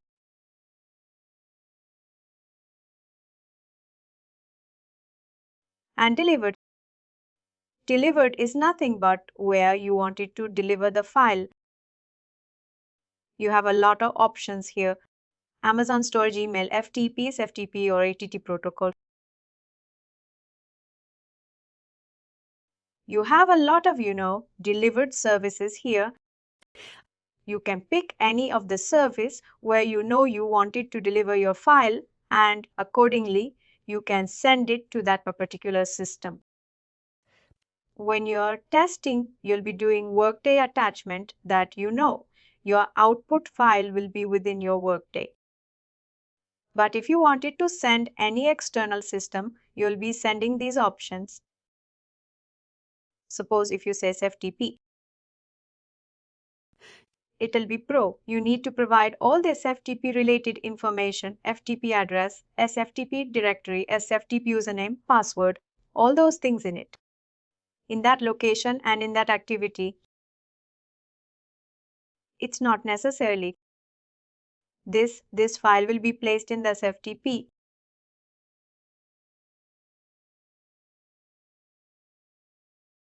It's not limited to Workday.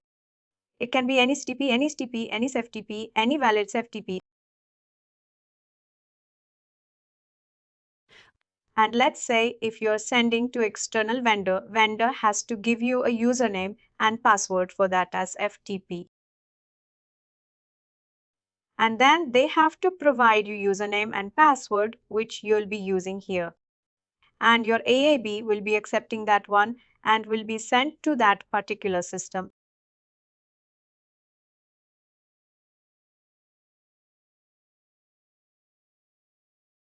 That is about delivery. Once you have that, you need to give. Default output format is XML. We need to give XML extension.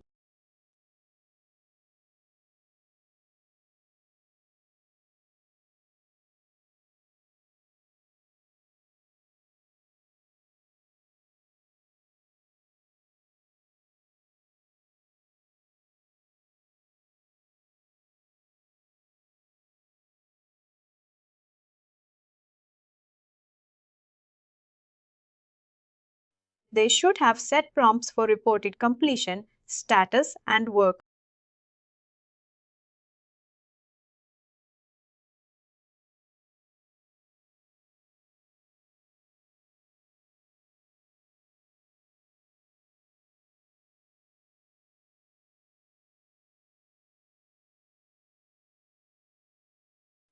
That is the reason why it is asking here.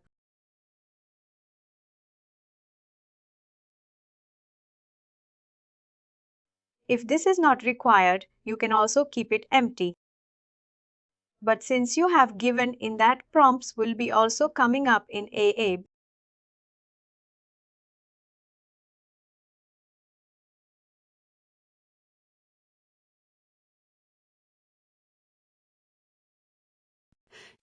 It is not the way to select employees, but just I'm showing the terminated employees have selected. The terminated employees should not be selected. Also employees prompt should not be there. But yesterday, since we were seeing how prompts can be configured, we have configured those prompts. But generally, when you're sending them, there shouldn't be any kind of employee prompts until and unless it is a business case. Now this is completed. I don't know what data will be generated. We'll see.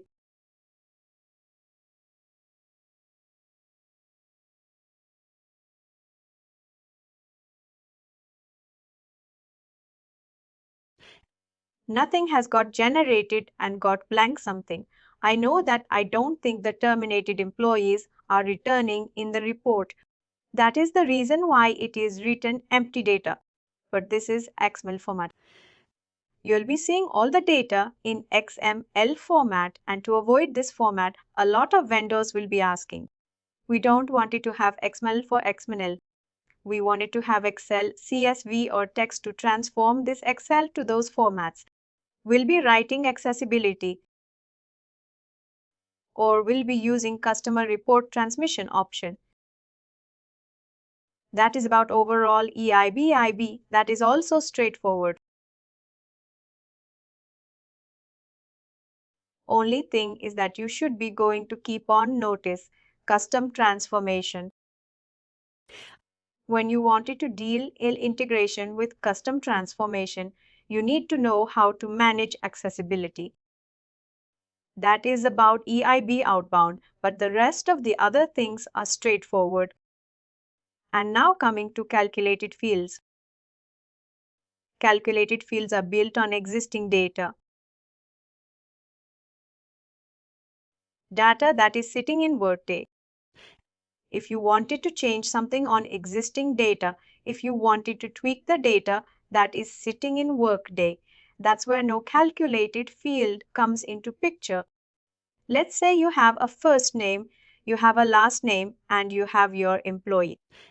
Some vendors will be asking concatenation of employee ID, and your first name will be asking send me kind employee ID plus employee first name and kind of single column. They'll be asking, and I know some vendors will be asking, we wanted to have employee name completely in a case kind of thing. All this kind of data tweaks, vendors will be asking and different. Yesterday we tried the primary business object related business object concept. If data is sitting in related business object and if you wanted to pull that into primary business object, all those things can be done through calculated fields. Calculated fields are nothing but data which are used for data formatting, data optimization, data filtering, data for any kind of optimizations that can be done through calculated field. And calculated fields are not created on new fields. We are not creating new fields. We are creating calculated fields on the fields that Workday has provided. We are creating, kind of validations. Let's say if you wanted to have your report to be populated when employee is terminated, you wanted to show your report as a terminator. When employee is active, it has to be sure. It has to be a kind of active when employee is on leave. It has to be on leave in a single column. You'll be evaluating or you'll be writing a condition there when employee is terminated. Get me terminated value when employee is active to get me activated value. Active value when employee is only on leave value. These three kind of conditions, you'll be writing all those conditions you can do in a calculated field. Whenever you're dealing with complex integrations or whenever your accessibility is in picture, most of the stuff you can manage, you then report through calculated field. And you can just write a simple accessibility formatting. Even accessibility in any programming code will have the same functions whatever in a calculated field have.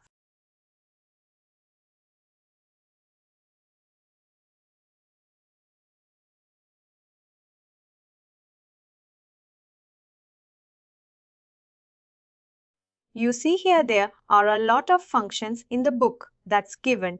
All these functions, you can see in any programming language. You can use, arithmetic calculation. You can use an arithmetic in programming and concatenation, matching the text values. You can use this thing and converting the currency date, constant date difference. All these things you will be having in any of the programming language.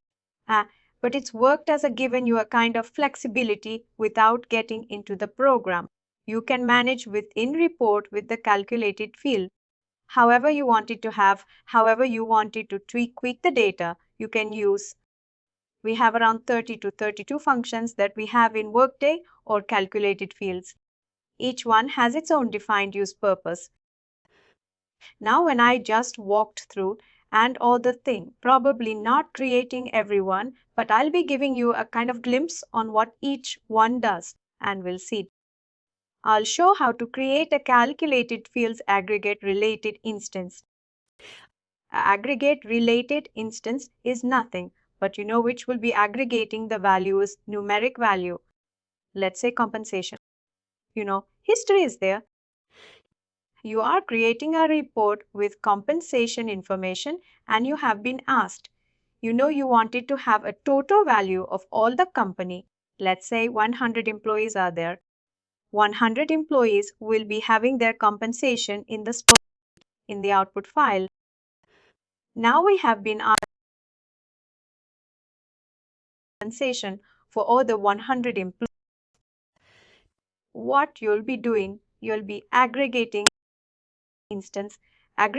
that instance and giving a kind of one, let's say 10,000, 20,000, 30,000 kind of values with employee, and we'll be creating aggregate related instance, which will be aggregating all the compensation components and giving a kind of single value.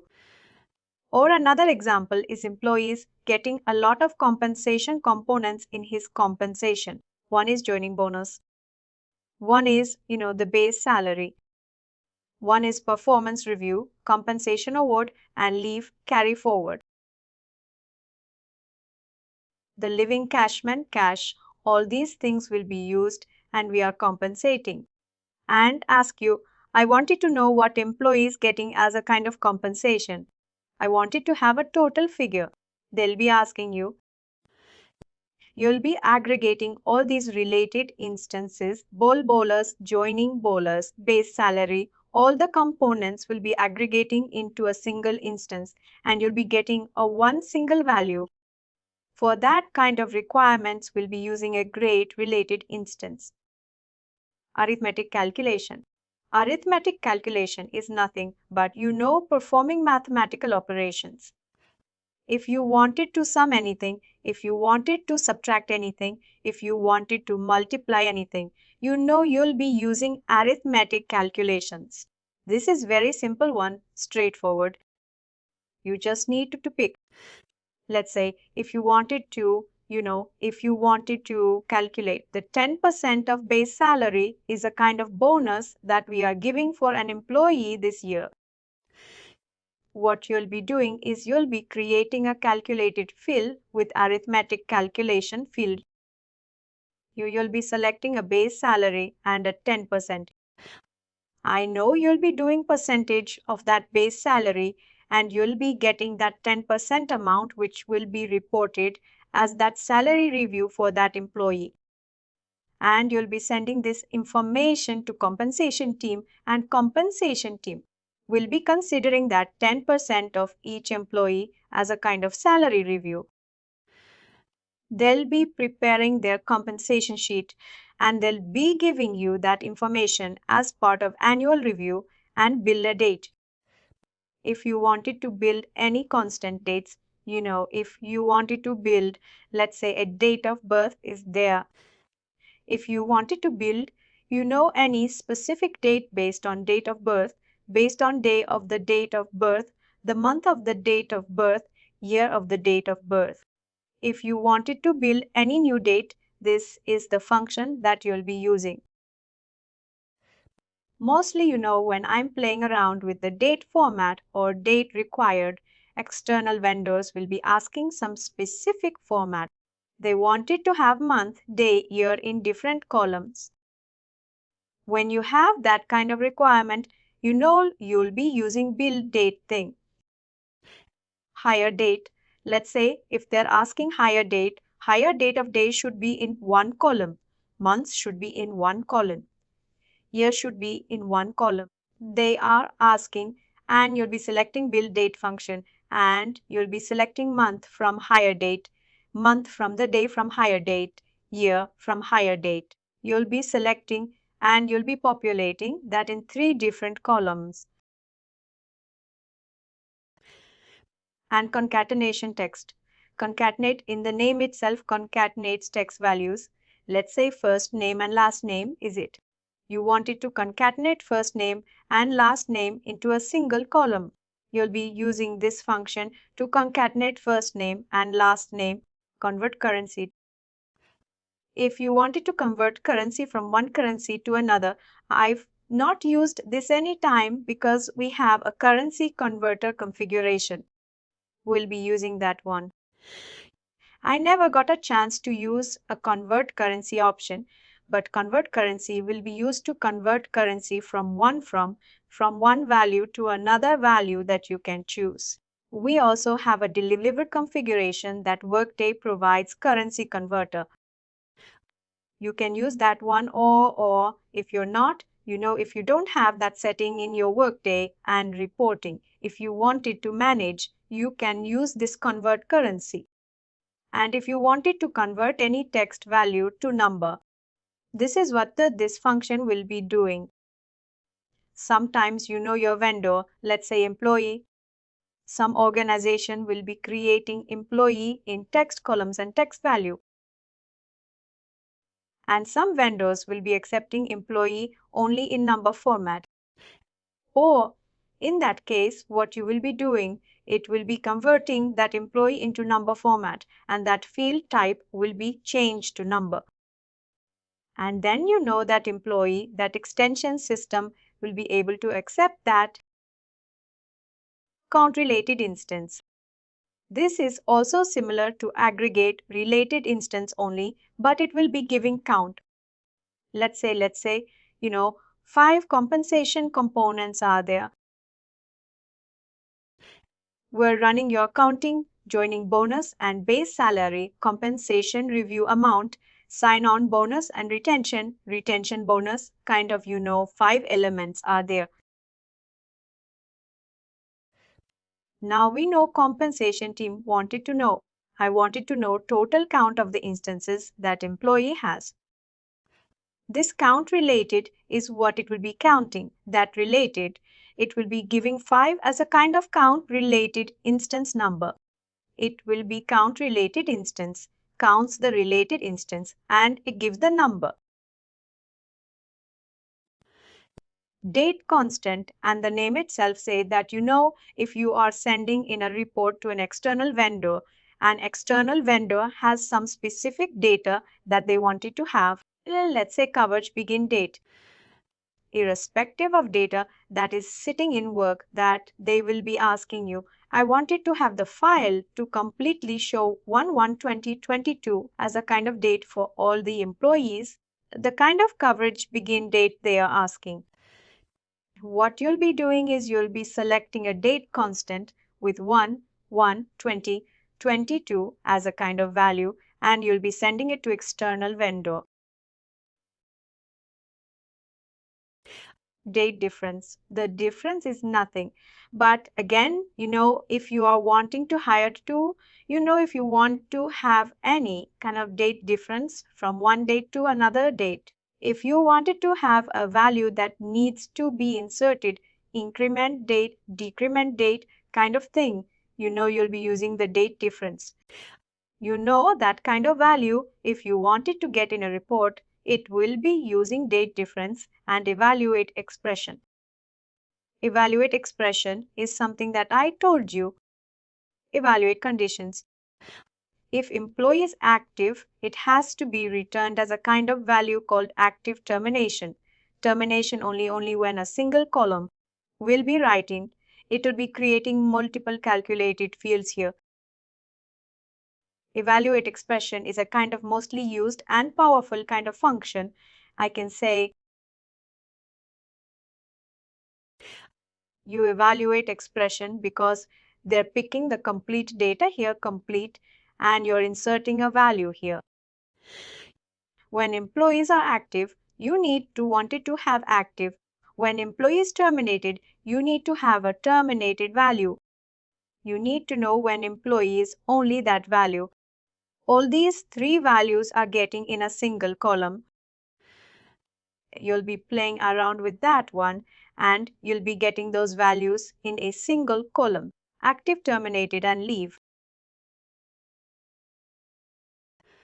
And this employee expression band is also similar to evaluation expression only, but this will take all the text values. It will take in a few non-text values. There is only difference, but the job is same. Whatever this thing is doing, you'll be doing the same thing and extract multi-instance. That extracts single ends are also important and mostly used functions in Workday. Powerful and all the complex reporting, complex integrations will be developed through these two calculated fields, extract multi-instance and extract single instance. Example is, let's say multi-instance.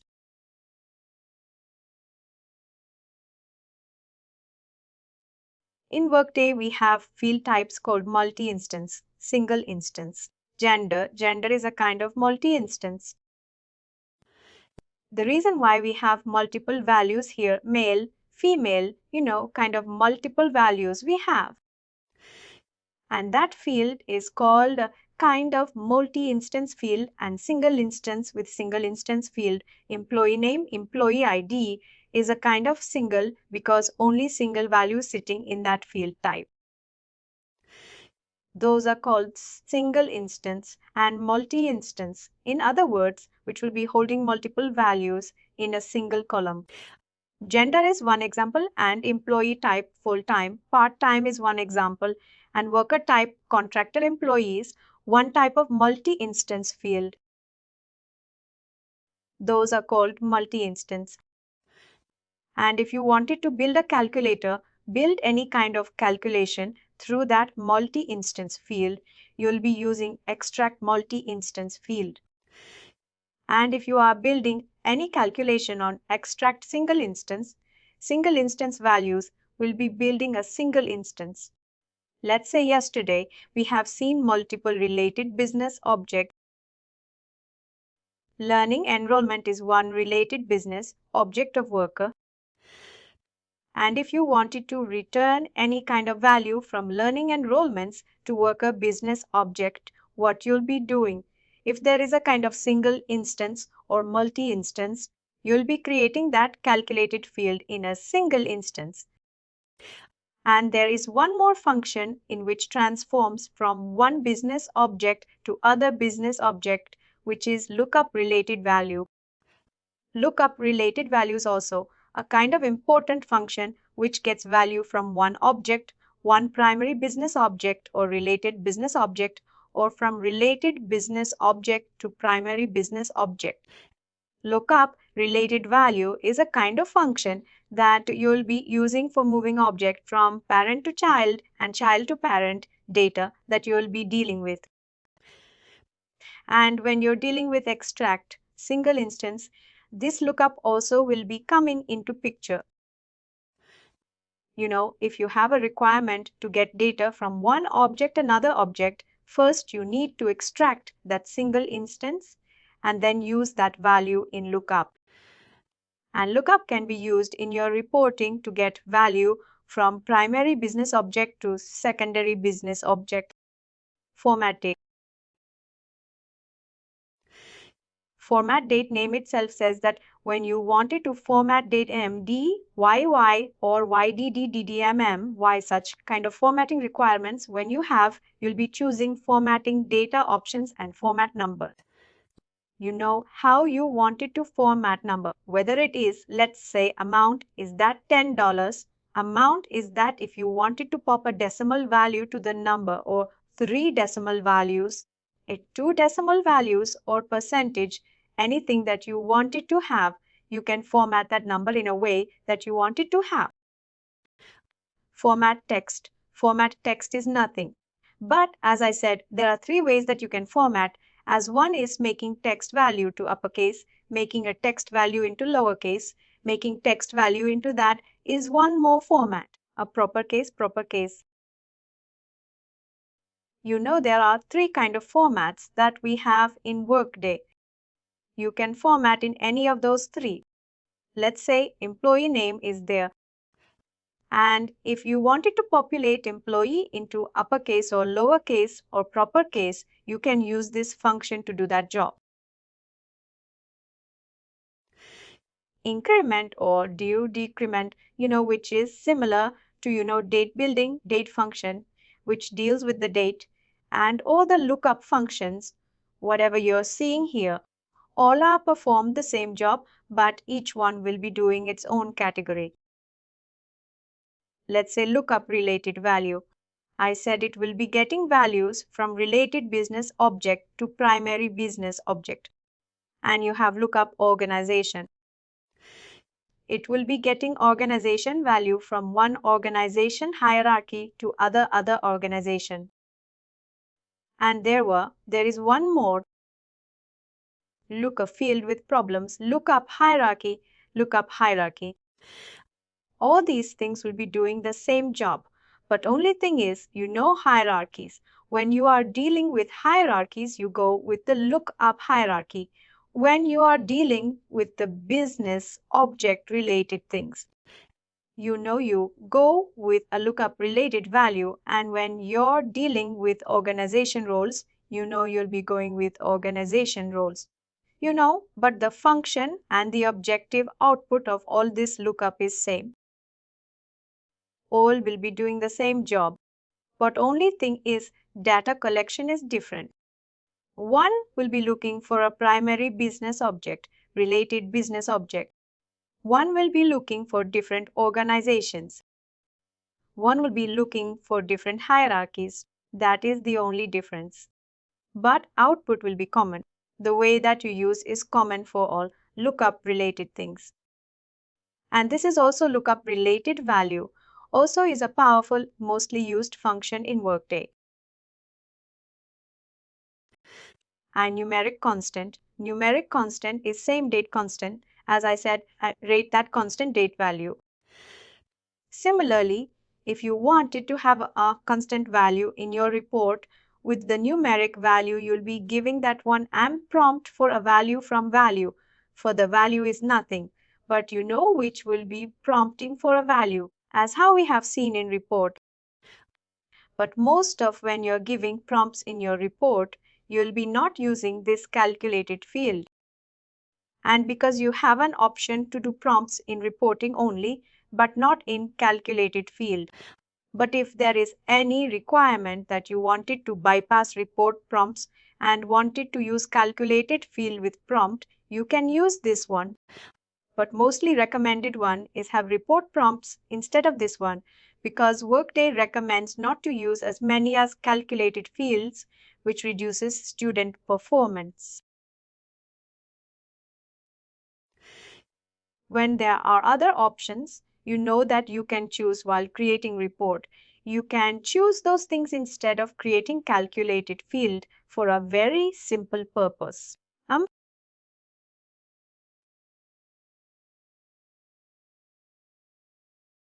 Substring text.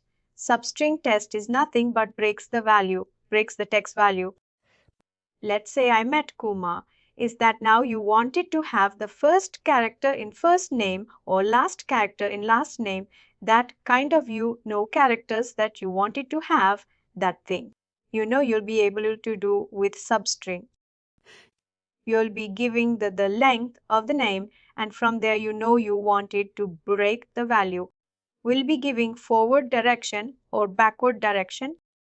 You'll be giving and you'll be picking that text value from there, and substring can be done only on text values, not numeric. If you wanted to do substring on numeric, what you'll be doing, convert the numeric value to text and do substring for that value.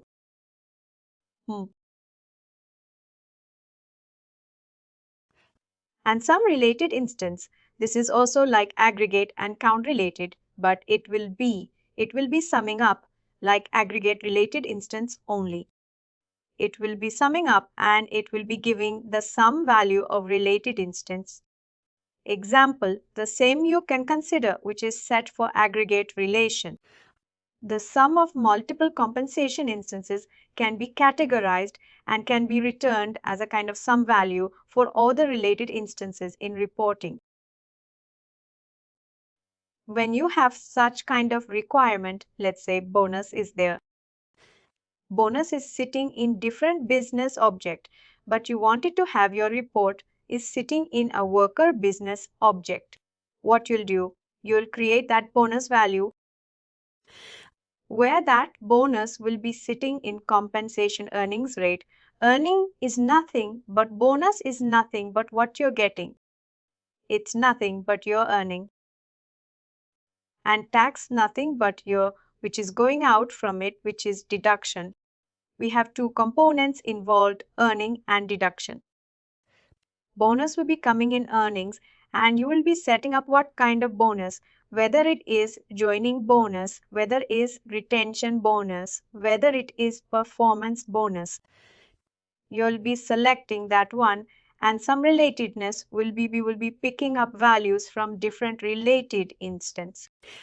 That will be because some this bonus, whatever I was saying, it is sitting in earning business object or bonus business object. Now that will be calling into worker. And when you are creating character, field and worker, you'll be choosing a function called some related instance.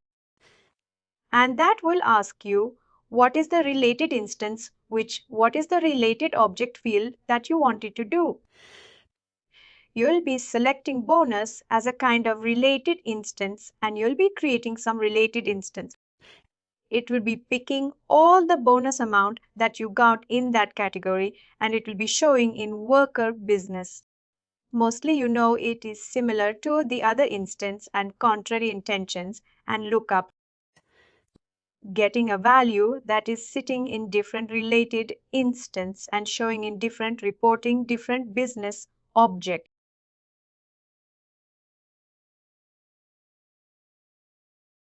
The other two text, constant and text, and are very basic things.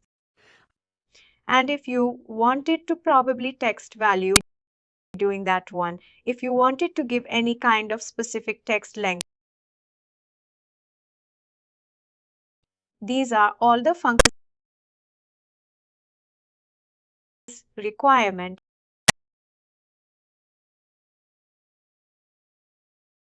At writing, not everyone is a kind has a given kind of option for functional consultant to create reports and to define, some kind of functions. It does not require any kind of scripting knowledge, just a kind of single click. Any calculated field that you have seen here, you'll be not writing any kind of, at least 0.1% of expressions here. Everything will go with most click only. I'll just create one simple calculated field, or let me see if there is any report that I can use to create one calculated field and show how to create them. What is the difference between single instance, multi-instance, single instance, separate? Multi-instance is nothing but which will be storing multiple values in it. Age, sorry, gender. When you use gender as a kind of field in your report, what it will be returning. It will be a different values on the like. For example, if you say employee status, that also will be multiple value. But the value will be no employee ID. Let's say employee ID will be having only one employee for an employee. Gender is a value. When you select gender, it will be having multiple values in it. multiple values, male and female, and according to employee category, it will be showing as a male for an employee, and for female employee, it will be populating. But gender field itself will be holding male and female. But employee, there is no difference. Only one value is sitting that employee. When you create a report, that employee will be used as a kind of, single instance. But for multi-instance field, you can see the report fields as if you wanted to understand more report fields. That value will be holding multiple values. Employee type is nothing, but I know condition, worker or employee.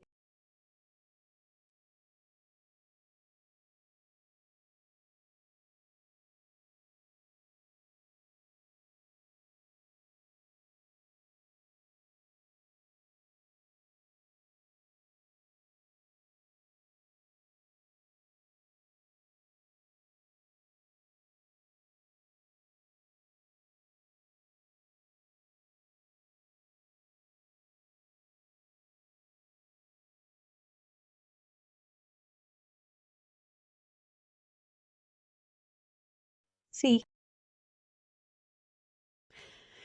single instance, when you see this thing, which is nothing but multi-instance benefit plan, when employee can have multiple benefit plans and they know when he's enrolling in any benefit plan. Healthcare, medical plan, anything an employee can have.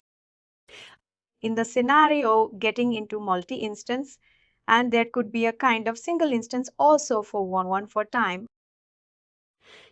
Based on the plan, it can be possible that I know that the organization will be wholly only one benefit plan and no other benefit plan. In that case, you'll be using single instance. But if there are multiple benefit plans and you wanted to return only one value from that multi-instance field, that's where you'll be writing a condition when benefit plan is healthcare. And you'll be writing a condition when healthcare, when plan is equal to healthcare, and you'll be using this condition, in extract multi-instance and multi-instance from that multi-instance. It will be looking the condition and returning that specific benefit plan. Similarly, single instance also.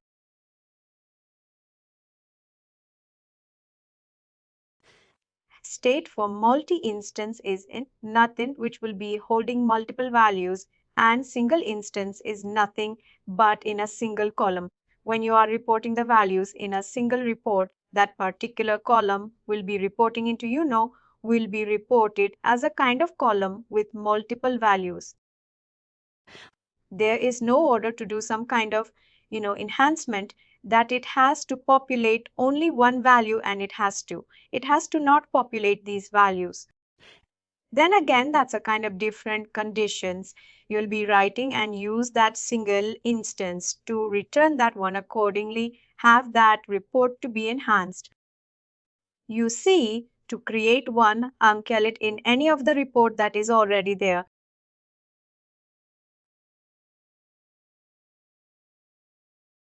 I think we have created workers simply.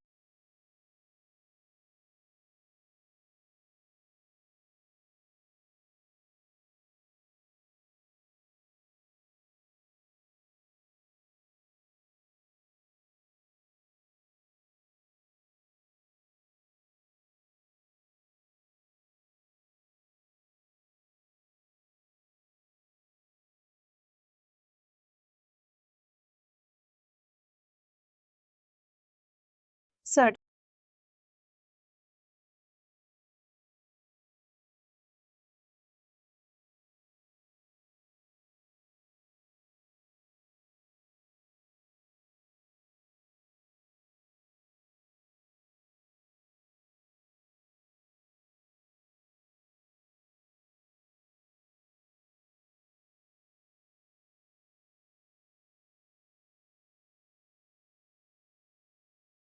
Support.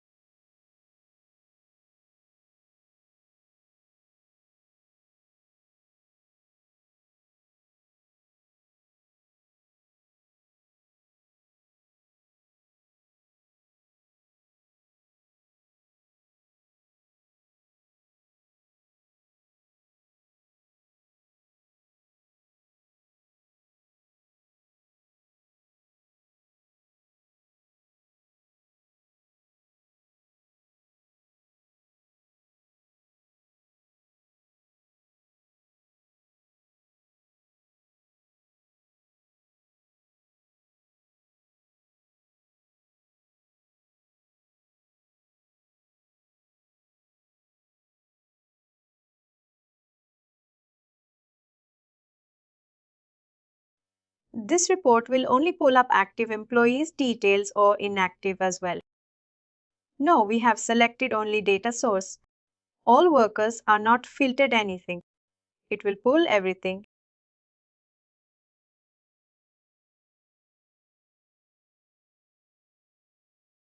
We will pull inactive retirees, terminated, contingent worker, anything in it. Because we are not using any filter. You need to filter.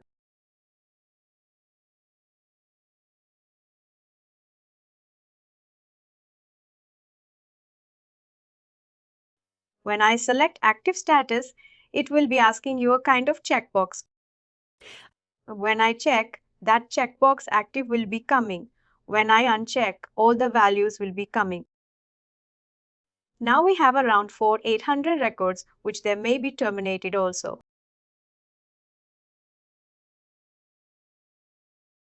Now we'll do one small calculation here on the values. Now full name is there. We'll try to get. We use format text option to get into a defined format. And we'll do one date format. We'll do one substring also to see how it works. Substring. What we'll do is we'll try to get first character of first name in it. We'll try to get that. And the higher date, we'll try to change the format date kind of value. I need to go to the RPD calc field.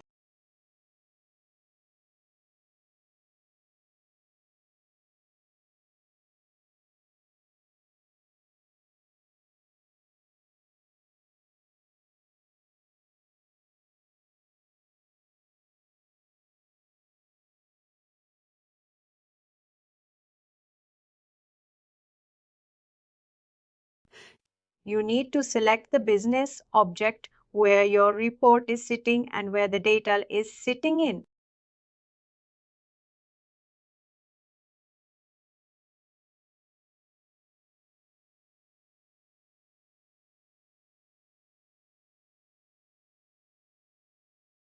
What is the field that we use here? Full name.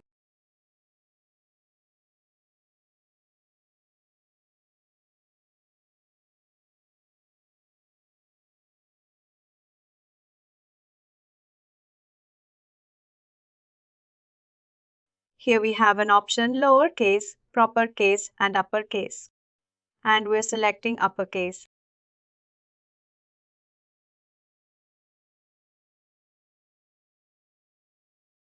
I'll be just keeping it.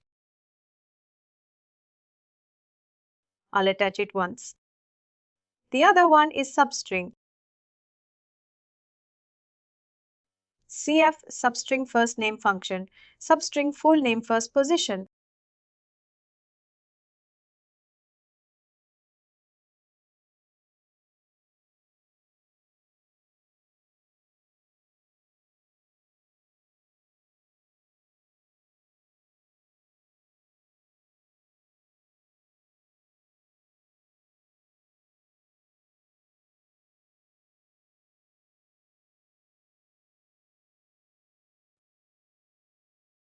Text field full name.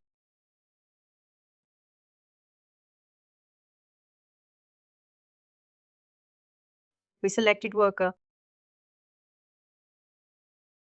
Worker because the report is an worker on all the data sitting on. Worker. That is the reason why I selected. If you're using different data source with different business object and you need to choose that object, if you are using, employee business object, if you are creating calculated field in worker business object, that may not work. If you need to again do a lookup in order to get from employee to worker. You need to use that respective object, when you're using calculated fields. Fix your function. Set position.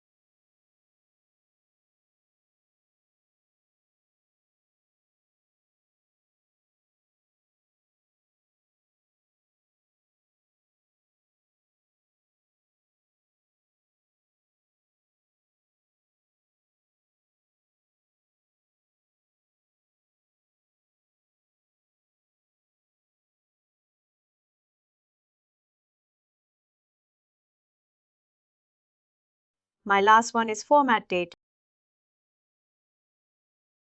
What is the date here? I'll date now. I'll date. We have day, month, and year. We'll change year, month, and date.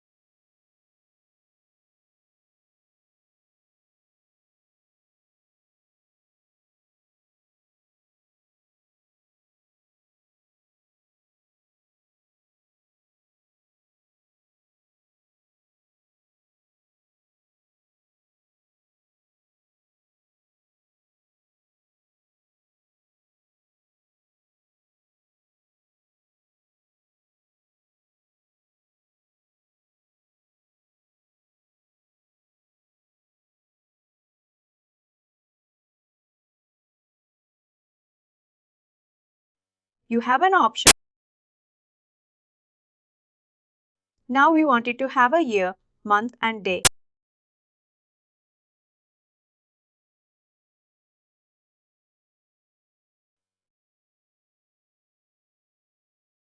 I have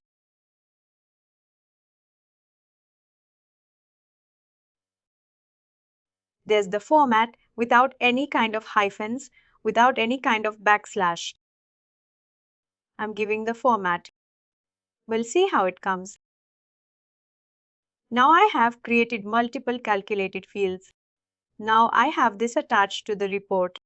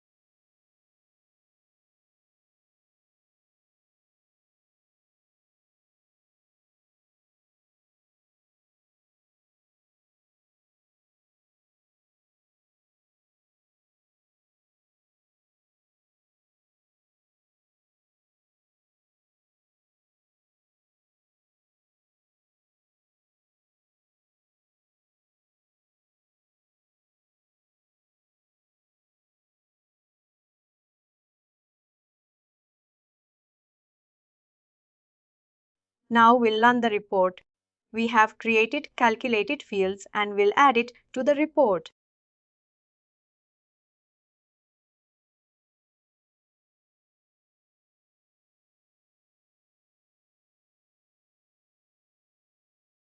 Now we can see the format of, we have an uppercase. Everything has got converted to uppercase and a substring. What we have done is the from second character. It has to return the value and first character. The first time should go, did a substring function there. And hence, all the first character of first data has gone here. And the data, you can see the format that we have defined here. Date, whatever the format that we have defined here. MNDD has come here, which is the first character. First character of the name. That first character of first name has gone. If you see here, Logan McNeil L has gone. Steve, S has gone, O has gone, M has gone. What we have written when we are creating the substring function is from second character, from second position of the field. You can, consider that field. We have written a kind of function in that way. From second character, it will be reading the data, and first character will be truncating. For the position that we have taken is from second position to read the data. There is a reason why from the I know, the field that we have chosen is full name, and from full name we have selected the position call. We have selected to as a position, and I know I've given forward direction. And from there it has taken from second character. It is reading the data. If you go backward direction, it will just take. That's it. From forward direction, it is taking this one. Let's say if I edit that calculated field again, I'll show how to edit that. Yeah. Great.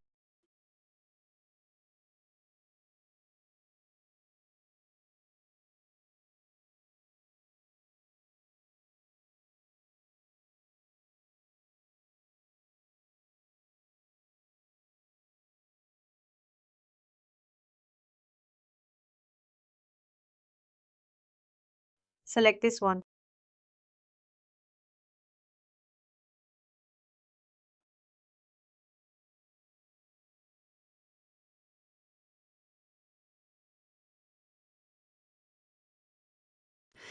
We have selected here position 1, position 2, and there is a reason why it is reading from 2.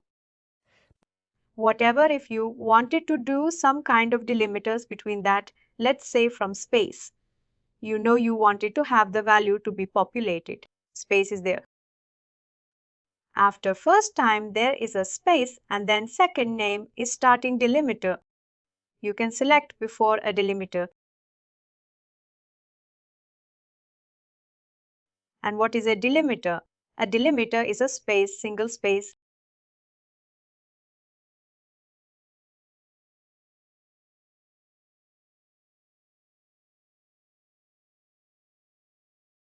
And now direction, which direction that you want it to have, backward or forward. Let's say if I take backward, and now if I run the report,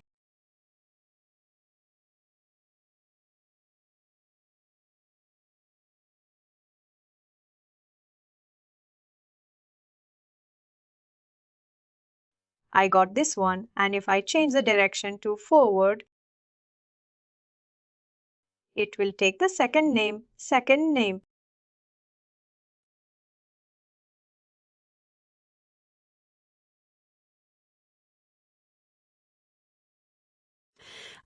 That's how you play around with the calc fields. But remember, calculated fields are nothing, but you're creating an existing field. You're not creating any new field in Workday, and you're playing around with it. You're creating calculated field based on the delivered field or based on existing calculated field. That's it. There is the thing that you need to know. That's kind of what we have for calculated fields. A lot of functions are there, but everything, whatever we have done in similar way, you need to check that, select the data and do according to function that you have chosen. Substant will be breaking the value from where you want it to break the value, or which character that you want it to break, that you need it to formatting, what format that you want it to choose. Look up, say you'll select the field that you wanted to do from where you wanted to pull this value kind of information that you'll be. Everything will be based on the function. Not complex, but I can say not easy also. If you're having good hands-on with reporting, you'll be able to manage. You know where this calculated field needs to be used and how this function needs to be defined.